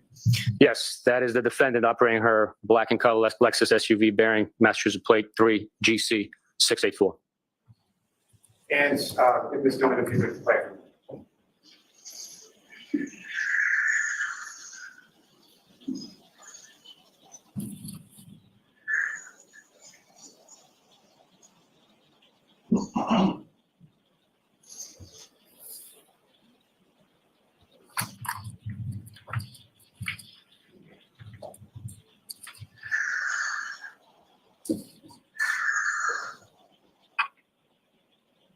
Now, Sergeant Mechanic, you're also aware from your review of the ring videos from One Meadows Ave, another video depicting the defendant leaving the house sometime shortly after 5 a.m. on January 29th. Yes, I am.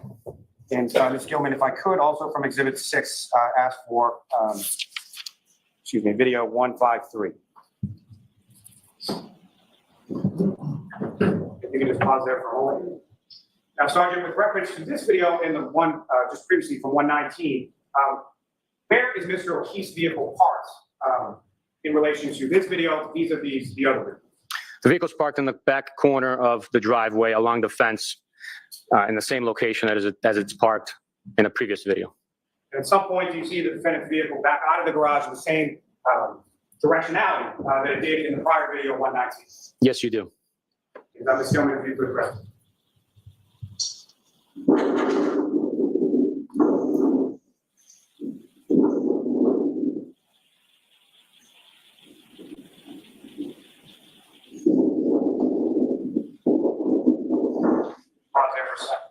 Now, as far as the operator of that vehicle, are you able to observe who that operator is within that vehicle? I observed the vehicle being operated. I cannot identify who that individual is, and then from that shot right there. From at any point in the shot of the video that you observed, are we able to recognize the operator of the vehicle? Not from that shot, no. Now, with respect to the timing of this video, what time in the morning is this video? The timing of this video is approximately 5:07 a.m. when the defendant left the home through the garage via her vehicle. Ms. Gilman, if you could play through there.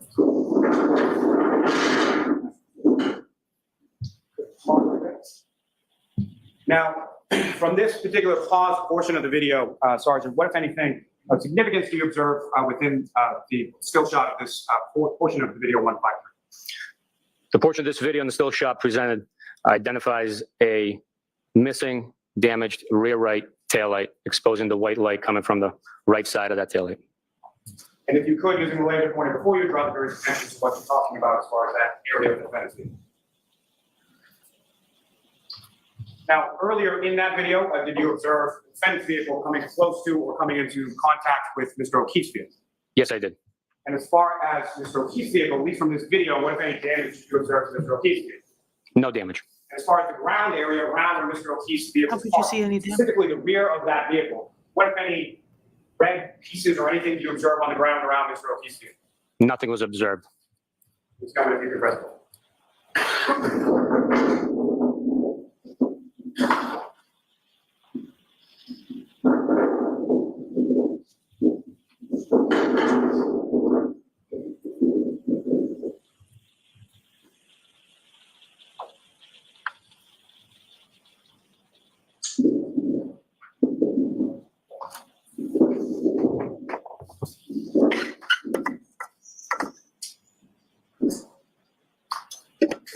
And Ms. Gilman, from Exhibit 6, if I could have video number 165. You can pause there, please. And Sergeant, have you reviewed this video as well? Yes, I have. And when time-wise, We'll in talk relation about to it. January 29th, approximately is this video? It's approximately like 12:30 in the afternoon. And as far as the vehicles in the foreground area from this particular camera shot, you know whose vehicles those are?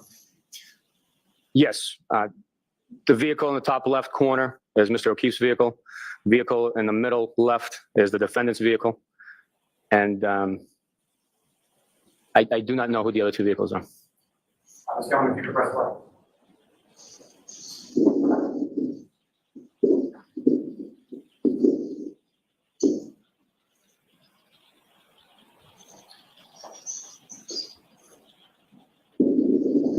Pause there just for a moment.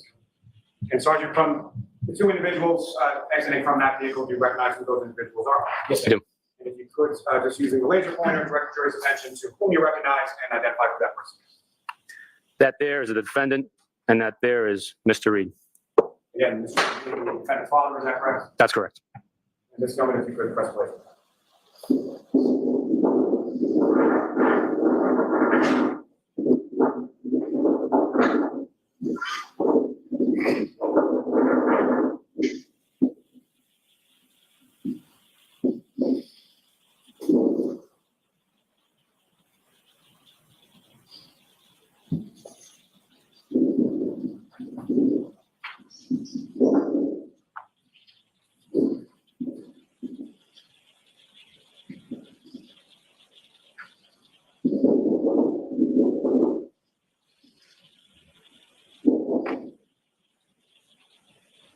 Thank you. Ms. Gilman, if you could pull up video 166 from the same Exhibit 6. Ms.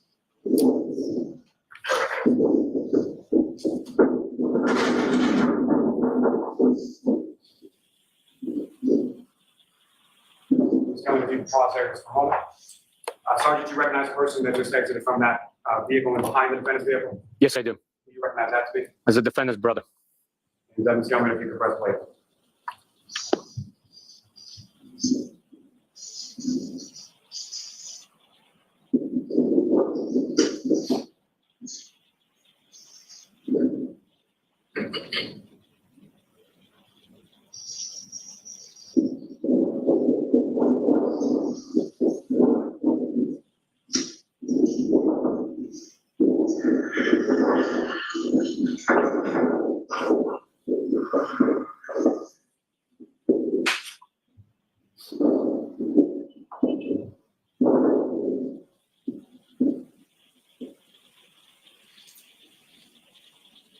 Thank you. Ms. Gilman, if I could have from the same Exhibit 6,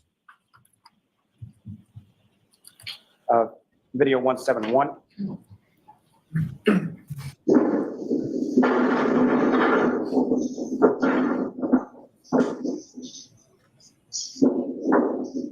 You're probably like, yes, these videos seem familiar. It's like I've seen them. You have seen these before if you were watching early trial. So yeah, we've seen these videos before, but we need to watch them with this witness. because the reason we have these videos is because of the warrants to get them from Ring.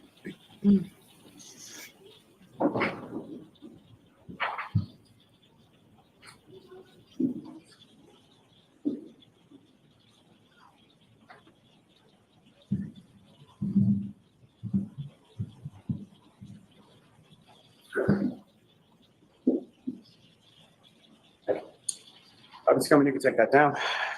Mr. Officer, we can have the lights back on. Sergeant, from your review of those videos, at various points you observed the defendant's brother cleaning off the defendant's car, correct? That's correct. At any point in time, did you observe the defendant's brother cleaning off the area of the right rear passenger side's taillight of the defendant's car? I did not.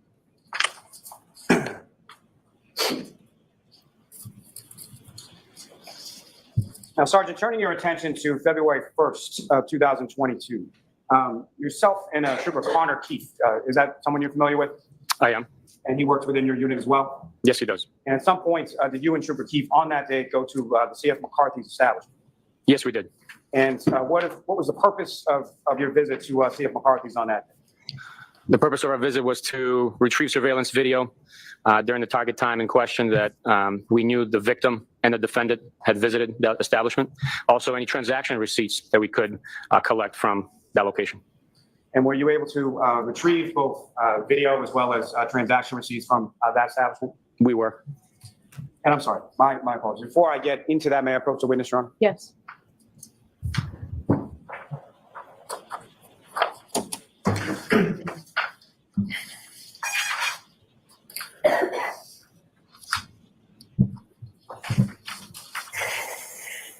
Okay, lollygagging around. Just kidding. He's not lollygagging, but About 14 photographs or still shots. If you could just 14 photos.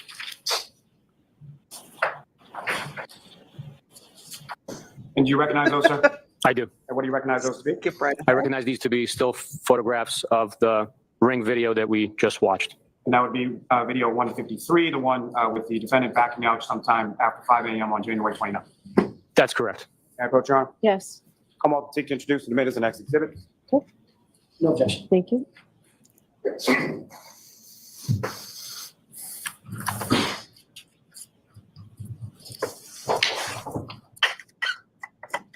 What kind of cup you got?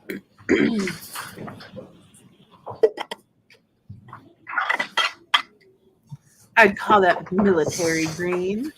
I don't know. I don't know. What brand was that? Do we know? Do we think the judge's cup is a Stanley? I love the color. All right, let's boot Scoot and Boogie. She's marking. Sorry.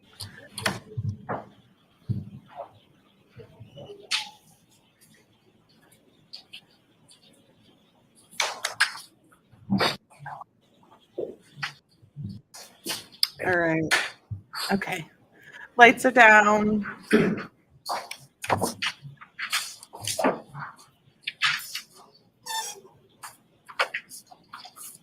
Ooh, they might be Yetis. His did have a Yeti vibe with that, with the lid. Mhm. Ms. Gilman, if I could have photograph number 30.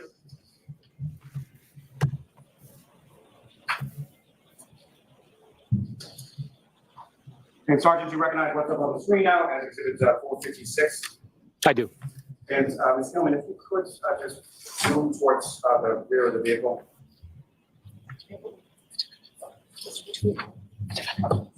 Add a moment, Charlie. Yes.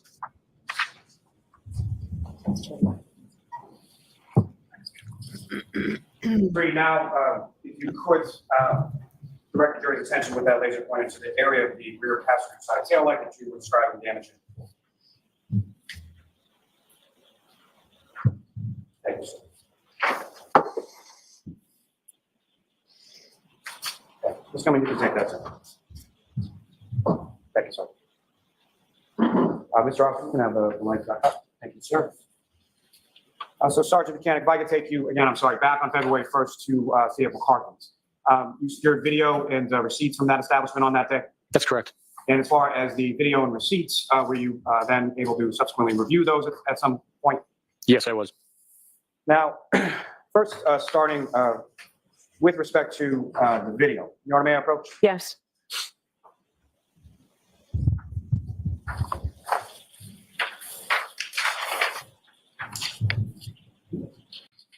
Recognize those, sir? Yes, I do. And what do you recognize those to be?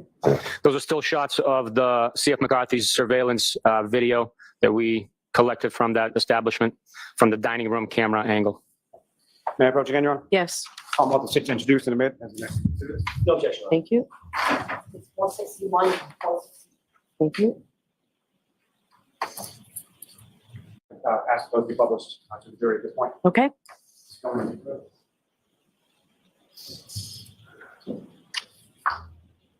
And Sergeant Buchanan, you recognize what's up on the screen? Yes, I do. And if you could, using the laser pointer, draw the jury's attention to what, if anything, of significance you observed in this still shot from the CF McCarthy. We observe the victim, Mr. John O'Keefe, here. Appears to be communicating with the defendant here. Mr. Camarano is over here as well. Mr. Sullivan is down here as well. Mr. O'Keefe is wearing the gray light two-tone sweatshirt that I held up earlier, as well as the jeans. And the next still shot is going to. Where did John's hat? And similar to this, similar to the previous one, excuse me, Sergeant, do you recognize what's depicted in this still shot here? Yes, it's, I know. again, the victim on the other side of the defendant, still dressed in the same outfit, and the defendant standing in front of him. And as far as the bar area adjacent to the defendant, what, if anything, of significance do you know there? The bar area is located near the taps, the draft beer taps at CF McCarthy's. So if you were to look at the bar from the street, that is the left side of the bar orientation on the way to the restrooms. And I'm sorry, I should have been more specific. As far as the sort of shelf of the bar immediately adjacent to the defendant's left arm, what, if anything, do you observe that? Here, I observe a cylindrical vase-style cocktail glass on the bar, as well as other beer bottles. Thanks. Just coming, you can take that down. With reference to the CF McCarthy's They did seem video, like they were having a good Your Honor, night. with court's permission, I would ask to publish certain portions of that. It's already been marked as Exhibit 50. Okay. After that, Ms. after Gilman, if having you a could, fucking hearing. from the first video.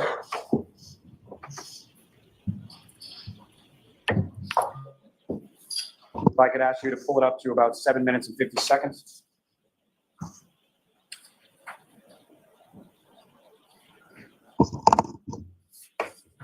And Ms. Gilman, if you could pause just for a moment, I'm just going to ask you to play from 7:50 to about 8 minutes and 20 seconds in, but I may ask you to pause it.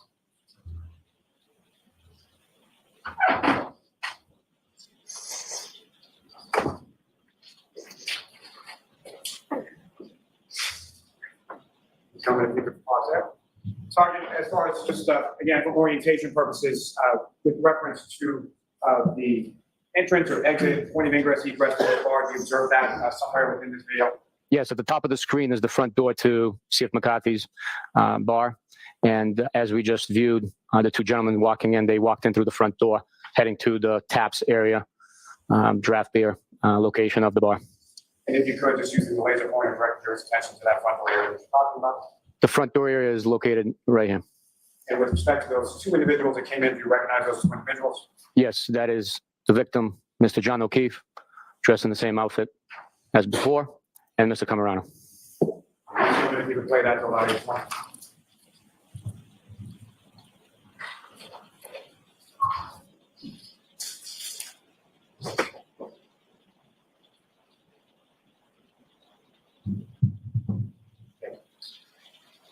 Ms. Gilman, if I could ask you from the same exhibits, same exhibit 50 from the third video now. If I could ask you to go to about 6 minutes and 10 seconds in. And I'm going to ask you to play that till about 6 minutes and 43 seconds.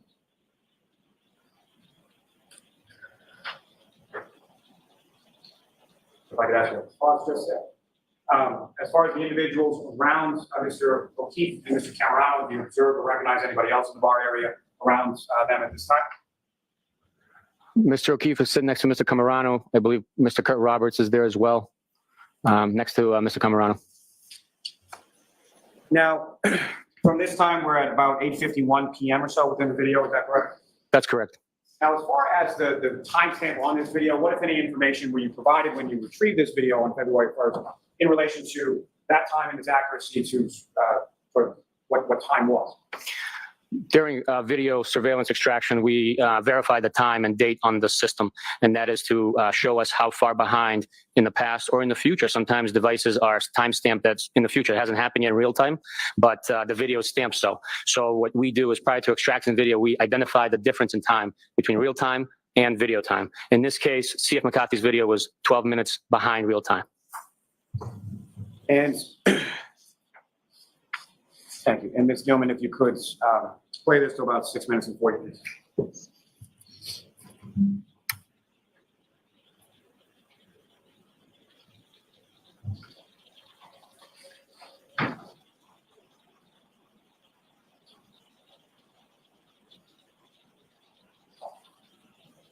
We just pause there briefly, Ms. Gilman. As far as anyone else within the area of the bar, the area of Roberts, who, if anyone else you recognize in that area at this point? I recognize the defendant walking in and interacting with the victim, Mr. John O'Keefe.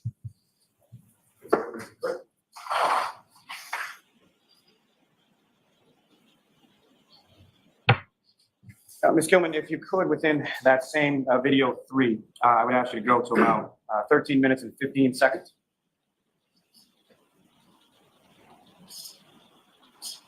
And I'm going to ask you to play from here to about 14 minutes and 45 seconds.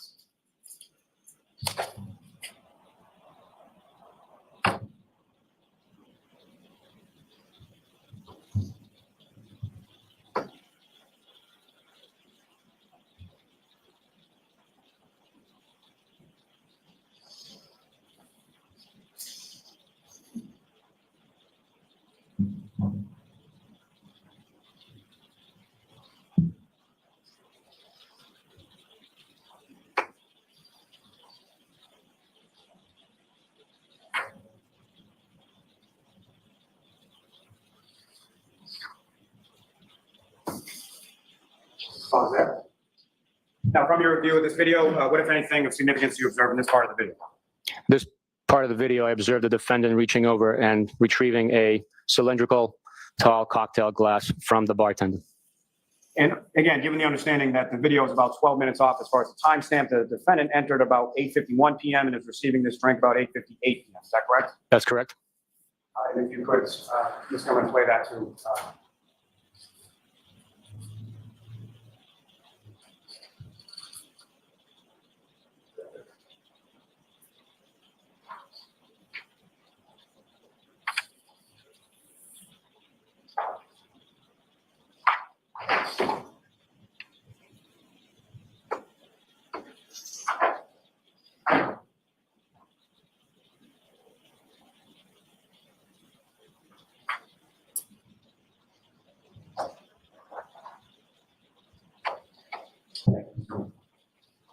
Now, Ms. Gilman, if you could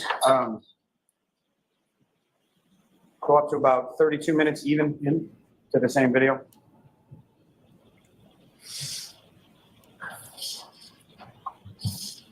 And I'm going to ask you to play that for the next 30 seconds or so, to about 32 minutes and 30 seconds.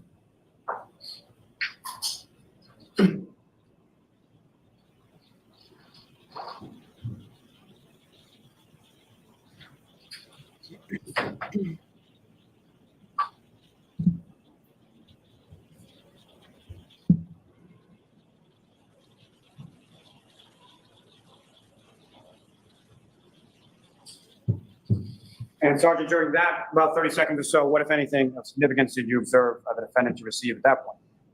A cylindrical cocktail glass. And so that would be the second drink, is that correct? That's correct. And that's at approximately 9:15, is that correct? That's correct. So are we Ms. Gilman, putting if you could drink go at a bar on to trial about here? 37 minutes into the same video.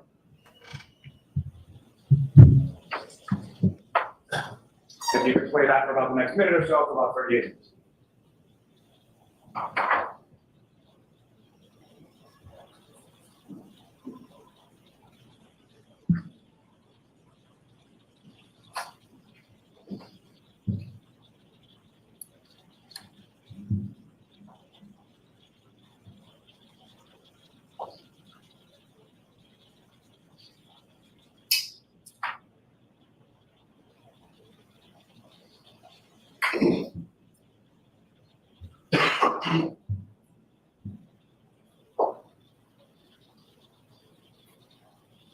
Oh, she poured a shot into her drink.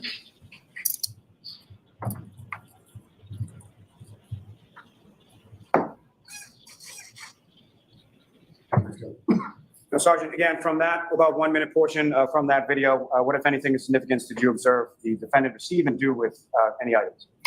She received the shot glass beverage and poured it into the tall cylindrical cocktail glass, and then Mr. John O'Keefe stirred it for her. And so that would now be the third drink, is that correct? That is correct. And that's about 9:20 p.m., is that correct? That's correct. Ms. Gilman, if I could direct you to the fourth video, video number 4. And ask you to go about 50 seconds into into this video. And I'm going to ask you to play this, Ms. Gilman, from 50 seconds to about 1:30.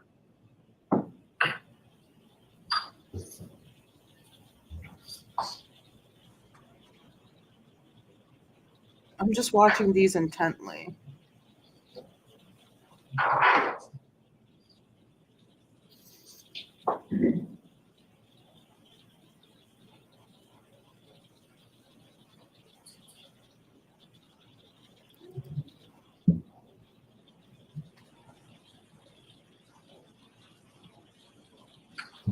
Thank you, Ms. Gilman.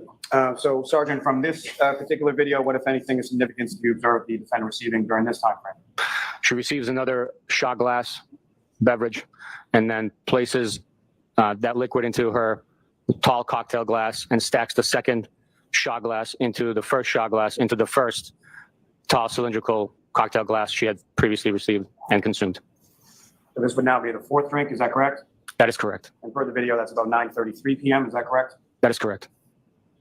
And Ms. Gilman, within this same video, if I could ask you to go to about 26 minutes and 30 seconds. Ms.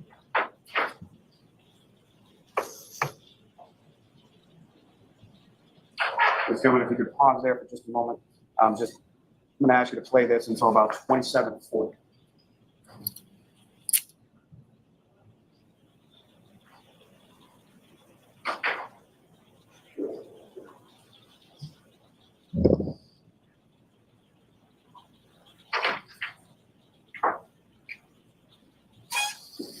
Hold on. I know, right? Like, I'd have to pee immediately.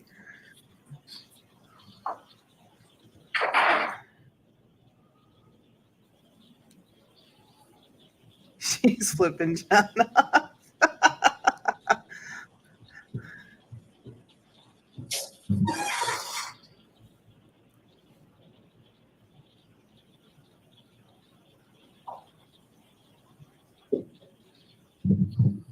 Thank you, Ms. Gilman.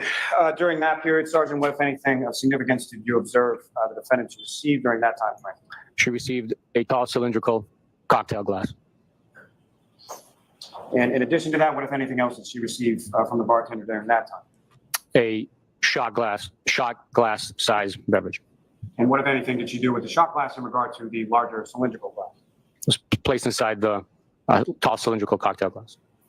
So that would be drinks 5 and 6, is that correct? That's correct. And per the timestamp on the bar video, this is now about 9:57 p.m., is that correct? Correct. And Ms. Gilman, if I could direct you to video number 5. Uh-oh. And if I could ask you to go to about 3 minutes in. And ask you to play that till about 3:30 or so.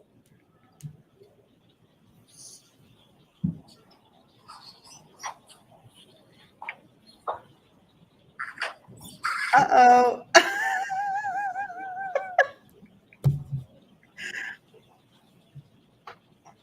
Wait a minute. But, okay. Thank you, Ms. Gilman. And if I could ask you to go to about 10 minutes and 30 seconds in. What is she drinking? And I would ask you to play that for about a minute to about 11:30 or so. Uh-oh. Wait, this is... Oh, no. I'm I'm laughing because like everyone said that she wasn't drunk. But Miss Ma'am.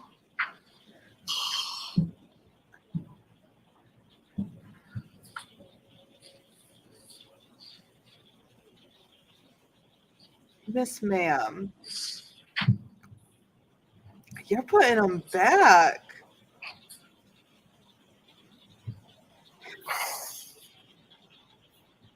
I mean, that tonic water alone. So Sergeant, sort of rounder shots during this portion of the video, is that correct? Yeah, sustained. You can ask it differently. What, if anything, of significance did you observe the defendant and or the group that she was with do in this? Pause. She got me beat. I cannot drink like that. If everything that she was drinking contained liquor, ooh, that's liquor. Then that's this is not good for Karen right now. This very moment, if I'm having that but she wasn't drunk, right? This is all the things that she wasn't drunk. Yes, this is bar number 1 of the night. Bar number 1. Oh my gosh. In this portion of the video, the two gentlemen to the right of the defendant What consume happened? a I'm looking at the shot-sized beverage. And as far as the The shot shot glass that the defendant received, what, if anything, do you observe her to do with that? Objection. I'll allow it. Or strike that. Just what did you observe, not what she had. What did you observe the defendant to do during that portion? Prior to the shots being taken, a shot glass was poured into the cylindrical tall glass. And again, so that would be drink number 7 at that point? That would be drink number 6. Maybe 7. And I'm sorry. So the I previous have portion written down was the a next one. cylindrical drink and then a shot glass that was 5 and 6. Is that correct? Objection. I think that was the testimony, but ask it differently. As far as that drink during that portion, is that drink number 6 or drink number 7? Objection. Yeah, in that form, I'll sustain it. At this point in time in the video, after watching what you watched, how many drinks has the defendant consumed at this point? At this point, she's consumed or is in possession of Objection. I'll allow it. 6 drinks. And this is at approximately 10:29 p.m. Is that correct? Yes, that's correct. Approximately 10:29. Ms. Gilman, if you could go we to about started 20 drinking minutes at and 9. 30 seconds in. So that's about an hour and a half worth of guzzling down what I The next, presume to be vodka, but I don't know. Did she just eat an entire loaf of bread before she showed up? And it's like, there's no way she could be drunk. What's happening? He already agreed to number 5, number 6, I thought in the last video. So during that Yeah. portion of the video, what, if anything, do you observe as to the He's not. drink the defendant has and then how full it is at that point? She I don't- has a cylindrical tall cocktail glass in her hand. And can you observe, or did you observe how Give full me a that moment glass? to speak. Golly. I had number 7 being written down as the next question that he had as well. So I don't know if it really matters the exact number at this point because they see her throwing them back. The jury sees her throwing them back. What? But everyone Drink said number she 6 wasn't is drunk. empty, or near the bottom, almost empty. And Ms. Gilman, if I could ask you to go to about 22 minutes and 40, 22:40 or so within her time frame. I'm sorry. Could the little shots that she was putting in her cup be like lemon juice or lime juice? What was she drinking? I want to know. Anywho.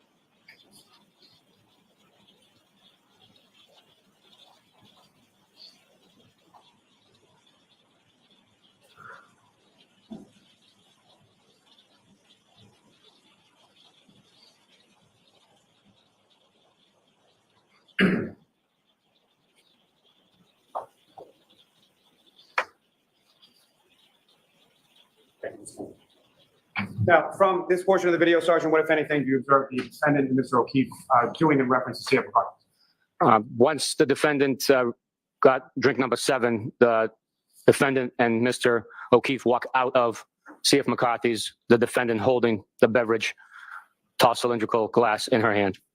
Your Honor, may I approach? Yes. Ms. Kelman, you can take that down. I'm sorry. Uh-oh. I'm showing you the 5-page document. Asking you to review that, look up when you're finished.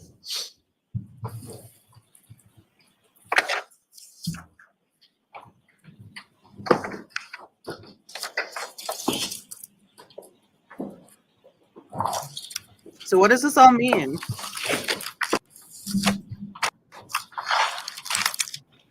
And do you recognize that document, sir? Yes, I do. And what do you recognize it to be? I recognize it to be a series of transaction receipts from the tabs at CF McCarthy's. And are these the transaction receipts or tabs that you received, you and Trooper Keith received from CF McCarthy's on February 1st, 2022? Yes, they are. And with reference to those receipts or tabs, to whom, if anyone of significance, do you, do those tabs pertain to? The first one for 5280 was opened under the bar tab Karen A. Reed. And is there also a receipt from John O'Keefe? Yes, it is. The transaction through the credit card, being a MasterCard for 5280, was paid by Mr. John J. O'Keefe. And with reference to the items listed within that particular receipt, what, if any, items of significance do you observe listed on the receipts? Under Karen A. Reed's receipt, 1 Tito's, $10, 1 Tito's, $10, 1 Coors Light, $5. Sustained. May I approach, John? Yes. I'm about to introduce and medicine next exhibit. You probably should approach Okay. briefly. I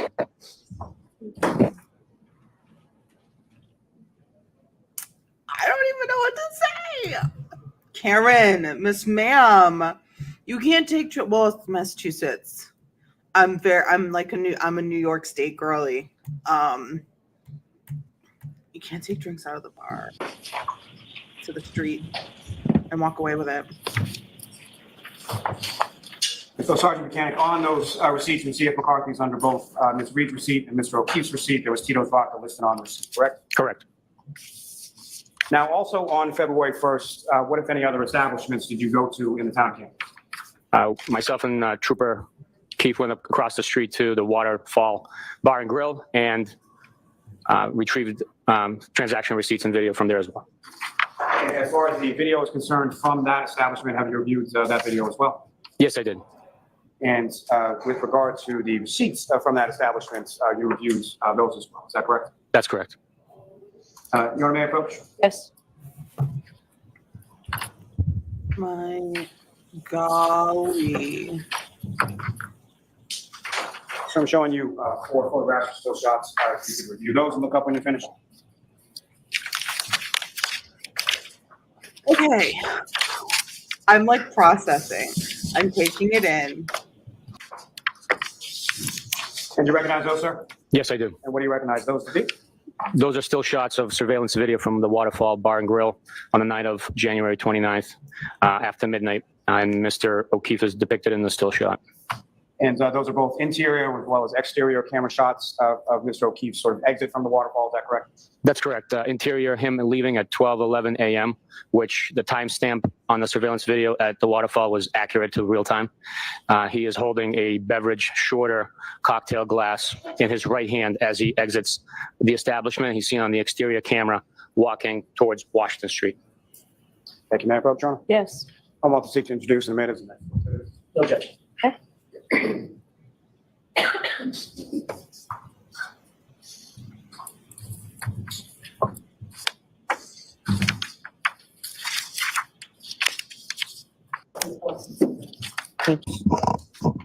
Publish for the jury. Yes.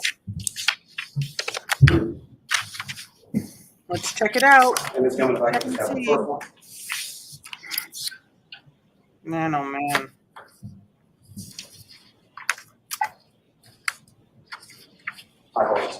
Please come and if I can have the first one, interior.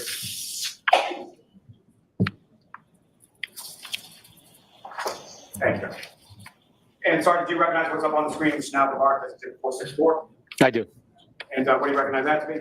That is the still shots presented to me and entered into the exhibit of Mr. O'Keefe walking out of the Waterfall Bar and Grill at 12:11 a.m. on the night of the early morning hours of January 29th, holding a cocktail glass. Please write that in second still from the second still. And again, do you recognize what's up on the screen, sir? Yes, sir. And if you could, using the laser pointer before you, just direct the jury's attention to where you observe Mr. O'Keefe and what, if anything, you observe Mr. O'Keefe holding as he of the waterfall. Mr. O'Keefe is observed here.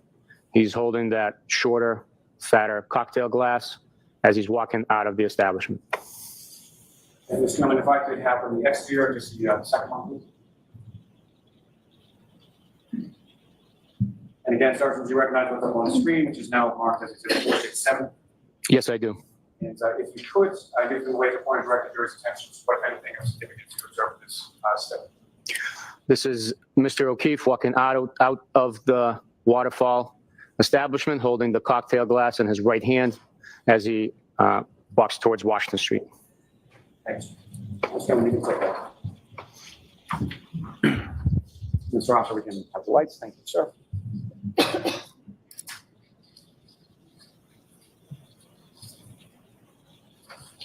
Madam, may I approach the witness? Yes. Showing you what's been previously marked as exhibit 4, just ask for that. I don't know what to say because this is like his moment. This is Lally's moment. Be like, see, I told you so. And do you recognize what's contained in exhibit 54? I And do I'm recognize here yes. for it. Are those the receipts that you received from the waterfall when you went there on February 1st? Yes, they are. May I approach again, Your Honor? Yes. Now, sir, with reference to the waterfall, in regard to the timestamp on that surveillance video, what, if anything, were you told as far as the accuracy of that timestamp when you retrieved that video? That video was confirmed to be accurate in time, as in real time. No discrepancy. And Your Honor, with the court's permission, if I could just publish 3 quick clips from what's been marked as exhibits 53. Okay. The defense is going to have an interesting time, a hard time, in my Ms. Gilman, opinion. if I could ask from channel 3, the second video down, Being like, but she wasn't drunk. if I could ask you to go from the timestamp on the top of the screen to 10:54 in 25 seconds.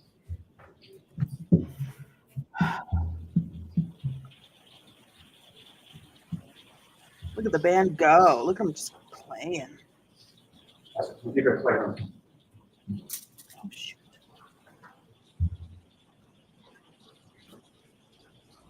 I could ask you to pause right there. So, Sergeant, from that particular portion of the video, what, if anything, of significance did you observe further? But that portion of video depicts Mr. John O'Keefe walking in with the defendant gesturing to a group of people at the top of the screen, and then Mr. O'Keefe walking over and giving a hug to an individual that's part of the group. So from the same channel 3, Ms. Gilman, if I could have from the 4th video down. If I could ask you to go 11:39 in 40 seconds. Pause there, thank you. And in about 5 to 10 seconds or so, I'm going to ask Ms. Gilman if you could pause it, and I'm just going to ask Sergeant to direct your attention to sort of the top right corner of the screen.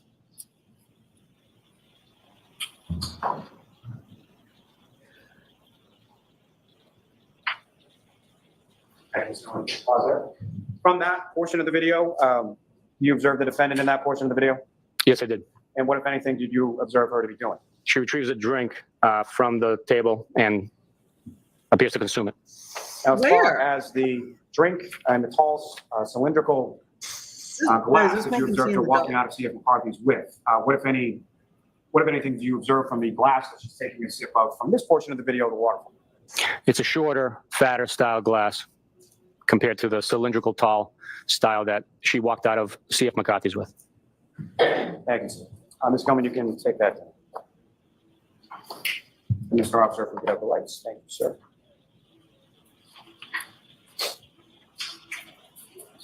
Mr. Lally, why don't we end for the day? It's been a long day. Everybody ready to go home? Yeah, okay. All right, so, They're just like, Sergeant, I we'll am. be back tomorrow, and I'll ask you to just follow the jurors out when they leave. So jurors, the same reminders, please do not discuss this case with anyone. Don't do any independent research or investigation into the case. If you happen to see, hear, or read anything about the case, please disregard it and let us know. We'll see you tomorrow. All rise for the court, please. All right, we didn't even get into cross-examination.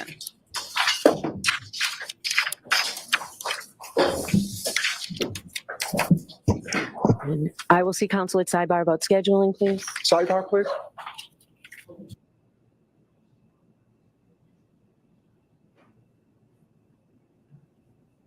Okay, so she's going to see counsel. Oh, I forgot that I wasn't.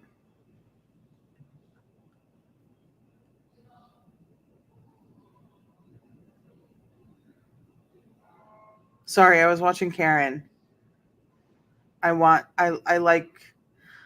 to see. I like to see what Karen does. Everyone is so done with this day, though. Like, look at all of these faces. Just like, oh, I'm exhausted. And this is Karen's family back here. So she'll turn and give a little chit chat to them, mouth some words off because she can't like actually speak to them. But she'll give a little chit chat to them. That's her father and mother. Okay, so while they're finishing up, I don't think we'll hear anything.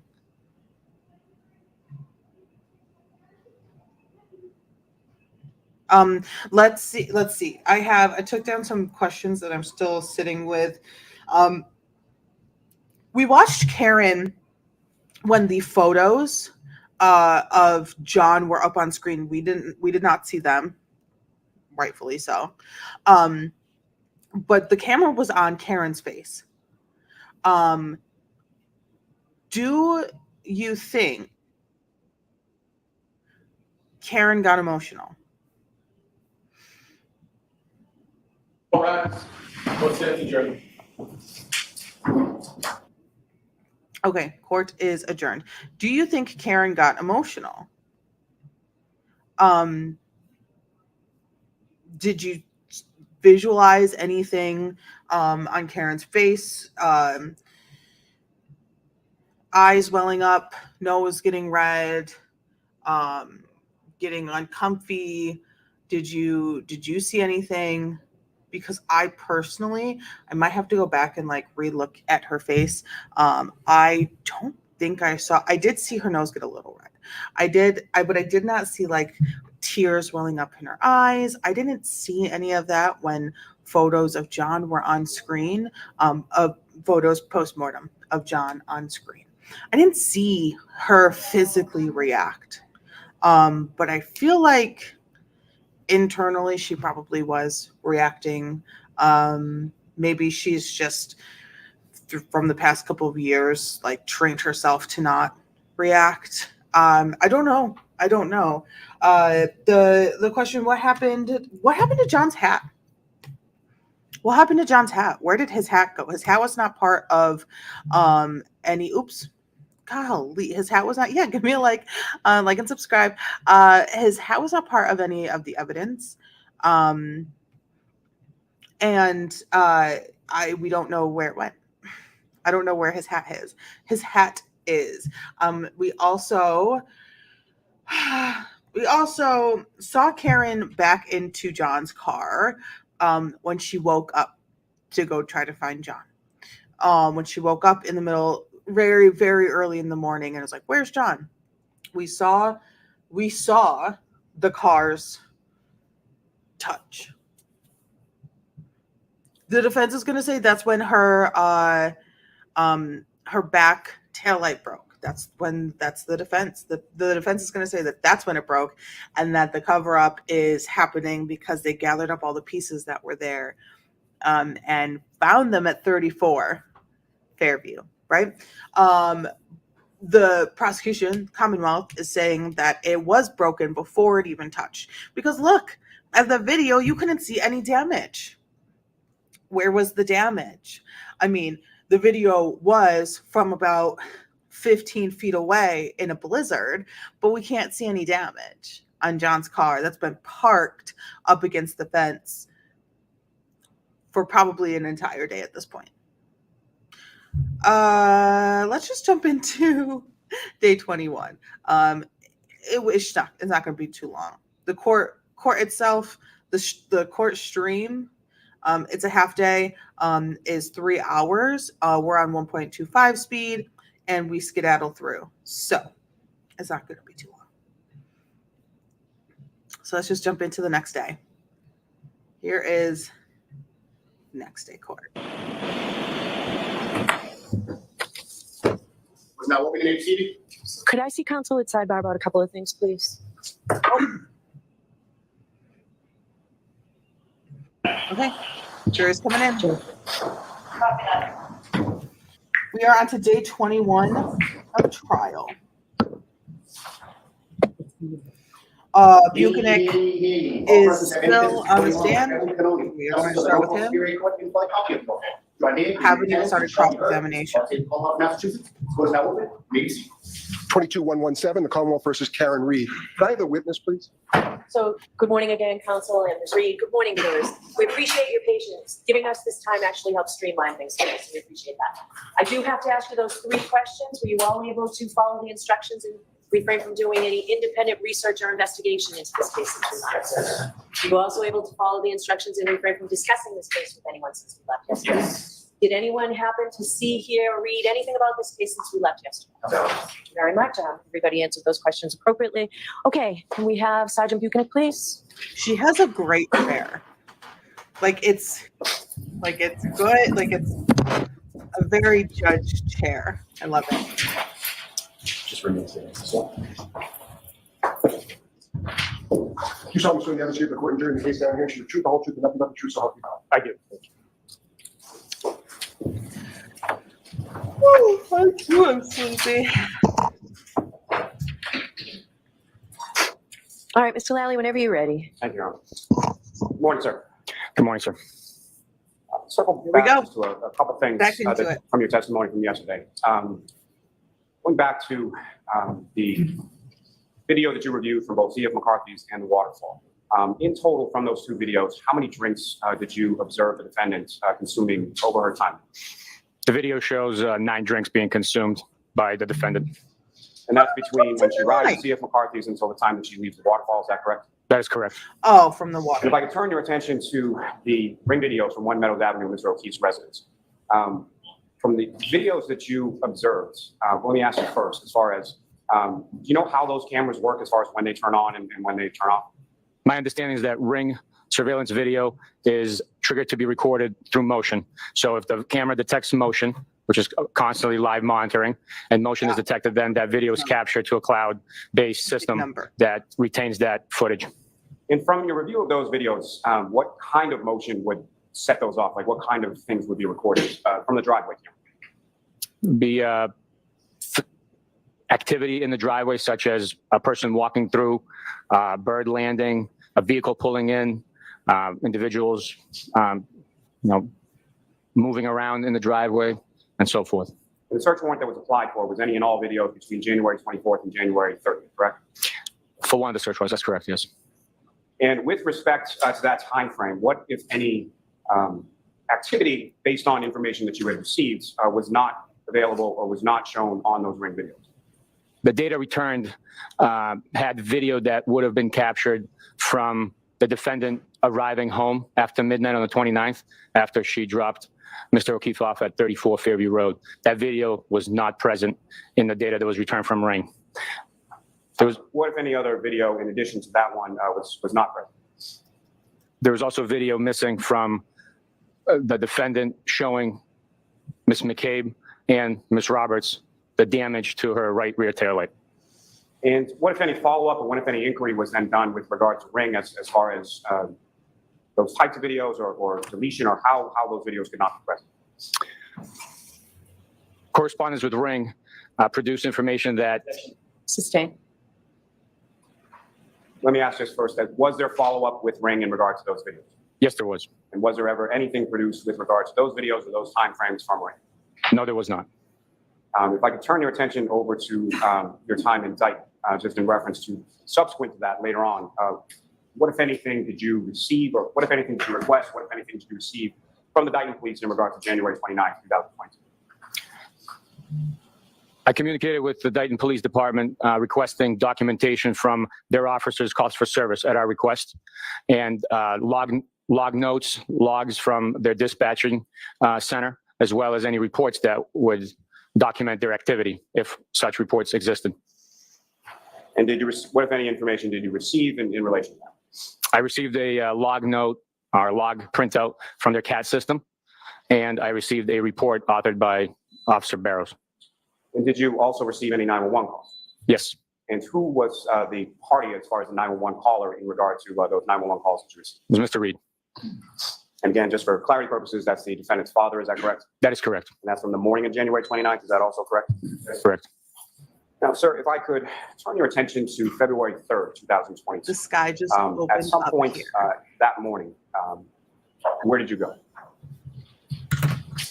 During the morning hours of February 3rd, we planned to meet at 34 Fairview Road. Myself, Trooper Proctor, and Trooper DeChico arrived at that location in order to conduct a secondary search of the area as the temperatures were turning and the snow was melting naturally. We decided to do another search for articles that were now, we realized and learned, were missing and could be of evidentiary value and aid in the in the investigation. And with respect to going to 34 Fairview Road, what, if any, tools or what, if anything, did you bring with you, you and the other troopers, in regard to conducting that secondary search? I requested the troopers bring shovels, rakes, anything like gardening items that would help them to dig through the snow and locate any missing items. And as far as the temperature change that you're talking about, how precipitous the change are we talking about? The temperatures went above freezing, so the snow did begin to melt, and it was significantly warmer compared to the 18 degrees the night of the incident. Now, you mentioned items of evidentiary value that you had learned of and were looking for. What, if any, clothing items, Mr. O'Keefe, were you looking for specifically on February 3rd? We were specifically looking for Mr. O'Keefe's baseball cap. And in addition to yourself, Trooper Proctor and Trooper DeChico, who, if anyone else, did you notify, or who, if anyone, from any other unit within the state police responded that day as well? We requested the assistance of the Crime Scene Services section of the Massachusetts State Police, and Trooper Evan Brent showed up to assist us with documentation of the location and the evidence that we were hopefully going to find. And from those, Trooper Brent arrived and took photographs, is that correct? That's correct. And when was it that Trooper Brent arrived in relation to your arrival? I believe he was already present when we pulled up, but I'm not sure to his exact time of arrival.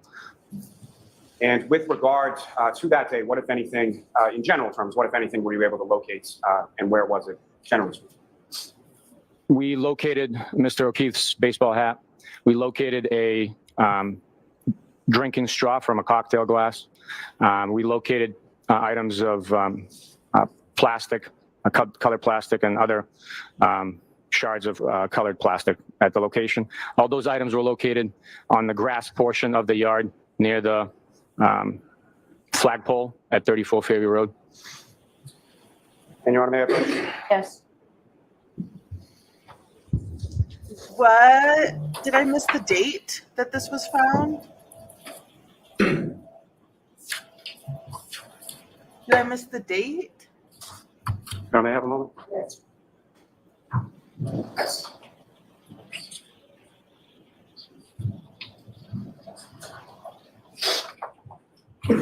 And Sergeant, I'm going to show you a series of photos, but I'm going to break this up a little bit. So, Mr. Lally, with your back to the jurors and the air conditioning on, I'm sure they can't hear you. My apologies. She's like, I really So, sir, what I'm going to do is I'm going to show you some photographs, a series of them, but I'm going to break them up a little bit just to make it, okay, sir, hopefully quicker. She's like, are you trying to be in court for the rest of your life on this specific case? Sir, first I'm going to show you 10 photographs. Ask if you could view those, look up when you're finished. I'm just going to do a quick pause. I don't know if you can hear that. That kind of background sound. I like this, Judge. Yeah, me too. That's right. It is pouring. I do not have an umbrella.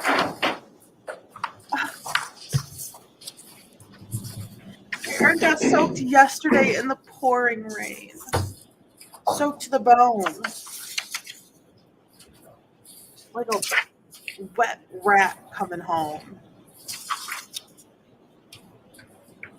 Oh no.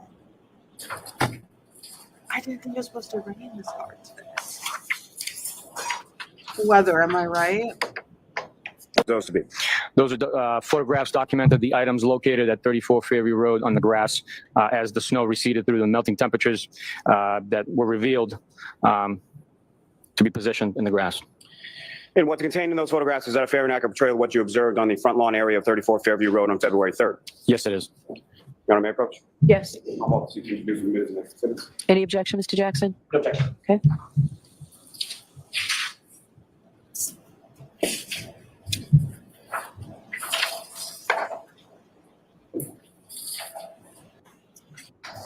I'm just staying on top of the skedaddling.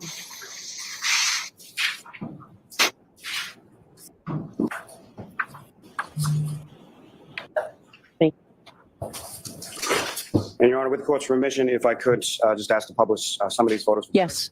Just one moment, Your Honor. Sure. This morning, if the power goes out, I'm sorry. I did not think it was going to be a big storm today.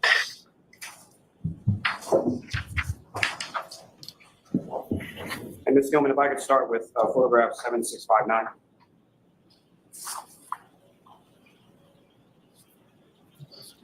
And Sergeant, do you recognize what's up on the screen, what's now been marked as Exhibit 468? I do. And if you could, just for orientation purposes, describe the jury whereabouts in relation to 34 Fairview Road, we are in this picture.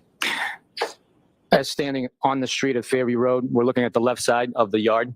In the top right corner, you can tell that there is a flagpole depicted in that photograph and a telephone switch box that's open on the left side, which is on the border of 34 Fairview Road.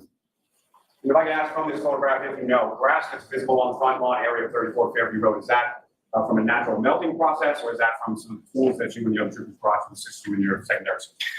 The reason that grass is exposed is due to processing of the scene and having the snow being moved away from the location, and then natural melting process taking place on top of it. As you can tell, other portions of the yard is covered in snow, and the snow had not, the grass has not revealed itself just yet. Now, as far as the photographs of various items that were located on this date, February 3rd, the photographs that were taken, were they taken as they lay, or were they touched or manipulated in any way prior to the photograph being taken? The items photographed were discovered as soon as we realized what is being discovered through the digging and excavation process. They were then photographed instantly. Certain items were revealed naturally through the melting process and the snow, no longer concealing those items underneath. Thank you. Ms. Gilman, can I photograph 7666? And again, sir, do you recognize what's up on the screen? It's now been marked as Exhibit 470. I do. What do you recognize that? That is a clear black and red piece of plastic. And Ms. Gilman, if I can have photograph 7669. And Sergeant, do you recognize what's now on the screen as Exhibit 473? Yes, that is another piece of plastic. And sort of towards the top middle of the screen, do you recognize what that is? Yes, that's a fire hydrant from 34 Fairview Road, grass area. Ms. Gilman, if I can have the next photograph, 4670. For the record, this is Exhibit 474. Do you recognize that, sir? Yes, sir. Is that a close-up image of what was depicted in the prior exhibit? Yes, it is. And Ms. Gilman, if I could have photograph 7672. And sir, do you recognize what's up on the screen, which has now been marked as Exhibit 476? I do. And when do you recognize that, Dave? Another piece of red taillight plastic. And lastly, from dispatch, just going to invite out photograph 7673. Again, sir, do you recognize what's up on the screen, depicted in what's now marked as exhibit 477? I do. What do you recognize that? That is the fire hydrant and the telephone switch box located on the edge of the property line at 34 Fairview Road. Now, the photographs that I had just placed before you, haven't you had a chance to review those? I have. And do you recognize what's depicted in those photographs? I do. And what do you recognize those? The property at 34 Fairview Road, left corner towards the street, capturing the flagpole and the telephone switch box. Mayor Pro Tem, Yes. come up to introduce and admit the next 10 minutes. No objection. Okay.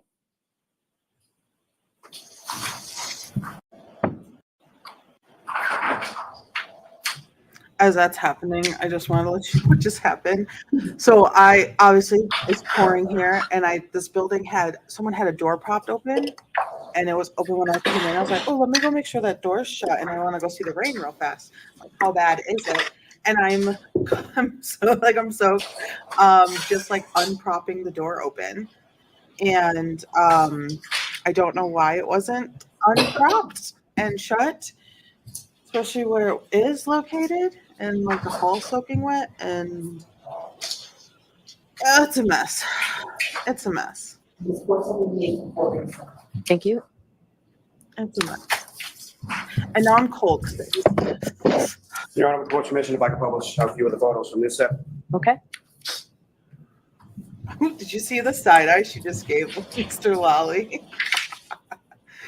Yeah, the digging. Mm-hmm. Mr. Gilman, if I could have photograph 7681. Mm-hmm. Sergeant, do you recognize what's up on the screen? It's now been marked as exhibit 481. I do. If you could describe to the jury what's depicted in this photograph. A red piece of plastic. Let me get my And stuff off. Ms. Gilman, if I could have the next one, 760. Can we just, Whoa. can you use the pointer to show us where that is, please? Yeah, thank you. All right, thank you. Oh, that? Ms. Gilman, 7682. And Sergeant, do you recognize what's depicted on the screen and now been marked as exhibit 482? I do. You know, I'm going to see counsel at sidebar for just a minute, please. If she has the energy that I do,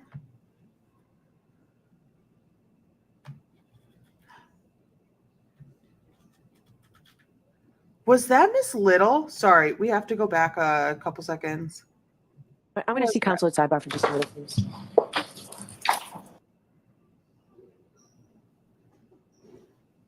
Oh no.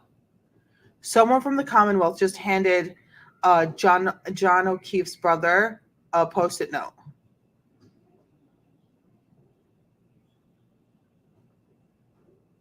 And I want to know what it says. But let's keep moving forward. I'm sorry, Ms. Gilman, 7682. And Sergeant, do you recognize what's up on the screen as exhibit 482? I do. What do you recognize that to be? A red piece of plastic. That's the same piece of plastic that pulls our image from the prior exhibit. Yes, it is. And Ms. Gilman, if I could have photograph 7684. Mr. Lolly loves his pictures, and Sergeant, do you recognize what's up on the screen and is now been marked as exhibit 484? I do. What do you recognize that to be? A white clear piece of plastic and a red piece of plastic. And lastly, from this, sir, Ms. Gilman, if I could have 7687. So again, do you recognize what's up on the screen? It's now been marked as exhibit 487. I do. Now, Sergeant, with reference to the photos before you, have you had a chance to review that set of 10 as well? Not this one yet, not yet. If you could, please.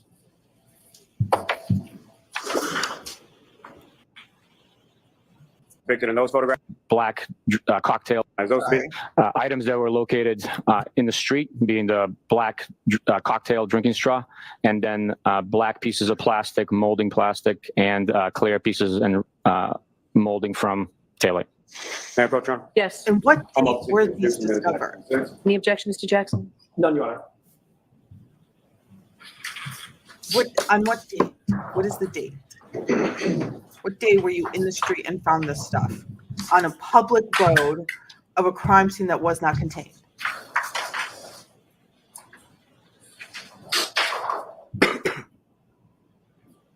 do that, camera person. Display some of these photographs.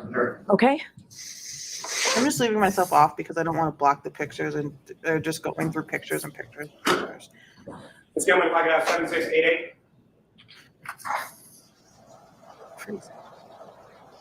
And Sergeant, do you recognize what's up on the screen? I do.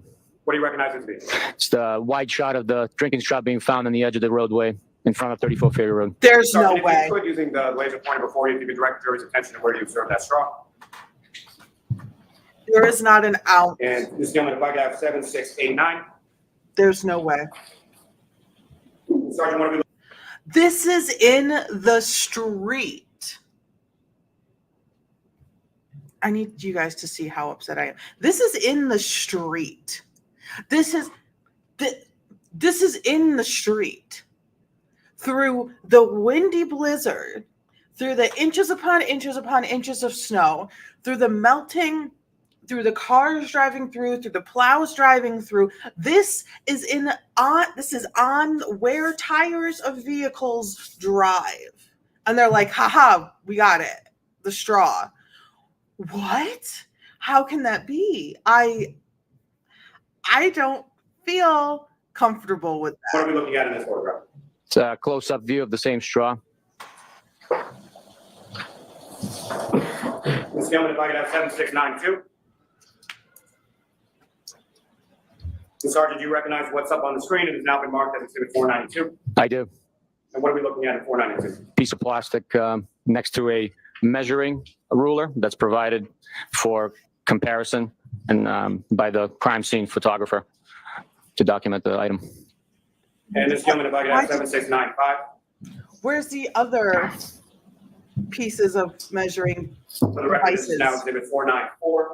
Sergeant, what are we looking at in 494? It's the same item from just prior, just zoomed in more, showing the detail, the black molding, the clear clear plastic, and red plastic. Sergeant, as far as those photographs before you, have you had a chance to review those? Yes, I have. And do you recognize what those are? Yes, I do. What do you recognize those? They're pieces of red plastic, pieces of clear plastic, and a piece of glass. May I approach, Your Honor? yes, I'm about to seek to introduce the minutes and next exhibits. No objection. thank you. If you, but it's a straw. It's a black straw. Yes, it very well could be the one from her drink that she's been sipping on all night long. But it also could just be a straw in the street. When was this discovered? What day? I must have missed the date, or they just haven't said it. Ooh.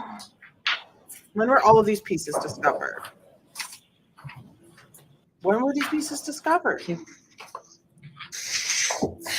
Thank you very much. Your Honor, with the court's permission, if I could publish just a few of these photographs to the jury as well. Okay, I don't know. And Ms. Gilman, if I could have photograph 7700. For the record, this is now Exhibit 498. Sergeant, if you could describe to the jury what we're looking at here. We're looking at a red piece of plastic next to a measuring ruler on the edge of the grass on the property at 34 Fairview Road by the road. And if you could start using that laser pointer to direct the jury's attention to where you observe that item being in this photograph. Right there. Ms. Gilman, if I could have photograph 7705. What? I get it. I get it. And for the record, this is But Exhibit I 502. also am having a very Sergeant, hard if you could, time. again, describe to the jury what, if anything, of significance you noted there. It's a shard of red plastic next to a measuring ruler. Ms. Gilman, if I could have photograph 7708. For the record, this is now Exhibit 504. Again, Sergeant, if you could, using the laser pointer, direct the jury's attention to what, if anything, of significance you note in this area. There is a black piece of plastic molding next to a measuring ruler. How can you definitively say molding? How can you definitively say what it is from? You haven't even picked it up Lastly, yet. this sets Ms. Gilman exhibit, excuse me, photo number 7712. Again, for the record, this is Exhibit 508. And again, Sergeant, if you could, using the laser pointer, direct the jury's attention to what, if anything, else significant you would notice. A clear piece of plastic next to a measuring ruler. That's found on the grass area as well, is that correct? That is correct. Now, Sergeant, with reference to that new set of photos before you, have you had a chance to review those? Yes, I have. And do you recognize what's contained within those photographs? Yes, I do. And what do you recognize that those photographs to contain? They contain small red pieces of plastic from 34 Fairview Road on the grass area where we located the others. Also contain a flimsy piece of circular, like very malleable plastic, clear plastic, in addition to that. May I approach, Ron? Yes. Come up, seek to introduce the minutes next. No objection. Well, if you know what that black piece of plastic is, why don't you tell us what the circular piece of malleable flimsy plastic is? Since you know, since you know everything.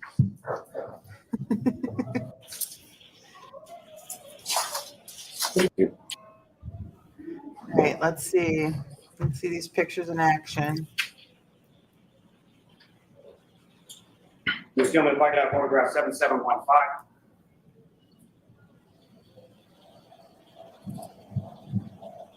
For the record, this is now Exhibit 511. Sergeant, direct your attention to the screen if you could, using that laser pointer, direct the jury's attention to what, if anything, of significance you observe in this photograph. That is the thin, malleable, circular in shape, a piece of clear plastic that was located in the lawn area of 34 Fairview Road. What is it? You know, the other piece is molding. What is this? Now, lastly, Sergeant, there's that set of photos that I just placed before you. Have you had a chance to review those? Yes, I have. And do you recognize what's depicted in those photographs? Yes, I do. And what do you recognize those to be? There are items. Those are items recovered in the lawn at 34 Fairview Road. Those items are a shard of glass, a BPD baseball hat with the American flag, and stains of blood. Your Honor, may I approach? Yes. I'm also seeking to introduce the minutes next. No objection. Sorry. No objection.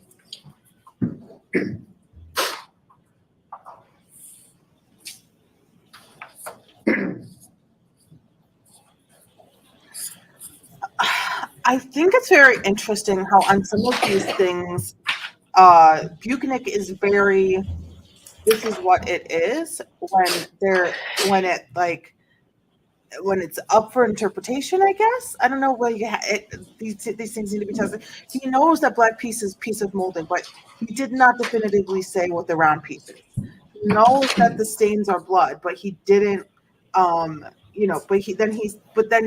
also the straw is the straw.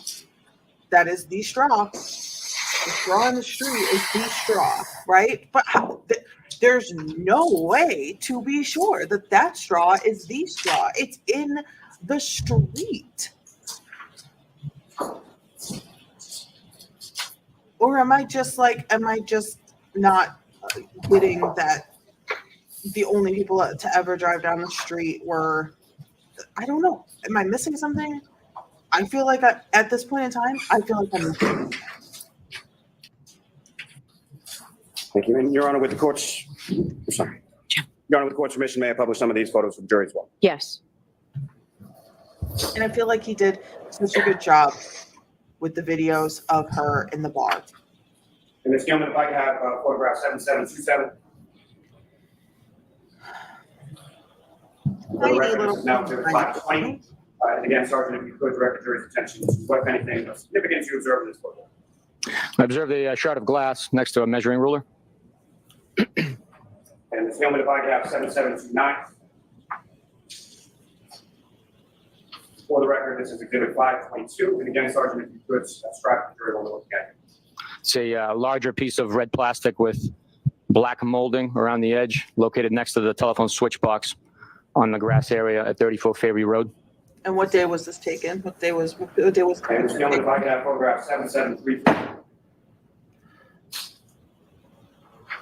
For the record, this is Exhibit 526. And Sergeant, from this photograph, what, if anything, are we looking at here? This photograph here depicts the area which we are excavating during the morning hours of February 3rd, 2022. As the shovel works its way towards the grass, my laser pointer is directing your attention to Mr. O'Keefe's hat that was compacted underneath the snow on the ground. Now, as far as this photograph is concerned, does that accurately depict the depth of the snow that you were digging into and sifting through on the morning of February 3rd? It does. And that, again, is several days after the blizzard of January 29th, correct? That is correct. And Ms. Gilman, if I could have photograph 7740. For the record, this is Exhibit 530. And again, Sergeant, if you could describe to the jury what we're looking at here. We're looking at Mr. O'Keefe's hat on the grass, pressed down and compacted to a flat surface underneath the snow, which has been excavated around it. Thank you very much. Ms. Gilman, you can take that down. Thank you, Mr. Ross. Thanks, Jim. Sergeant, on February 3rd, 2022, is that the first time that you had been at 34 Fairview Road? Yes, it is. And with respect, if I could turn your attention briefly to the following day of February 4th, did you have occasion to go back to 34 Fairview Road on that day? Yes, I did. And what brought you to 34 Fairview Road on February 4th? Having excavated those items on the 3rd, I directed the troopers in my office, who obviously reside in the communities around us, to make a point to travel by that location every day on the way to work and every day on the way home. The purpose of that was to see if anything else was to reveal itself as the snow naturally melts away and items could present themselves. So on the February 4th, as I am traveling to work, I diverted my typical route of travel to go by 34 Fairview Road. Just prior to my arrival, I received a call stating that there was Kent police representatives at the scene, and more items have been revealed due to the melting snow, and that I should come collect those items. I was down the street. I arrived and collected the item that presented itself. Wasn't And Canton if you Beach- recall, that item that you collected Yes. on February 4th, was that located on the lawn, on the street, or something else? It was on the lawn. Now, with reference to your collection of these items, either on February 3rd, February 4th, or on any sort of subsequent date, how were they collected, and what exactly did you do with them in reference to the seizing of the items and storage of the items? Each item that was collected was placed in a evidence paper bag. The collection was done by utilizing latex gloves to prevent any transfer of evidence from fingerprints to DNA onto those items. Then those items were transported to our office, logged into the system, and stored in the evidence lockers at the office. And each of those respective bags of items or evidence, they were sealed as well, is that correct? That's correct. Now, turning your attention to February 10th of 2022, did you have occasion to go back to 34 Fairview Road on that day as well? I did. And what, if anything, did you observe, or what, if anything, did you seize on that particular day? We seized more shards of glass and plastic. And if you know, or if you recall, how many pieces did you seize on that particular day? My memory is exhausted to that, but the exact numbers annotated in on the bags that the items were placed into. You know what I may approach? Yes. I'm showing you documents attached to look at that section and look up in it.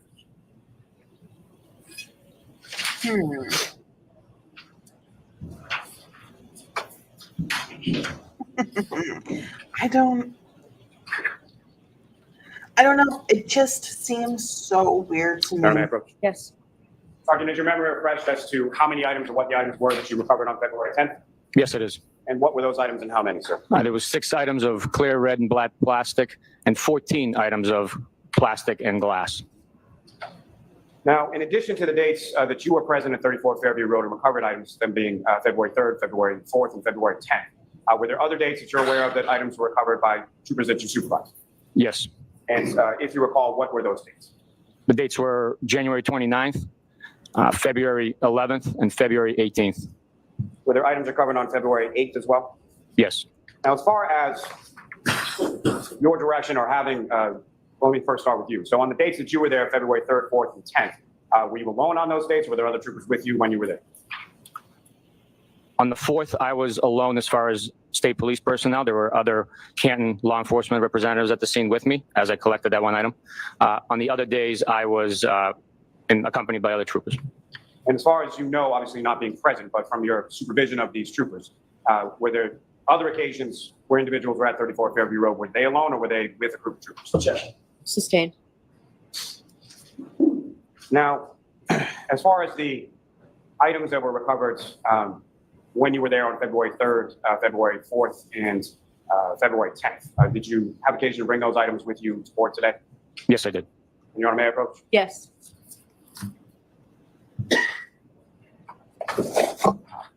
I'm presenting you with a box. First, just ask if you recognize that box. I do. And what do you recognize that? It's the box storing. I was going to say earlier, I don't think there's enough gloves in that box. And I don't think there's enough gloves in that box if he has more sections of evidence that he brought in than this, because I think that box of gloves is empty now. Storing items We should not bring a full logged into box of evidence gloves. as they relate to this case. And Your Honor, with court's permission, may the sergeant open the box? Yes. Thank you.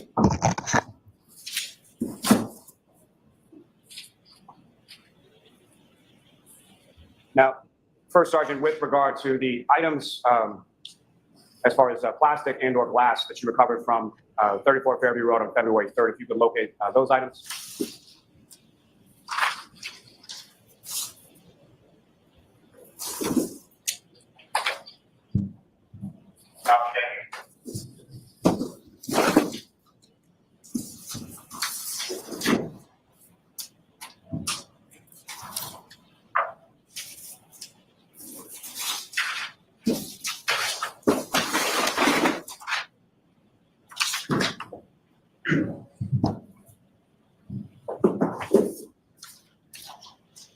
And Sergeant, with respect to each of those bags, they contain items of evidentiary value, whether they be plastic or glass, that were recovered on February 3rd. Is that correct? That's correct. And I'm sorry, how many bags in total do you have there before you? I have 3 bags, 2 containing broken glass and plastic, and a steering straw, broken red plastic and clear plastic, and a bag containing 1 black Boston Police Department hat. Your Honor, the Commonwealth will seek to introduce in minutes the next 3 exhibits. No objection. Okay.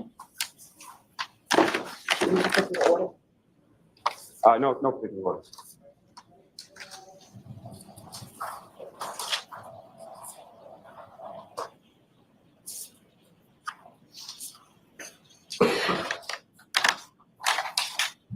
Yes. 535, 536, and 537. Thank you.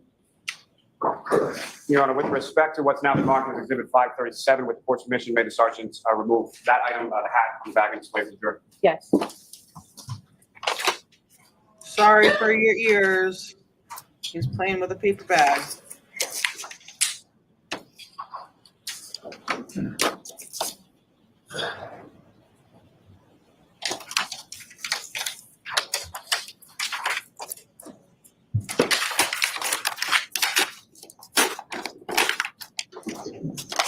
What's it? Tingles on my entire spine.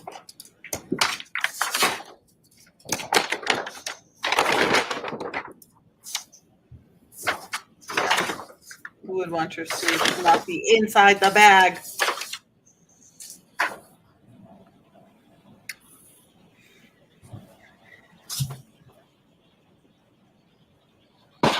Thank you, sir. You can place that back in the bag.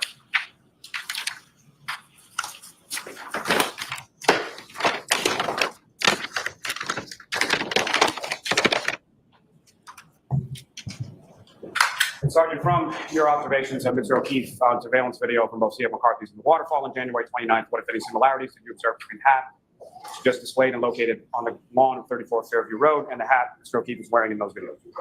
It appears to be the same exact hat. Now, Sergeant, with reference to the box of other items, if you could remove what, if any, items you recovered and seized from 34 Fairview Road on February 4th.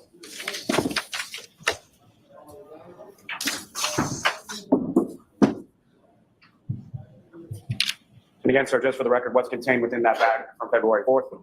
Contained within the bag is a piece of red, hard plastic taillight cover. Your Honor, the Commonwealth will seek to introduce in a minute the next exhibit. No objection. Thank you. Exhibit 538. And lastly, Sergeant, with regard to the box, if you could remove the items that you seized from February 10th, 2020. And Sergeant, with respect to those 2 bags of items, if you could just inform the jury what is contained within those bags. Bag labeled item number 10 contains 6 pieces of red, black, and clear plastic. Bag labeled number 11 is containing 14 pieces of glass and plastic fragments.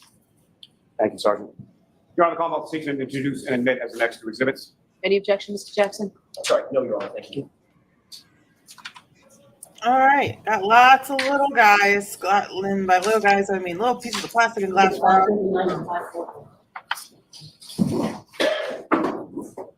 I'm sorry, was it 539 and 540? Yes.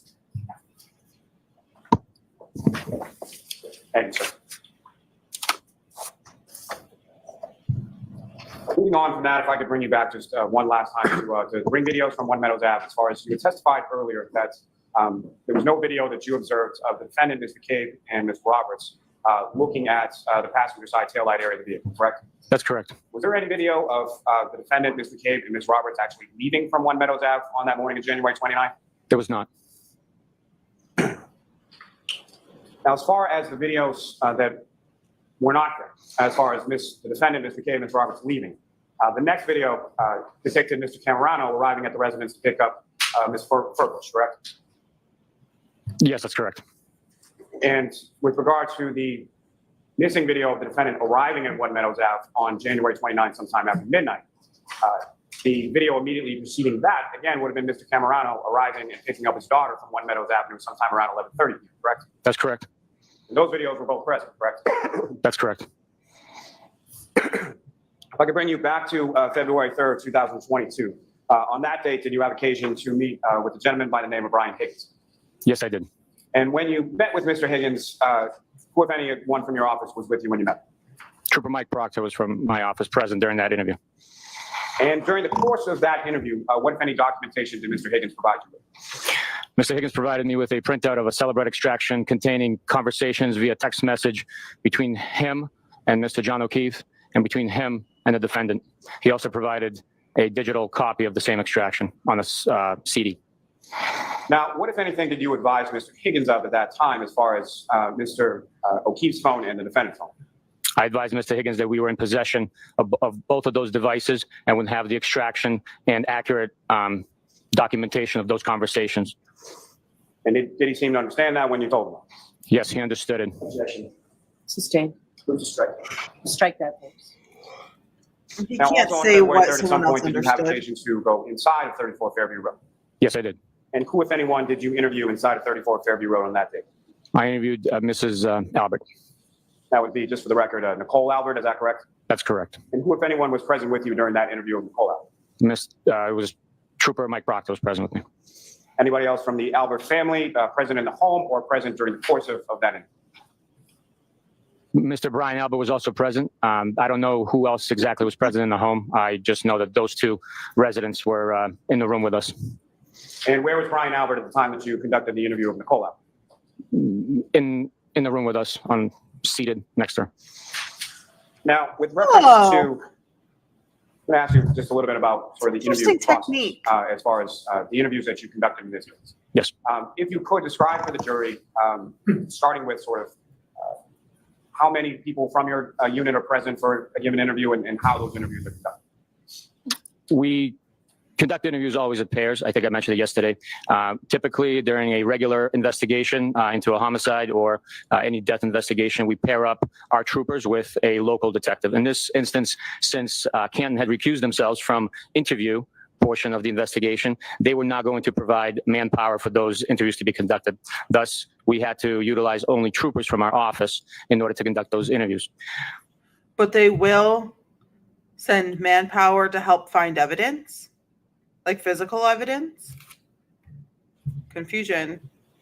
It typically, obviously not perfect, but as far as the interviews that you were present for, about how long a period of time, generally speaking, were the interviews that you conducted in this case? From my experience, I have learned that to fully communicate a course of recollection of events that an individual observes, experiences, or is aware of, and understand every detail of that experience. It would take approximately 45 minutes at a minimum to conduct a full interview with a witness in detail. Now, sir, if I could turn your attention to June 9th of 2022. On that date, at some point, did you have occasion to meet with the defendant? Yes, I did. And at some point during that meeting, did you have conversation with the defendant? Yes, I did. And was that conversation, or at least portions of it, memorialized in any way? Yes, it was. Your Honor, may I approach? Yes. I'm showing you a disc. Does that contain an audio recording, to the best of your knowledge? Does that contain an audio recording of a portion of your conversation with Ms. Reed on June 9th, 2022? Yes, it does. Your Honor, may I approach? Yes. I'm also seeking to introduce the minutes of the meeting. All right. No objection, Mr. Jackson? All right, folks, before we play this, again, please be mindful of the instruction from yesterday. So you're about to hear statements allegedly made by the defendant, allegedly concerning the crimes with which she's charged in this case. Before you can consider any such statement as evidence, the Commonwealth must prove to you beyond a reasonable doubt that the defendant made the statement she's alleged to have made and that she made it voluntarily, freely, and rationally. In determining whether the statement made by the defendant was voluntary or not, you may consider all the surrounding circumstances. These include when and where the statement was made, the nature of any conversations with the police or any questioning by the police, the defendant's physical and mental condition, including her intelligence, age, education, experience, and personality. Your decision does not turn upon any one factor, and you must consider the totality of the surrounding circumstances. Your Honor, with the court's permission, may we publish that for the jury at this time? Yes, do you want to turn off the air conditioning? Is this very short, right? It is very short, and if we could, please, yes.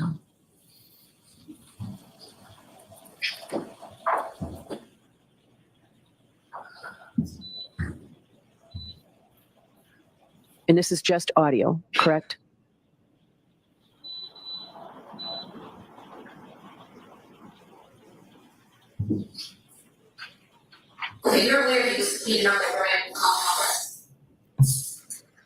Sorry. Let's go back and let's play it in normal speed. We had some audio with the 911 calls before. It's going to sound like absolute trash. I'm so sorry. They're playing audio into the room and it's being picked up by the microphones, which is being fed to us. So we're being fed like third-hand audio. So again, I'm so sorry. Let's listen to it in normal speed. Okay, you're aware you speeding up the brand conference. I mean, we're all in on the same joke, right?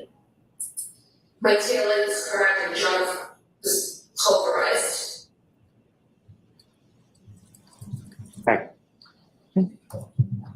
Now, Sergeant, I heard polarized. on hearing that statement from the defendant, what was your reaction? Objection. Sustained. On hearing that statement, what, if anything, did you do? I advised the defendant not to further speak. Objection. I'll allow that. Now, at some point over the course of your investigation, were you made aware of forensic findings relating to the defendant's tail? Yes, I was. And specifically DNA findings? Yes. And specifically that there were... Objection. Sustained. Yes. You can turn the air conditioner. She's like, turn the AC back on fast. Turn it on fast. Mr. Lally is asking very leading questions. And you can't do that when it is your witness. You can ask very leading questions during cross-examination. The defense is able to cross-examine the prosecution's witnesses, and the prosecution is able to cross-examine the defense's witnesses. So we're going to hear a different style of questioning from the defense team when their case is up and they are calling the witnesses. They will hopefully be setting the example of not asking extremely leading questions, which is basically, the sky is blue, correct? Sure, yes. Yes, it is. Instead of, did you observe the sky? Yes. Great. You are unmuted. Can you tell me the color it was? So you can't ask any questions. Can I have one moment? Yes. Telling them the answer. That's open question. Open-ended question. So Sergeant, More than McGann, yes. on January 16th, 2024, at some point in that day, did you meet with a Sergeant Gallerani of the Needham Police Department? I did. And who, if anyone else, well, let me ask you this. As far as any other troopers from your office, who, if anyone else, was there with yourself and Sergeant Gallerani? Trooper Mike Proctor. And what was the purpose of your meeting with Sergeant Gallerani, Trooper Proctor, on that morning? Collection of our DNA. And was that something that you did voluntarily?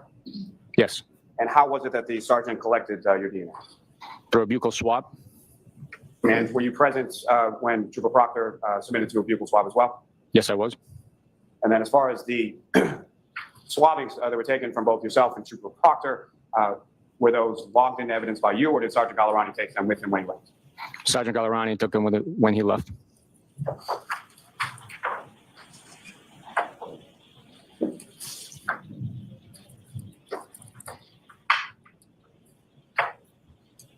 Now, may I approach? Yes. Buccal is cheek. So they went inside and then the cheek swab. There's a procedure for the buccal fat removal to like have the sunken in cheeks.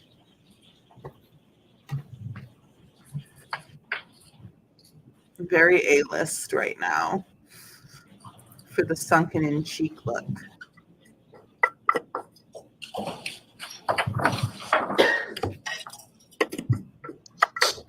Probably to determine if any DNA was done, like DNA analysis was done. I don't know. I'm going to guess inside the car because them dum-dums Thank you very much. were Sergeant. inside No the further car. Okay. Cross-examination? Thank you, Your Honor. Oh, wow. That was a little bit unexpected, honestly. Also to just kind of rule them out from touching things as well. If DNA is run on anything, there were a lot of glass pieces. So it is quite possible that, a glass piece cut a glove and got some DNA on it, and then it brings up them. You would think that their DNA would be on file already anyway, and they wouldn't have to go through and get it done again. I think we'll probably get a little more information, like exactly on it from the defense and their cross-examination of them, because I don't think they're going to leave many questions unanswered. Hopefully, Mr. Jackson is doing this cross. So. Sergeant Buchnick, I want to start with one of the latter things that you discussed with Mr. Lally, and that's specific to the ring video that y'all talked about this morning. Do you have that in mind? I do. The search warrant that produced, and just so we're clear, I'm talking about the specific ring video or series of videos that were associated with One Meadows, John O'Keefe's home. Okay. Okay. You didn't write the search warrant for those ring videos, did you?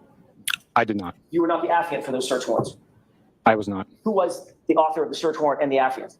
It was Trooper Mike Proctor. Who received the actual ring video or videos from the Ring Corporation? It was Trooper Mike Proctor received it. And who ultimately either logged those into evidence or controlled those once they were received from the Ring Corporation? I believe it was Trooper Mike Proctor. And ultimately, Sergeant Buchnick, you did note that in addition to just the physical videos themselves, that login information and login keystrokes, et cetera, were requested from the Ring Corporation as well, correct? There was discussion with Ring asking for those logs. I'll call it, is it correct to say an activity log? That's what was requested, yes, activity log, yes. So ultimately, the activity log would show who logs in, who accesses the data, things of that nature, correct? Or at least that was the hope. That is what was requested. All right. It would also show logging in and executing deletions, manipulating the log files, things of that nature, correct? That is what was requested, yes. When you reviewed those log or activity logs, there was no evidence revealed that my client ever logged into that account, correct? There was no activity logs provided by Ring. So you have zero, hang on. He's getting ahead. He's getting antsy. He's getting ahead.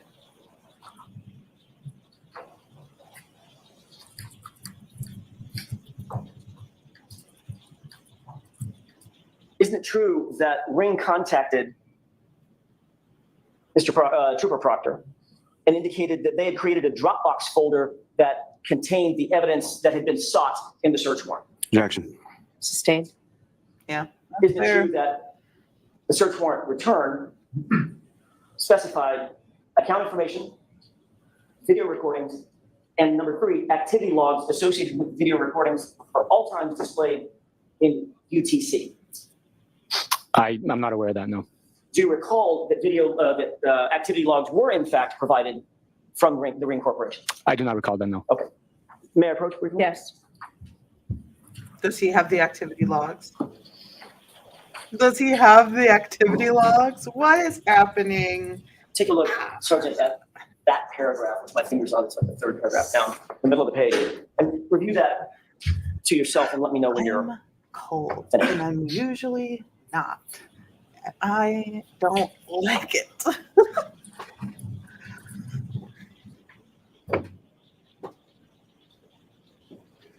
I just enjoy cross-examination because it's like a full 180 of energy, especially between Mr. Mr. Lally and Jackson. It's just like a full 180 of the energy because Mr. Jackson wants to wake the jury up and say, see, you don't have all the answers because no one does. There's a gap in the information. We don't have all the answers, so we cannot convict. He wants to do that. He wants to keep the jury like, oh, right, you're right. Oh my gosh, wait, yes, I do have that question. That is something that I'm thinking about. Oh, I didn't even think about that. Thank you for telling me. Thank you for giving me that new way to look at this. And now I have confusion and uneasiness, and I don't believe this anymore. So I think the cross-examination Have you had an opportunity to review that? Yes. May I approach, Your Honor? Yes. Thank you. is supposed to be a little more like Does this refresh your recollection as energy-wise to the exciting. items received from the Ring Corporation? That is the first time I saw that document, so it does not refresh my recollection. I simply read it. So do you have a recollection as you sit here that in fact during the course of your investigation, the 3 items that you received from the Ring Corporation were the account information, the video recordings, and quote, activity logs associated with the video recordings, all times displayed in UTC? To the extent of its availability, as it says in that document. Okay. The long and short of it is, during the entire course of your investigation, you never revealed that investigation never revealed any evidence whatsoever that my client ever even accessed the account information for the Ring account associated with the search warrant, correct? Nothing provided by Ring proved or suggested or proved any evidence of that type of activity, no. Thank you. Trooper Proctor, you were notified. I'm not Trooper Proctor. I'm sorry. No, you're not. Sergeant Buchnick. Sergeant Buchanan. How do I say it? Buchanan. I'll give that a shot. It's fine. Buchanan? Yes, Is that better? that's better. Thank you.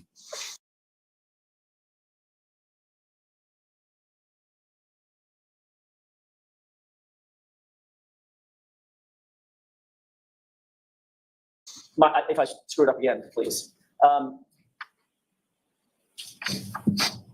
January 29th, you were notified about a Boston police officer found gravely injured outside the home of 34 Fairview at about 6:40 in the morning. Was that your testimony? That is not. What time were you notified? I was not notified it was a Boston police officer. So you didn't have that information upon the first I was. notification? I did not. Okay, what information did you have? I was just There was a messy male party in the snowbank, possibly of a heart about attack. the At new what thing. point did you learn that the individual was in fact a sworn Boston police officer? Do you even know who you're talking to? I was muted because I was chugging water. I do not know exactly when I learned that he was a Boston police officer. I think it was during that day or the following day. It was most likely that day, either. Yeah. Fair enough. Trooper Proctor was ultimately assigned as the, what did you call him? Not lead investigator, but case officer. That's correct. He was assigned on the 29th, correct? He was on call from 7 a.m. on January 28th until 7 a.m. on January 29th. So his assignment was, he was assigned on the 29th because he was on call. He was on call. His assignment took effect when the schedule came out back in mid-December. Okay. Well, he wouldn't be assigned to this investigation until there was a need for the investigation, right? That's all I'm getting to. I mean, once the call came in, he was the assigned, basically. Once the calls come in, the person that's on call is automatically assigned that case. All right. Did you personally, as his supervisor, did you personally respond to 34 Fairview at any point on January 29th? No, I did not. Did Trooper Proctor, at your direction or on his own, ever respond to 34 Fairview Road at any time on January 29th? No, he did not. Based on your initial investigation, and I'm talking about going way back, Sergeant, on your initial investigation, by 10 or 10:30 in the morning, 10:40 in the morning, it was your belief that Mr. O'Keefe had been struck in the face by a person. That was your initial understanding of the circumstances surrounding the investigation, correct? My initial understanding was that the defendant stated that she hit him. We did not know them. Sergeant, you hadn't even met my client at that point. You hadn't interviewed a single witness by 10:41 in the morning, correct? Not one witness. That's not correct. We had already interviewed the first responders. Okay, when I say witness, I'm talking about civilian witnesses. So at 10:41, you hadn't interviewed a person at 34 Fairview or civilians associated with this incident, correct? At that point, no civilians have been interviewed, no. But at 10:41, Sergeant, you contacted Good Samaritan Hospital to inform them that, quote, Mr. O'Keefe was struck in the face with a cocktail glass, end quote, correct? I do not recall contacting Good Samaritan Hospital. May I approach? Yes. Oh, we got the recording. What? This is interesting. Why did Lally not bring this up and cover it I'd before? like you to take a look at this document, and if you wouldn't mind, pay special attention to the second page, the bottom paragraph where it's tabbed in pink.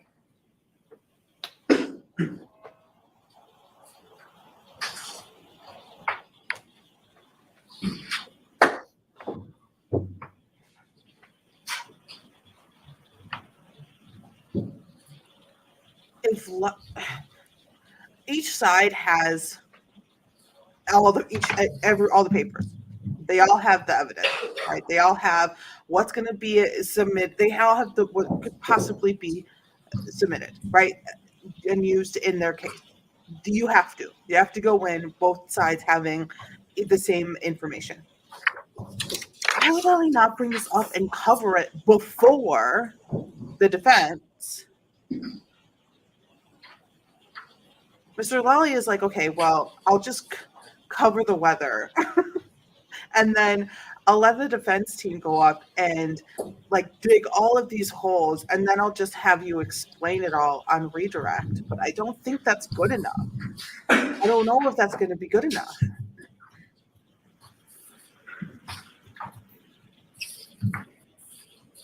He's reading it. May I approach? Yes. Thank you, sir. I don't know if it's good enough. Having reviewed this, does this refresh your recollection that you contacted Good Samaritan Hospital and gave them an assessment, at least based on your investigation at that time? That is not true. What did you say to Good Samaritan Hospital? I never spoke to Good Samaritan Hospital. That document is for the medical examiner's office. I'm not asking you where the document is from. I'm asking you if the document says Trooper Yuri Buchanan called back at 10:41 stating the case is now being treated as a suspicion. The objection sustained. Did you call back to Good Samaritan Hospital and say that the investigation was being treated as a suspicious due to a domestic situation? Did you say that? I never spoke to Good Samaritan Hospital. Did you say that there's a possibility that D was struck in the face with a cocktail glass? Objection. Sustained. Did you ever contact anybody at any medical facility and indicate that the investigation was being treated as a suspicious, in quotation marks, because the victim appeared to have been struck in the face by a cocktail glass? Objection. Allow that. Did you ever say that? Yes, Your Honor. Yes, I did say that to the medical examiner's operations desk. Okay, so when I was asking you if you ever said it to Sam, you said, no, that's not true. That's never happened. You were correcting me on the fact that it happened at the medical examiner's office, not this. I responded and answered your question honestly, yes. Okay, So honestly, you did, in fact, at 10:41 a.m. indicate to another professional involved in the investigation that the circumstance was being treated as a physical assault at that point, correct? I communicated our suspicions to the medical examiner's office. And that was at 10:41 or thereabouts in the morning, correct? That's correct. Your initial investigation during those obviously critical hours, the beginning hours, led you to believe that there was at least a good possibility. You indicated that you made a phone call, that it was a physical altercation that led to John O'Keefe's death, correct? That's correct, yes. What steps did you take, sir, in those moments, to determine whether someone in the house at 34 Fairview may have been involved in that physical altercation that you suspected at the time? As investigations develop, we followed the evidence and statements made. The steps I took was Trooper Proctor and I proceeded to an eyewitness who was also present at the scene when the victim was discovered and interviewed Ms. McCabe. And prior to that, prior to interviewing Ms. McCabe, by the way, that was at Ms. McCabe's home, correct? That's correct, yes. Even though you believe that there may have been a physical altercation, you didn't ask anybody to come down to the station. Is that right? Any of the witnesses? That's correct. And you did not seek to actually go to the physical location of 34 Fairview in those next few hours? That's correct. Or the next few days, correct? Not myself, no. Okay. As a matter of fact, Trooper Proctor did not either, did he? No, he did not. You didn't secure the interior of the house as a potential crime scene. You certainly know how to do that, right? That's a compound question. Do you want me to answer whether I did it or whether I know how to do it? Well, I'll ask the question. If you can answer it, please answer it. Okay. Can you answer that question? I can answer that question. Why don't you answer both of them then? First portion is we did not secure the home as a crime scene. And the second portion, yes, I do know how to do that. And you didn't, as a Massachusetts State Police official, you didn't secure the outside as a crime scene either, did you? I did not know. To your knowledge, nobody else from Massachusetts State Police ever did either, did they? Yes, they did. How was that done and when? When members of our office and the CERT team responded to that location and secured the front yard grass area and processed it. That was at 5:45, 6 o'clock that night on the 29th? I believe it was earlier, but I was not present, so I can't testify to the time. So you don't know personally what they did to quote unquote secure or not secure the crime scene. You know they searched it, but in terms of securing it as a crime scene, you don't have personal knowledge of that. I was not present. Okay. You never took any photos of the interior of the house, correct? I did not know. You never caused CSSS to go inside the house and process that house as a potential crime scene, correct? I did not know. No forensic criminalist at your direction ever went into 34 Fairview? No, they did not. And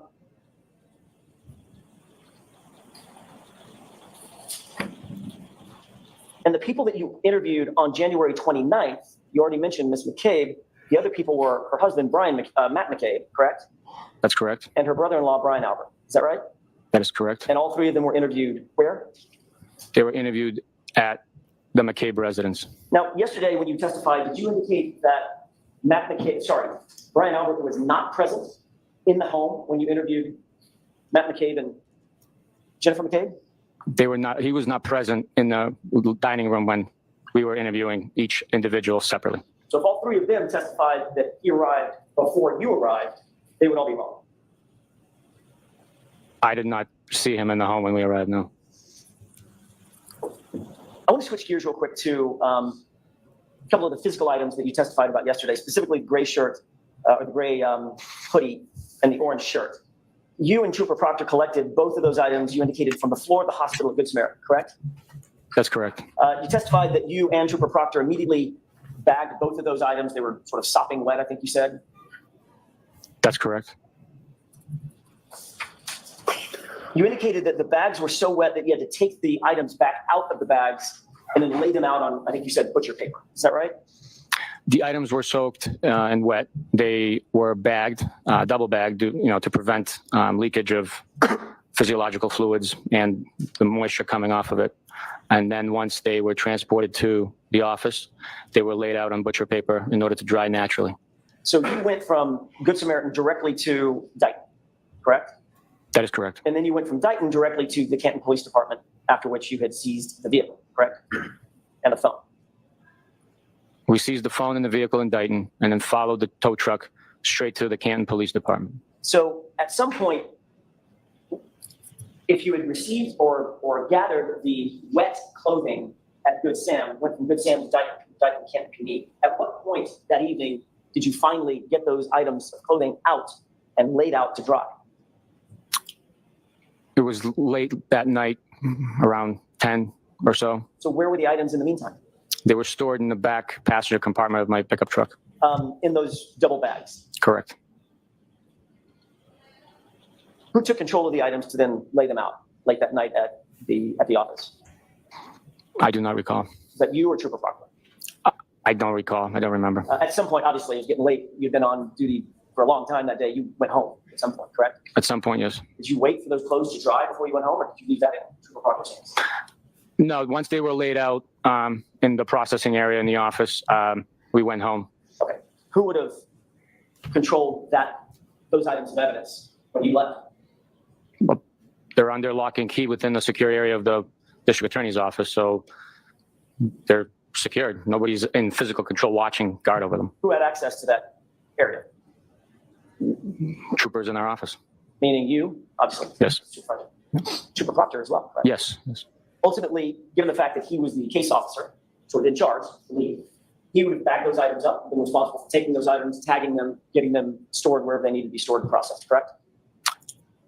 As a case officer, he could direct other people to perform those tasks for him.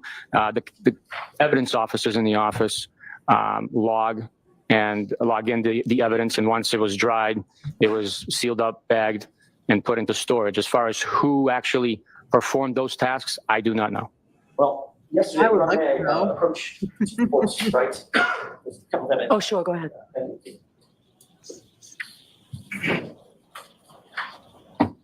I would like to know.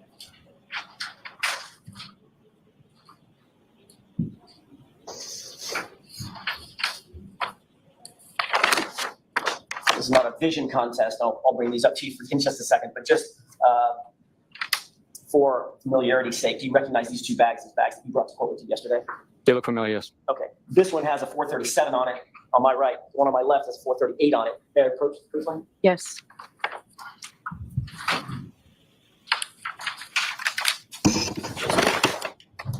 I'm not going to ask you to clubbing up at this point. The bag on your left, which one is that? 437 or 438? The bag on my left is 437. 437. Okay. And you indicated that those items were bagged after the clothing was dried and then ultimately processed in, logged in, correct? Once the items dried, they were bagged and logged in, waiting process. Yes. But you didn't personally do that. No, I did not. No. Matter of fact, looking at the bag on your right, what's been marked as Exhibit 430, help me, 438, thank you. That one has some writing on it, correct?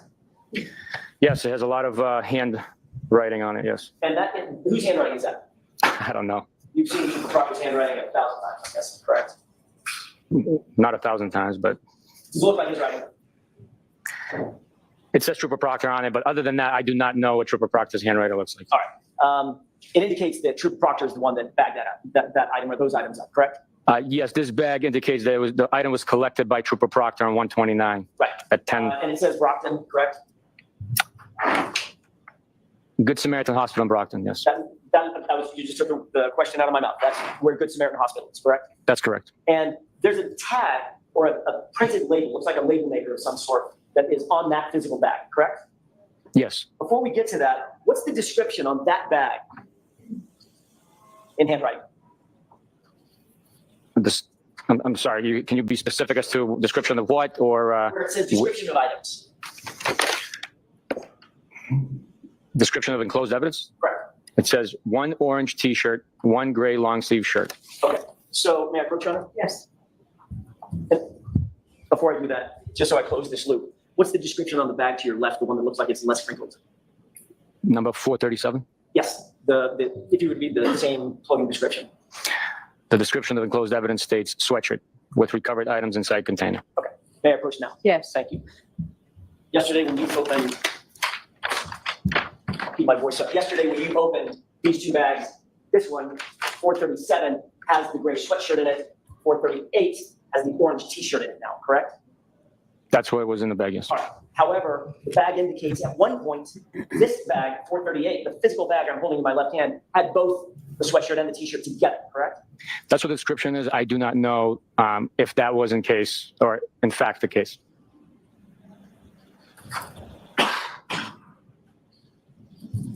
The reason you don't know is because you're not the one the bag Trooper Proctor did, correct? The reason I don't know is I wasn't present during the separation of those items, and I did not observe it taking place, nor was I made aware of how the items were separated or when. You are aware, however, that tag that's on the label maker looking tag, the white tag that's on that bag indicates that indicates a date of February 4th, correct? You'd have to bring that back up. I'm sorry. I didn't take note of that. My fault. Mayor, Your Honor? Yes. Direct your attention to the tag and the date associated with that tag.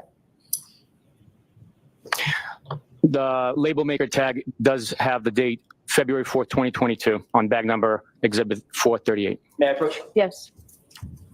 Thank you, Sergeant. Okay. Look at the defense defending. I think Jackson's handling this well so That's far. obviously 6 days after the item So, was actually Sergeant- recovered on the 29th, correct? Buchanan. Yes, it is. Buchanan? So that indicates, at least based on that tag, that item was not booked into evidence and processed until 6 days after it was actually recovered on the floor at Good Samaritan Hospital. Is that right? The date indicates February 4th, 2022. Right. And that date would be indicative, in your experience, of the date that is moved into processing by some other folks, the evidence sergeants or whomever, or the evidence officers rather, or whomever, correct? I can't speak to their procedures as far as when they print the date. That date could be when they printed the label, but the bag might have been tagged otherwise. I do not know that. But there's no other tag on that bag that suggests an earlier date, correct? There's just that one tag from the label maker. My question to you, if you know, sir, and you may not know, is what was happening to these items between January 29th, after you lost sight of them that night on the butcher paper, and February 4th, when that tag indicates that they were first processed? To the best of my knowledge, those items were drying on the butcher paper. For 6 days? If that's what the label maker says, yes, for 6 days. They were soaking wet. And those would have been Yeah. certainly accessible to and in the possession of the lead case officer in the case, was Trooper Proctor, right? Yes, if Trooper Proctor needed to review those items, he would have access to those items. Absolutely. And you're also aware that the first actual log of any chain of custody for those items is March 14th, when they were finally submitted 6 weeks later to the crime lab.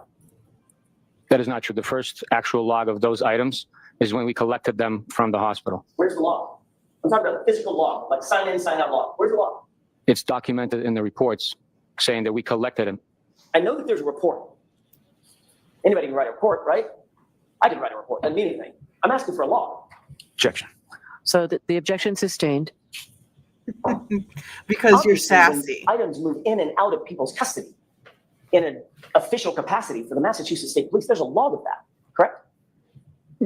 It's documented. Yes, Or at least it should be, correct? it's documented. Where's the log of these items before March 14th? It's documented in the report. There is no log, is there, Sergeant? I do not know. I want to talk a little bit about some searches that Mr. Lally asked you about, February 4th and February 10th, very specifically. Both of those searches you were involved with out at 34 Fairview, correct? Correct. But Sergeant, you didn't personally write a report about your conduct at 34 Fairview on either of those 2 dates. In other words, you didn't go back to the station and generate a report yourself. I don't recall doing that now. No. There were no photos that you took of the items at the location. I did. Most of photos, correct? I did not take photos of the items. Okay. And the first report that indicates anything that happened or was recovered at the location on either February 4th or February 10th, that was first notated in a report dated November 4th, 2023, year and a half, What? year and several months later, correct? If you say so, I do not know the exact date. That report would have to be presented to me. May I approach? Yes. He's like, say less, brother. Say less. I got you. Here you go. You don't have to read the whole thing, but if you can skip to the part that talks about the February 4th and February 10th searches. I got you, don't worry. It's all right here.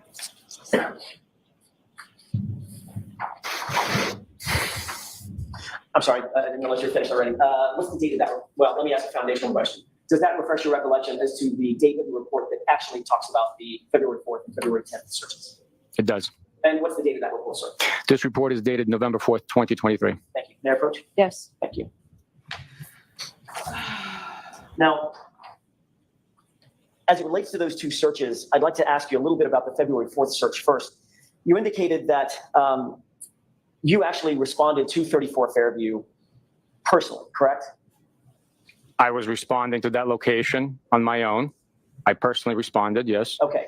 That was because you had received information that Chief Berkowitz had seen something or found something. Is that right? Chief Berkowitz from Canton PD. That is not correct, no. Okay. So when you got there, was Chief Berkowitz there? Yes, he was.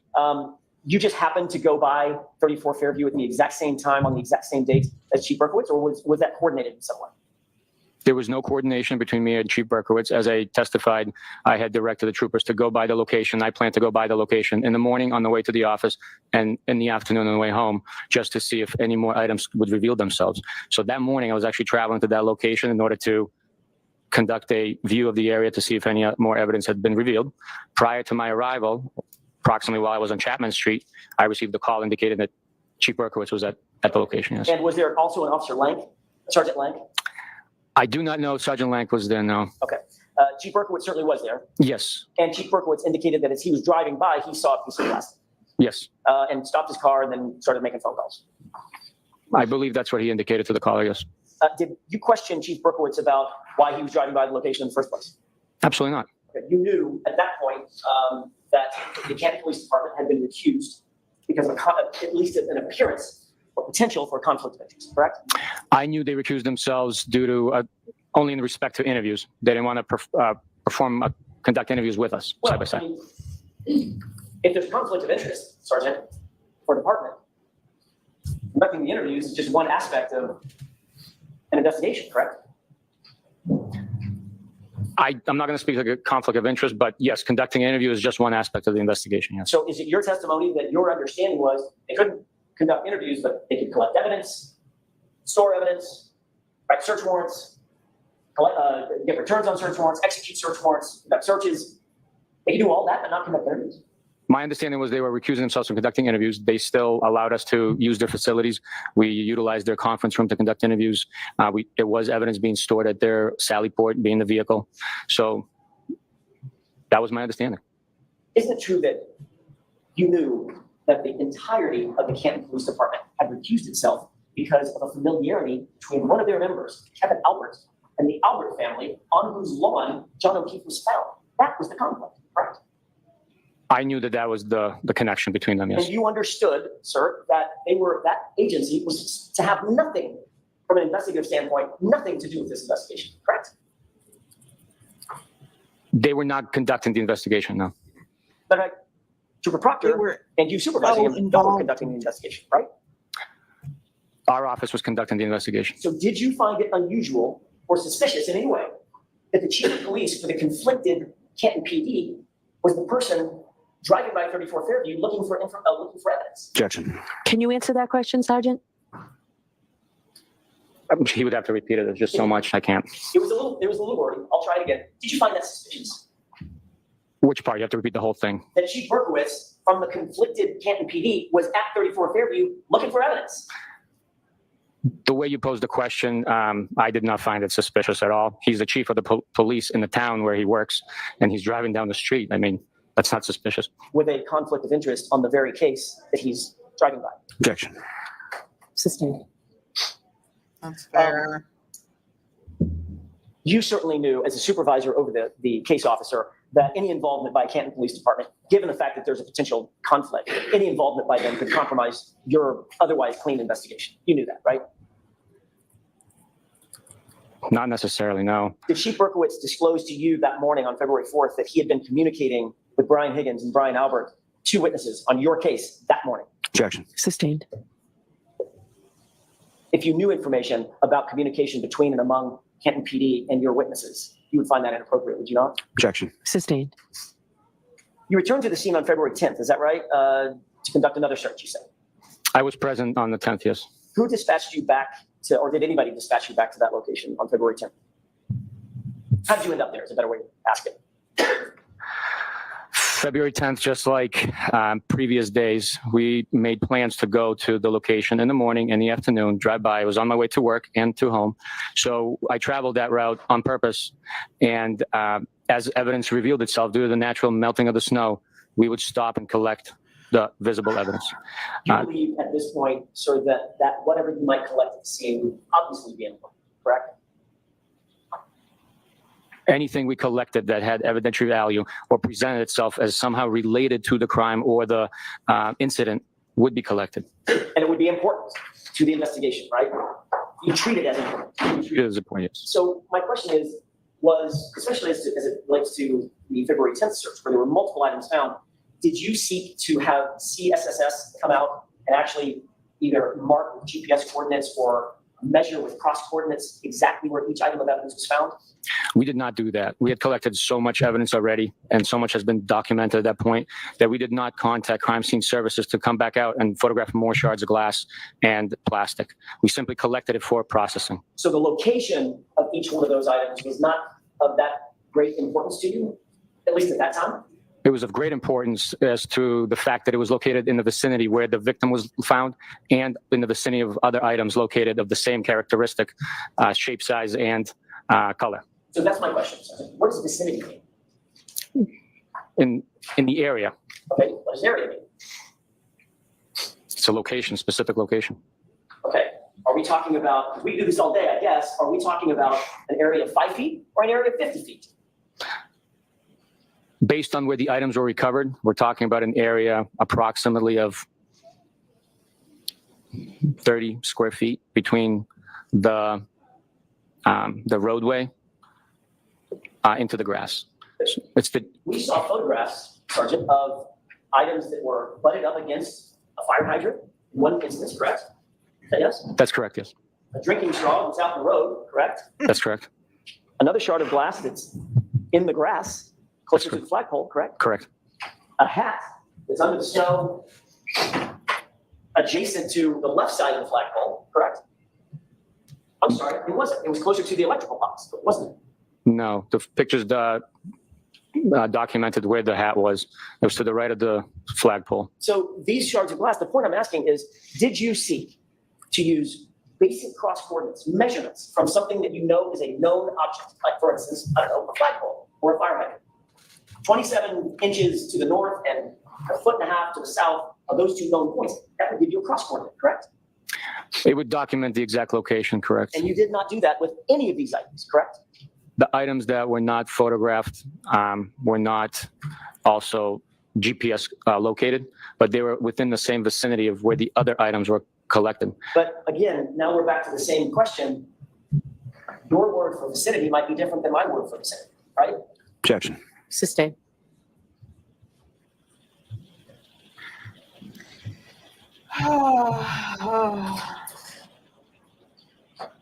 When you recover these items, or any other items, it's obviously important to memorialize on the evidence bag or in some other way exactly where they're found, who found them, the date, time, etc. Correct? We do the best we can to document all known information on each evidence item bagged at the time. And in terms of the February 10th search, I want to just ask you a couple of quick questions about that evidence bag. Did you bag the items into a single evidence bag that you found that day, or do you recall? I would have to see the bag. If you have those available, I'll take a look. I can answer. Of course, permission. Exhibit, I think it's 310. It was entered into evidence yesterday. I'd like to display that first. Okay. Oh, I'm sorry.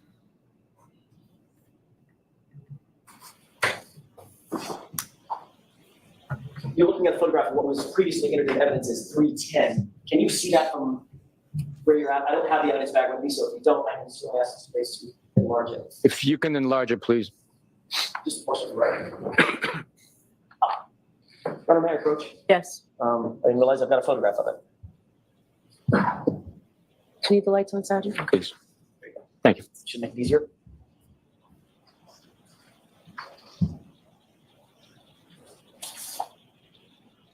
Is that cigar plastic?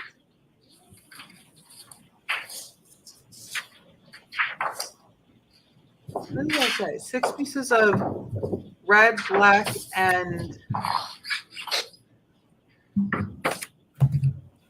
Justin, have you been able to familiarize yourself with that evidence bag? With the photograph, yes. Okay, thank you. Taking a look at that evidence bag, it has the information on it has your name is collected by, correct? Correct. The date of collection is February 10th, is that right? That's what it says, yes.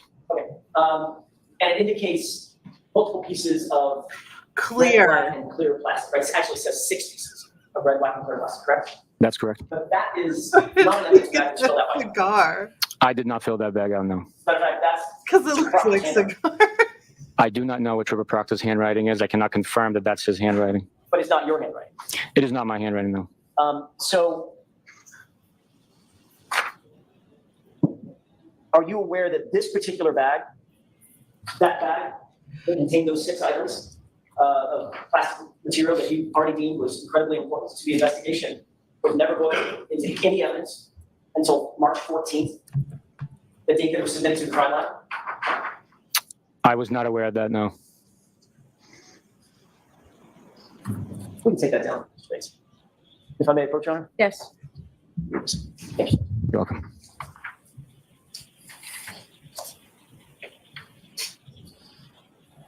That was interesting. Did you ever draft a report yourself documenting the recovery of those 6 items and the other 14 items that you said you That's found fair. on the same date, February 10th? I did not, no. Did you leave that assuming that Trooper Proctor would document that? Objection. Sustained, ask it differently. I'll ask it another way. if Yeah, I I can. need a pillow Did you believe that you didn't need to write a report? I need Sergeant, to bring a because Trooper Proctor pillow. would take care of that? for this chair. I knew that it would be documented. It was already documented on the actual bag as far as who collected it, when, where, what it was, and a report eventually would be authored on it. But the where, for all these very intricate pieces, the where is left to 34 Fairview on that, correct? Objection. I'll allow it. Is that right? The general vicinity location of the other items collected and documented with photographs was consistent with the same locations this was collected. I want to shift gears for just a second. Well, actually, I want to ask one final question about that item. Based on the documentation that you just mentioned, that it's documented on the bag, and if the bag is presented to the crime lab on on March 14th, some 5 weeks later, those items were completely unaccounted for from a log standpoint. For the entire time from when they were collected until they were booked at the crime lab, correct? Objection. Sustained. Ask it differently. Possession of those items for those 4, 5, 6 weeks. Are you talking about the items that were just displayed on the screen? I am, sir. I did not. Now I'd like to shift gears to a ring video that you saw yesterday. It's in Exhibit 6, video number 153. That may mean nothing to you. It's the 5:07 a.m. video of Ms. Reed's car pulling out of the One Meadows garage. Do you remember that video? I do. Okay. You indicated yesterday on questioning, under questioning by Mr. Lally, that Ms. Reed's car came in contact with or close to coming in contact with the other vehicle, the Traverse, in the video. Is that right? The video, as I watched the video, I observed the vehicle come near Mr. O'Keefe's car. Okay, that's what I want to talk about. With the court's permission, maybe play that video one more time. Yeah, that does look like a wide mouth Yeti. Get out of the way. All right, this is the video Okay. where Karen backs out of the drive. No, that's fine. Pause. Does that appear to be, I'm just pausing it in the first 2 or 3 seconds. Does that appear to be the video that you saw yesterday? It appears that way, yes. Okay. Mr. Bates, if you could enlarge the area around the the left rear tire of the Traverse. I'm going to ask you, sir, if you'll pay close attention to what's been zoomed, and when the SUV gets close to it, I'm going to pause it and ask you another question. You go ahead and play this. Your Honor, I'm going to object to this. So why don't we pause the screen, take it down, and I'll see you at sidebar.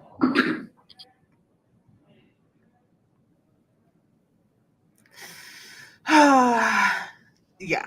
So of course, Mr. Lally is going to. That looks exactly like my Yeti. LOL. I say Yeti. Yeah, I think he's got that. I think he's got that Yeti. The sound it makes when it opens. My boyfriend has a Yeti, a couple of them, and he found one. He didn't like just drop like $200 on water bottles. He found one of them. There was a really good sale on the other one that he got too. The way that the sound that it makes when he opens it, yeah, I would bet $5 adult dollars on it being a Yeti. That's what I would do. That's what I would do. All right, let's boo scoot and boogie. If you have the lights, Up court. Your Honor. Sure. Okay, go ahead and enlarge the rear area of the traverse. And I'm asking you to pay special attention to Oh, that's much that better wheel. than last Any time. movement that you may or may not see. Oh, nope, got bad again. Okay, pause it. Okay, in about the next 3 seconds, Sergeant, I'm asking you to pay special attention to the wheel. Go ahead.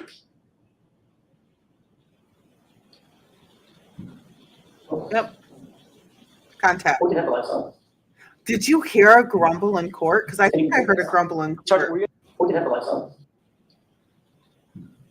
Okay. We can have the lights on. I heard noises in court. And you can take that down. Sergeant, were you able to see that video? I know it's not the clearest thing in the world, but were you able to see that video okay? Yes. What did you notice about the rear wheel of the Traverse? Based on the motion in the shot with the snow falling, it appears that there is movement, but the video speaks for itself. What would you assess based on the movement of the rear wheel of the Traverse about whether or not the two vehicles came in contact with one another? Objection. Sustained. Okay.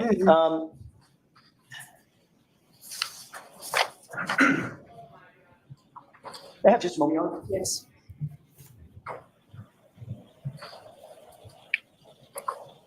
Yeah, stop buying them. Yeah. The bottles. The bottles. It's a thing. It took over. Just having bottles. I feel you. I have tumblers. I'm a Tumblr girl.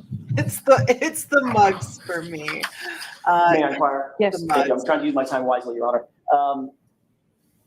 Yesterday, in the Tumblr. Sergeant, you were asked about a couple of videos related Do to I the use Sallyport them? garage. Do you have that in mind? Yes. Matter of fact, we watched one of them No. pretty specifically toward the end of the day yesterday. Did you actually, I want to talk about the one that is the clearer of the two, where you slip. You remember that one? He's funny. If you pull it up, I can. I will in just a second. Okay. There was one where Mr. Riley paused it and you were slipping in front of the vehicle. I don't recall myself slipping, no, but it was icy that day. So if there's documentation of me slipping, I wasn't. I don't I slip. didn't mean anything by that other Don't than that was fall. a moment that I thought you might recall to differentiate the videos. It's exhibit 446, but I don't think that's going to help you. All right, let's see if I can do this another way. Did you actually personally go to Canton, Canton PD, to retrieve any or Never all fallen in my of life. the videos of the Southport? You yourself.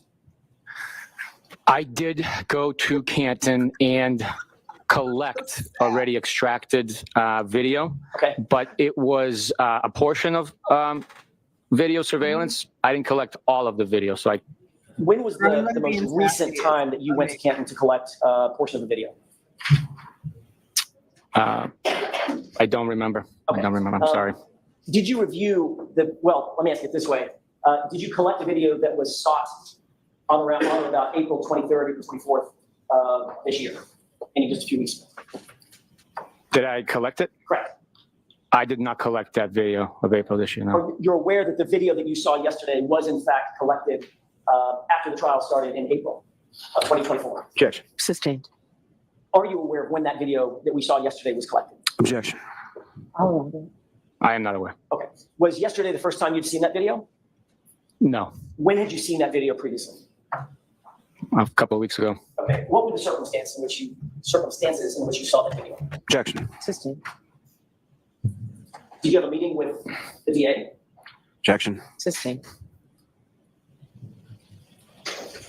Did you ever have any kind of communication with Mr. Lally about your testimony?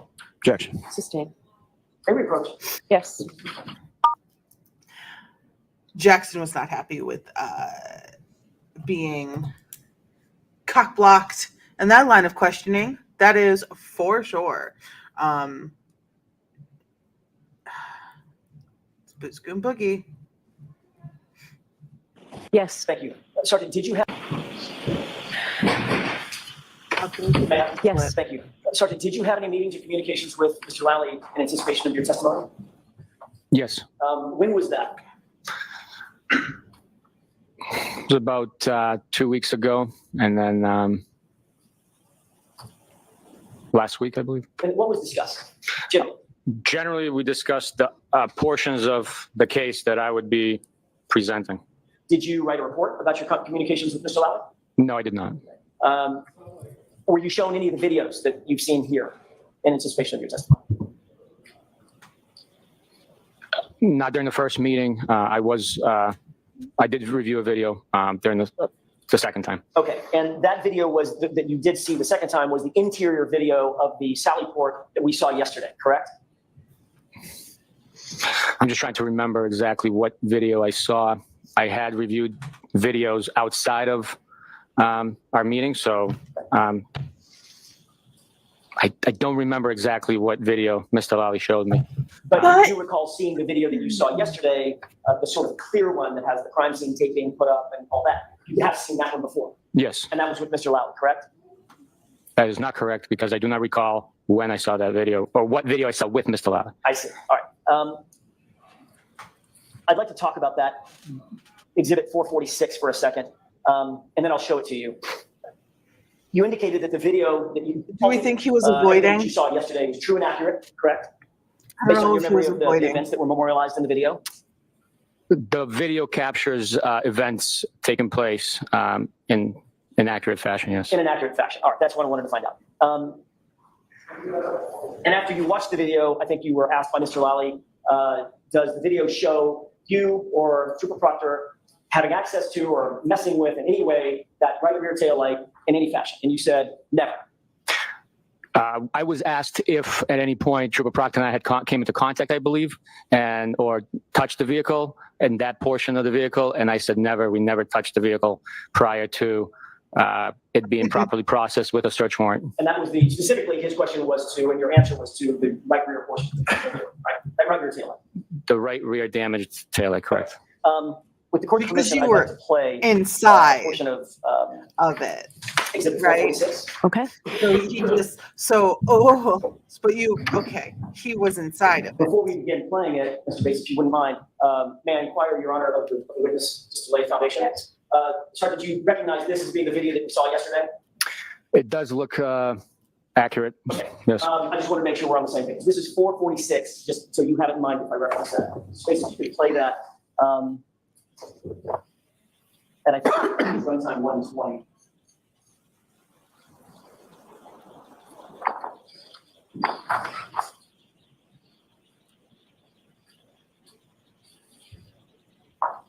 Pause it. Do you recognize that as the video we saw yesterday? Yes, I do. Do you want to go back to the part where they're getting out of the vehicle, two of them?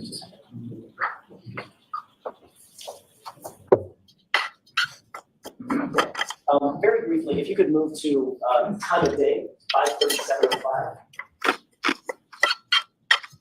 Okay, that's enough of that noise into a microphone.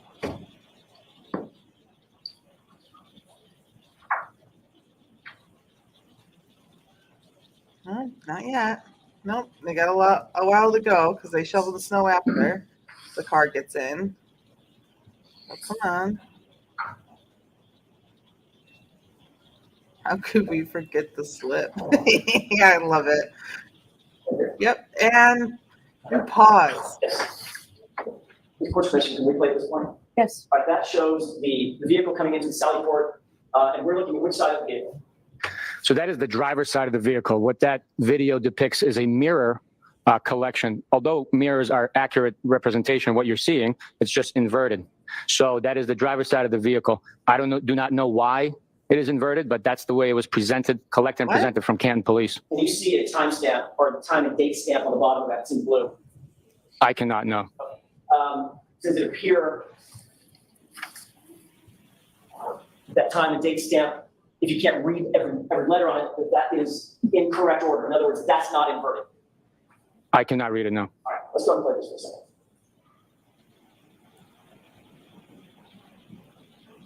Okay, it is inverted. Who's that? Okay, so that's the driver's side. I do not know. I think that's the tow truck driver. He would have the only access to the vehicle. Oh, We did not touch the vehicle. Who's that on the left? I missed it. I was looking down at the laser pointer. I do not know. I know for a fact, I'm the gentleman that's wearing a. let me just say, if this is inverted, this is even worse. In my opinion, if this is inverted, this is even worse. Yes, only one person is getting out of the car instead of two, but that means that the passenger side is on the other side that we cannot see. The words on the car are inverted. I should have seen that. Yeah. So POLICE. Yes. But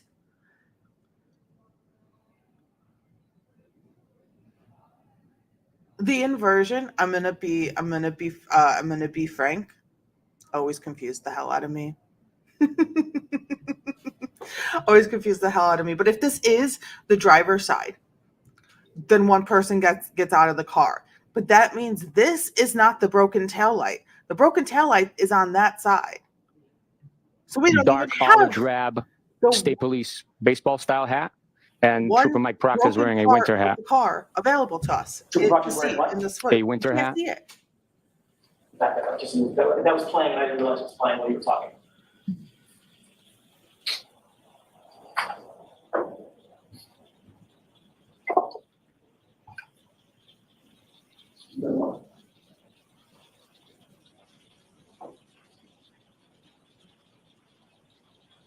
So. And so, yesterday when you testified, you indicated that the two individuals in this scene were you and Trooper Proctor, correct? That is not correct. There was two individuals in the rear of the vehicle. I shined my light to. That was me and Trooper Proctor. You see Trooper Proctor toward the back of the rear of the vehicle there? I can't tell because of what the head is. I just know that Trooper Proctor was wearing a black hat. This is the person in that, in the video to the left, to the rear of the car is wearing a black hat, correct? I can't tell. I don't want to be locked into a statement where later on you show me that it's somebody else magically. I can't testify to that. There's no magic about this. It's your testimony. I'm just asking you what you see. I don't see that, no.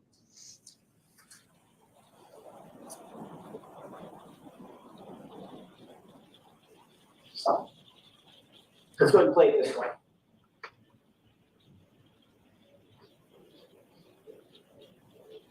Swoop, swoop, swoop. You see And the person someone toward goes- the back of the vehicle walking toward the opposite side of the SUV? I do. What area does he appear to go into? He appears to be going towards the rear passenger side of the vehicle, although Yep. it does not appear so because the video is inverted, a mirror image. That's where he's going. And Sergeant Buchanan, you testified for at least a half an hour about this video yesterday, correct? I'm sorry, it was a long day. I don't know the timing of how long I testified. You significantly testified about this video yesterday, did you not? I testified about this video. And you testified that it was true and accurate, correct? Correct. You testified that it was reflective of your observations of what was happening in that Sally Port that evening, correct? I testified that this is a accurate scene and collection of video evidence from the Sally Port. And as that truck sits in that Sally Port, just like this, it appears from all perspectives that what we're looking at is the passenger side of the car, and that right rear taillight is right there shining in our face, correct? From this perspective. I'm sorry, can you repeat the question? From this perspective, from the perspective that the jurors are looking at, Okay. from all indications, that would appear to be the right side of the truck, the passenger side of the truck, And that taillight that you can see is the right rear taillight from this perspective, correct? The way it presents itself, yes. And yesterday, during the entirety of your questioning by Mr. Lally, not once did you mention that this video is actually completely inverted. I did not know. Mr. Lally didn't ask you if it was inverted, correct? That's correct. And if I hadn't gotten up here and begun questioning you, that would be left uncorrected, correct? Objection. Sustained. The person with the winter cap appears to walk directly to the what ultimately should be the right rear taillight of this car, correct? That's the vicinity, yes. That's where he is. Yeah.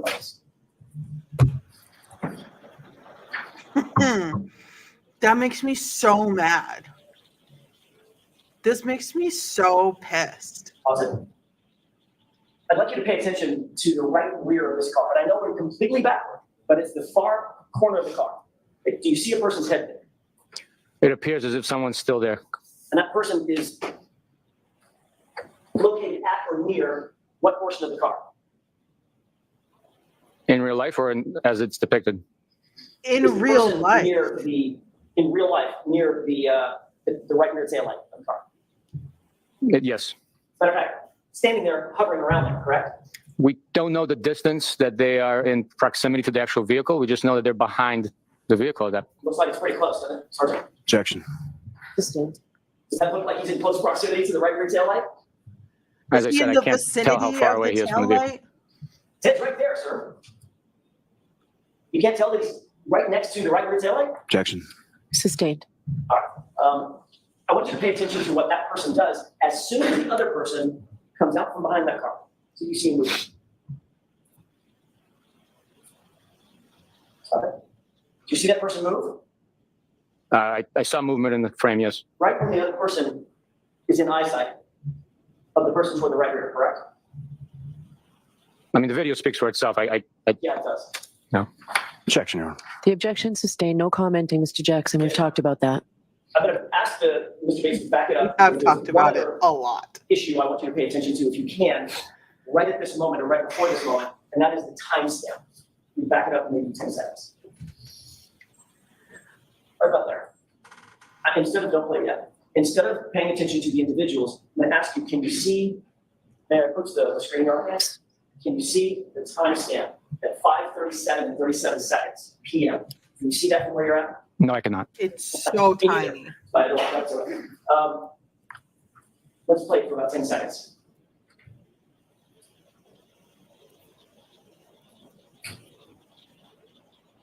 Pause it. Weird Did you glitch. see another person just appear for the rear end of the car? There was a fog of some sorts. It did appear as if a person was actually in, there was two people back there and two people walked away, or one person walked away. Timestamp jumped to 5:38:01, correct? I cannot see the timestamp, sir.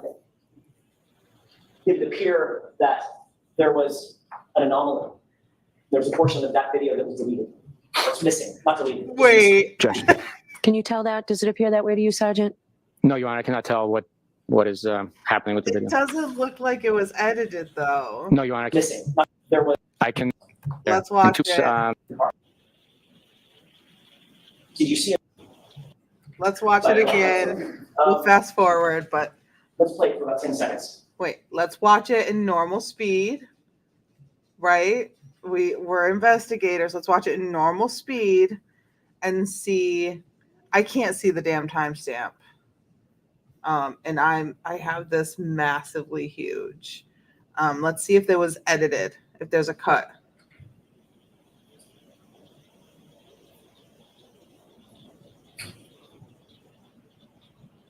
Pause it. It looks Did more you like see a another glitch person to me appear than for the rear end of the car? like a deliberate edit. There was a fog of some sorts. We'll fast forward a little bit because we heard all that. So 5:38:01, correct? I cannot see the timestamp, sir.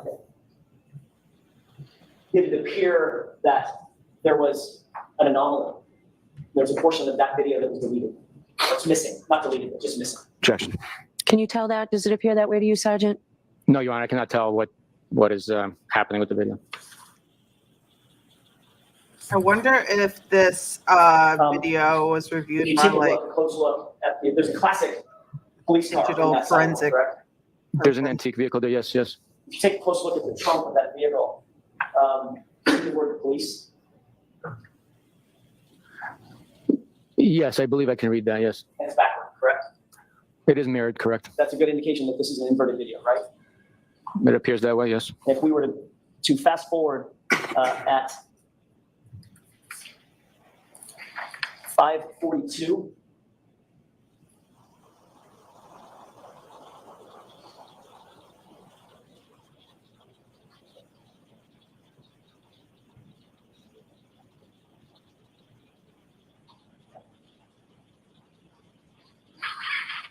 What? not another 20 seconds. There you go. Can we just play at this point? Well, you keep on pause. Pause it. You see the Southport garage came down? Yes, You see a number on the garage? The number 4. I do. Is that correct? What is correct? Does the number appear correct? How do you make it 4? No, the number's in the mirror image, yes. I just wanted to make the point. Everything in this video is completely correct. It's not backwards, it's mirrored, reversed. You can look yourself in the mirror in the morning, you still see your own face. It's not backwards. But my mirror image is not an accurate depiction of who I am. My Check. actual physical appearance is who I am, correct? Objection. Sustained.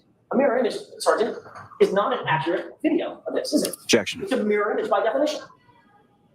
Sustained. Ask it differently, Mr. Jackson. I don't like to run, thank you. Sirens. I would like to mark.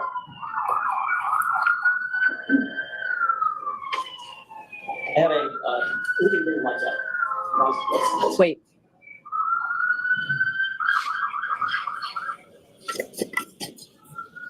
Wow, wow, wow, wow, wow, whoopsie. I have a thumb drive that I'd like to have marked with court's permission. Does Mr. Lally know what's on this thumb drive without you telling us? I do not. Okay. We can approach and I can certainly bring it up. We're trying to wrap up our morning. It's marked for identification. If I may, Your Honor, I'd like to play the first 10 seconds of that video. No. We'll come to something.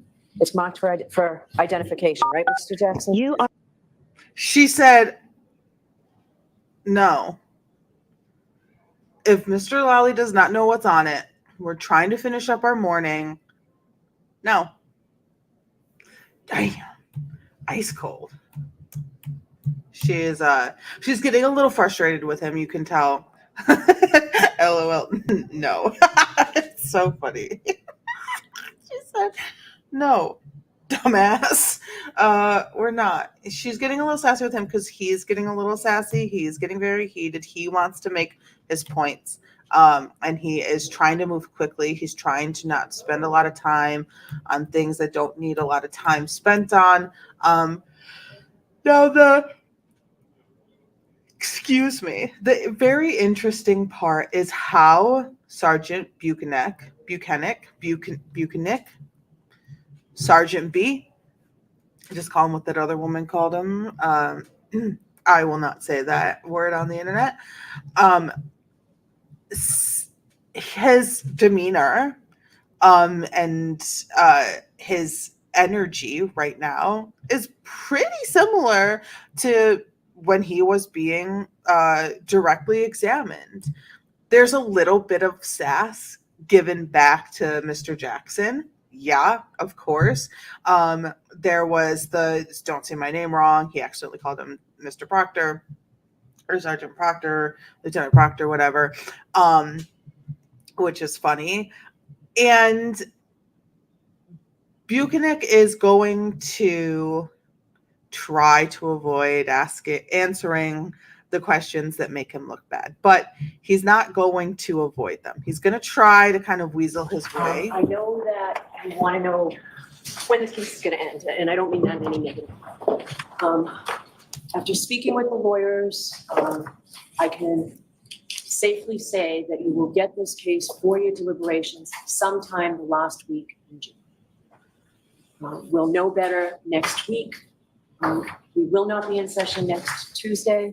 We will go full days, Monday, Wednesday, Thursday, Friday next week. We Okay. will not be in session next Tuesday.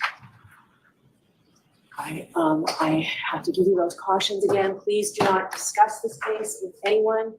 Don't do any independent research or investigation into this case. If you happen to see, hear, or read anything about this case, please disregard it and let us know. Great weekend. We'll see you Monday. All right, so the jury, please, jurors. You are muted. No, we're not. We're still here. You are muted. Okay, let's watch as the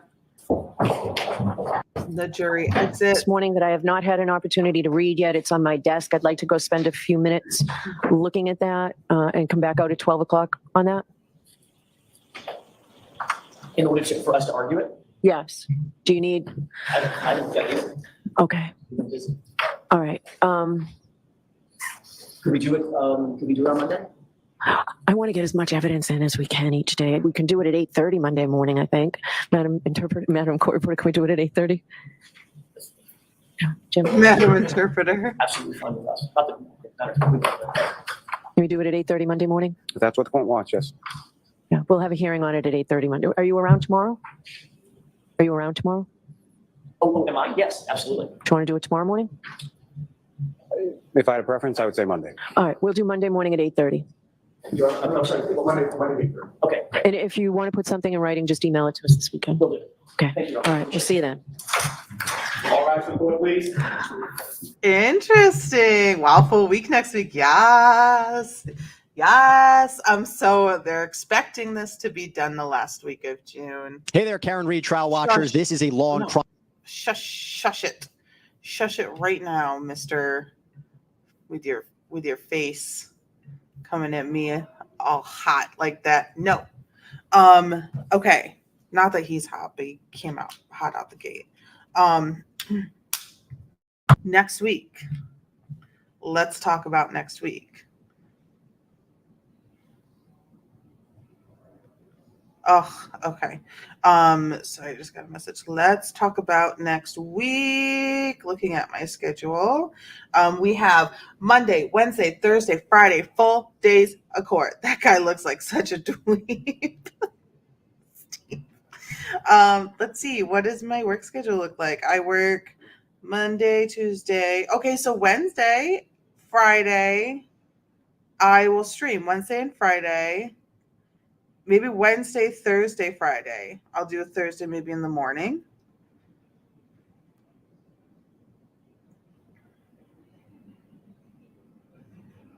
So next week's stream schedule from me will be all day Wednesday. Well, yes, Monday.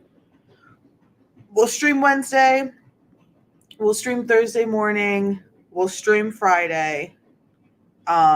And then if we need to, we'll do a Saturday afternoon situation. That's what we'll do to stay caught up on trial. So whenever I'm not working, I'll be streaming, and that's fine because this is getting hot. This is getting spicy. This is getting wild. We are going to continue the cross-examination of Yuri Buchanek starting on day 22, which is Monday, which we will watch Wednesday. A lot happened. Let's take the weekend and think about it and see how we feel. And maybe when we start, or like on a break or something, we'll do like a Monday and Tuesday are gonna drag. I know. I feel that. Let me see. Because I work all day Tuesday, so I can't do that. 1 to 7. There's no point in me streaming till 1 because it's only half a day. I know. I'm so sorry. But once Wednesday hits, it's gonna fly. It's gonna fly. Thanks so much for hanging out and watching court with me, you guys. That is so cool of you. I hope you guys are like learning and experiencing and like feeling all the things along with me because I'm in it, like I am hooked into it. Watching a trial from I don't want to say beginning and end because we didn't like watch or go through any of like the hearings before the trial, but watching it happen,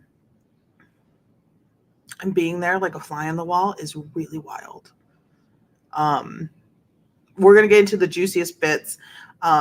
It's so interesting. Thanks for being our guy. Thanks for being here. We're going to get into the interesting bits with Buchanek next week.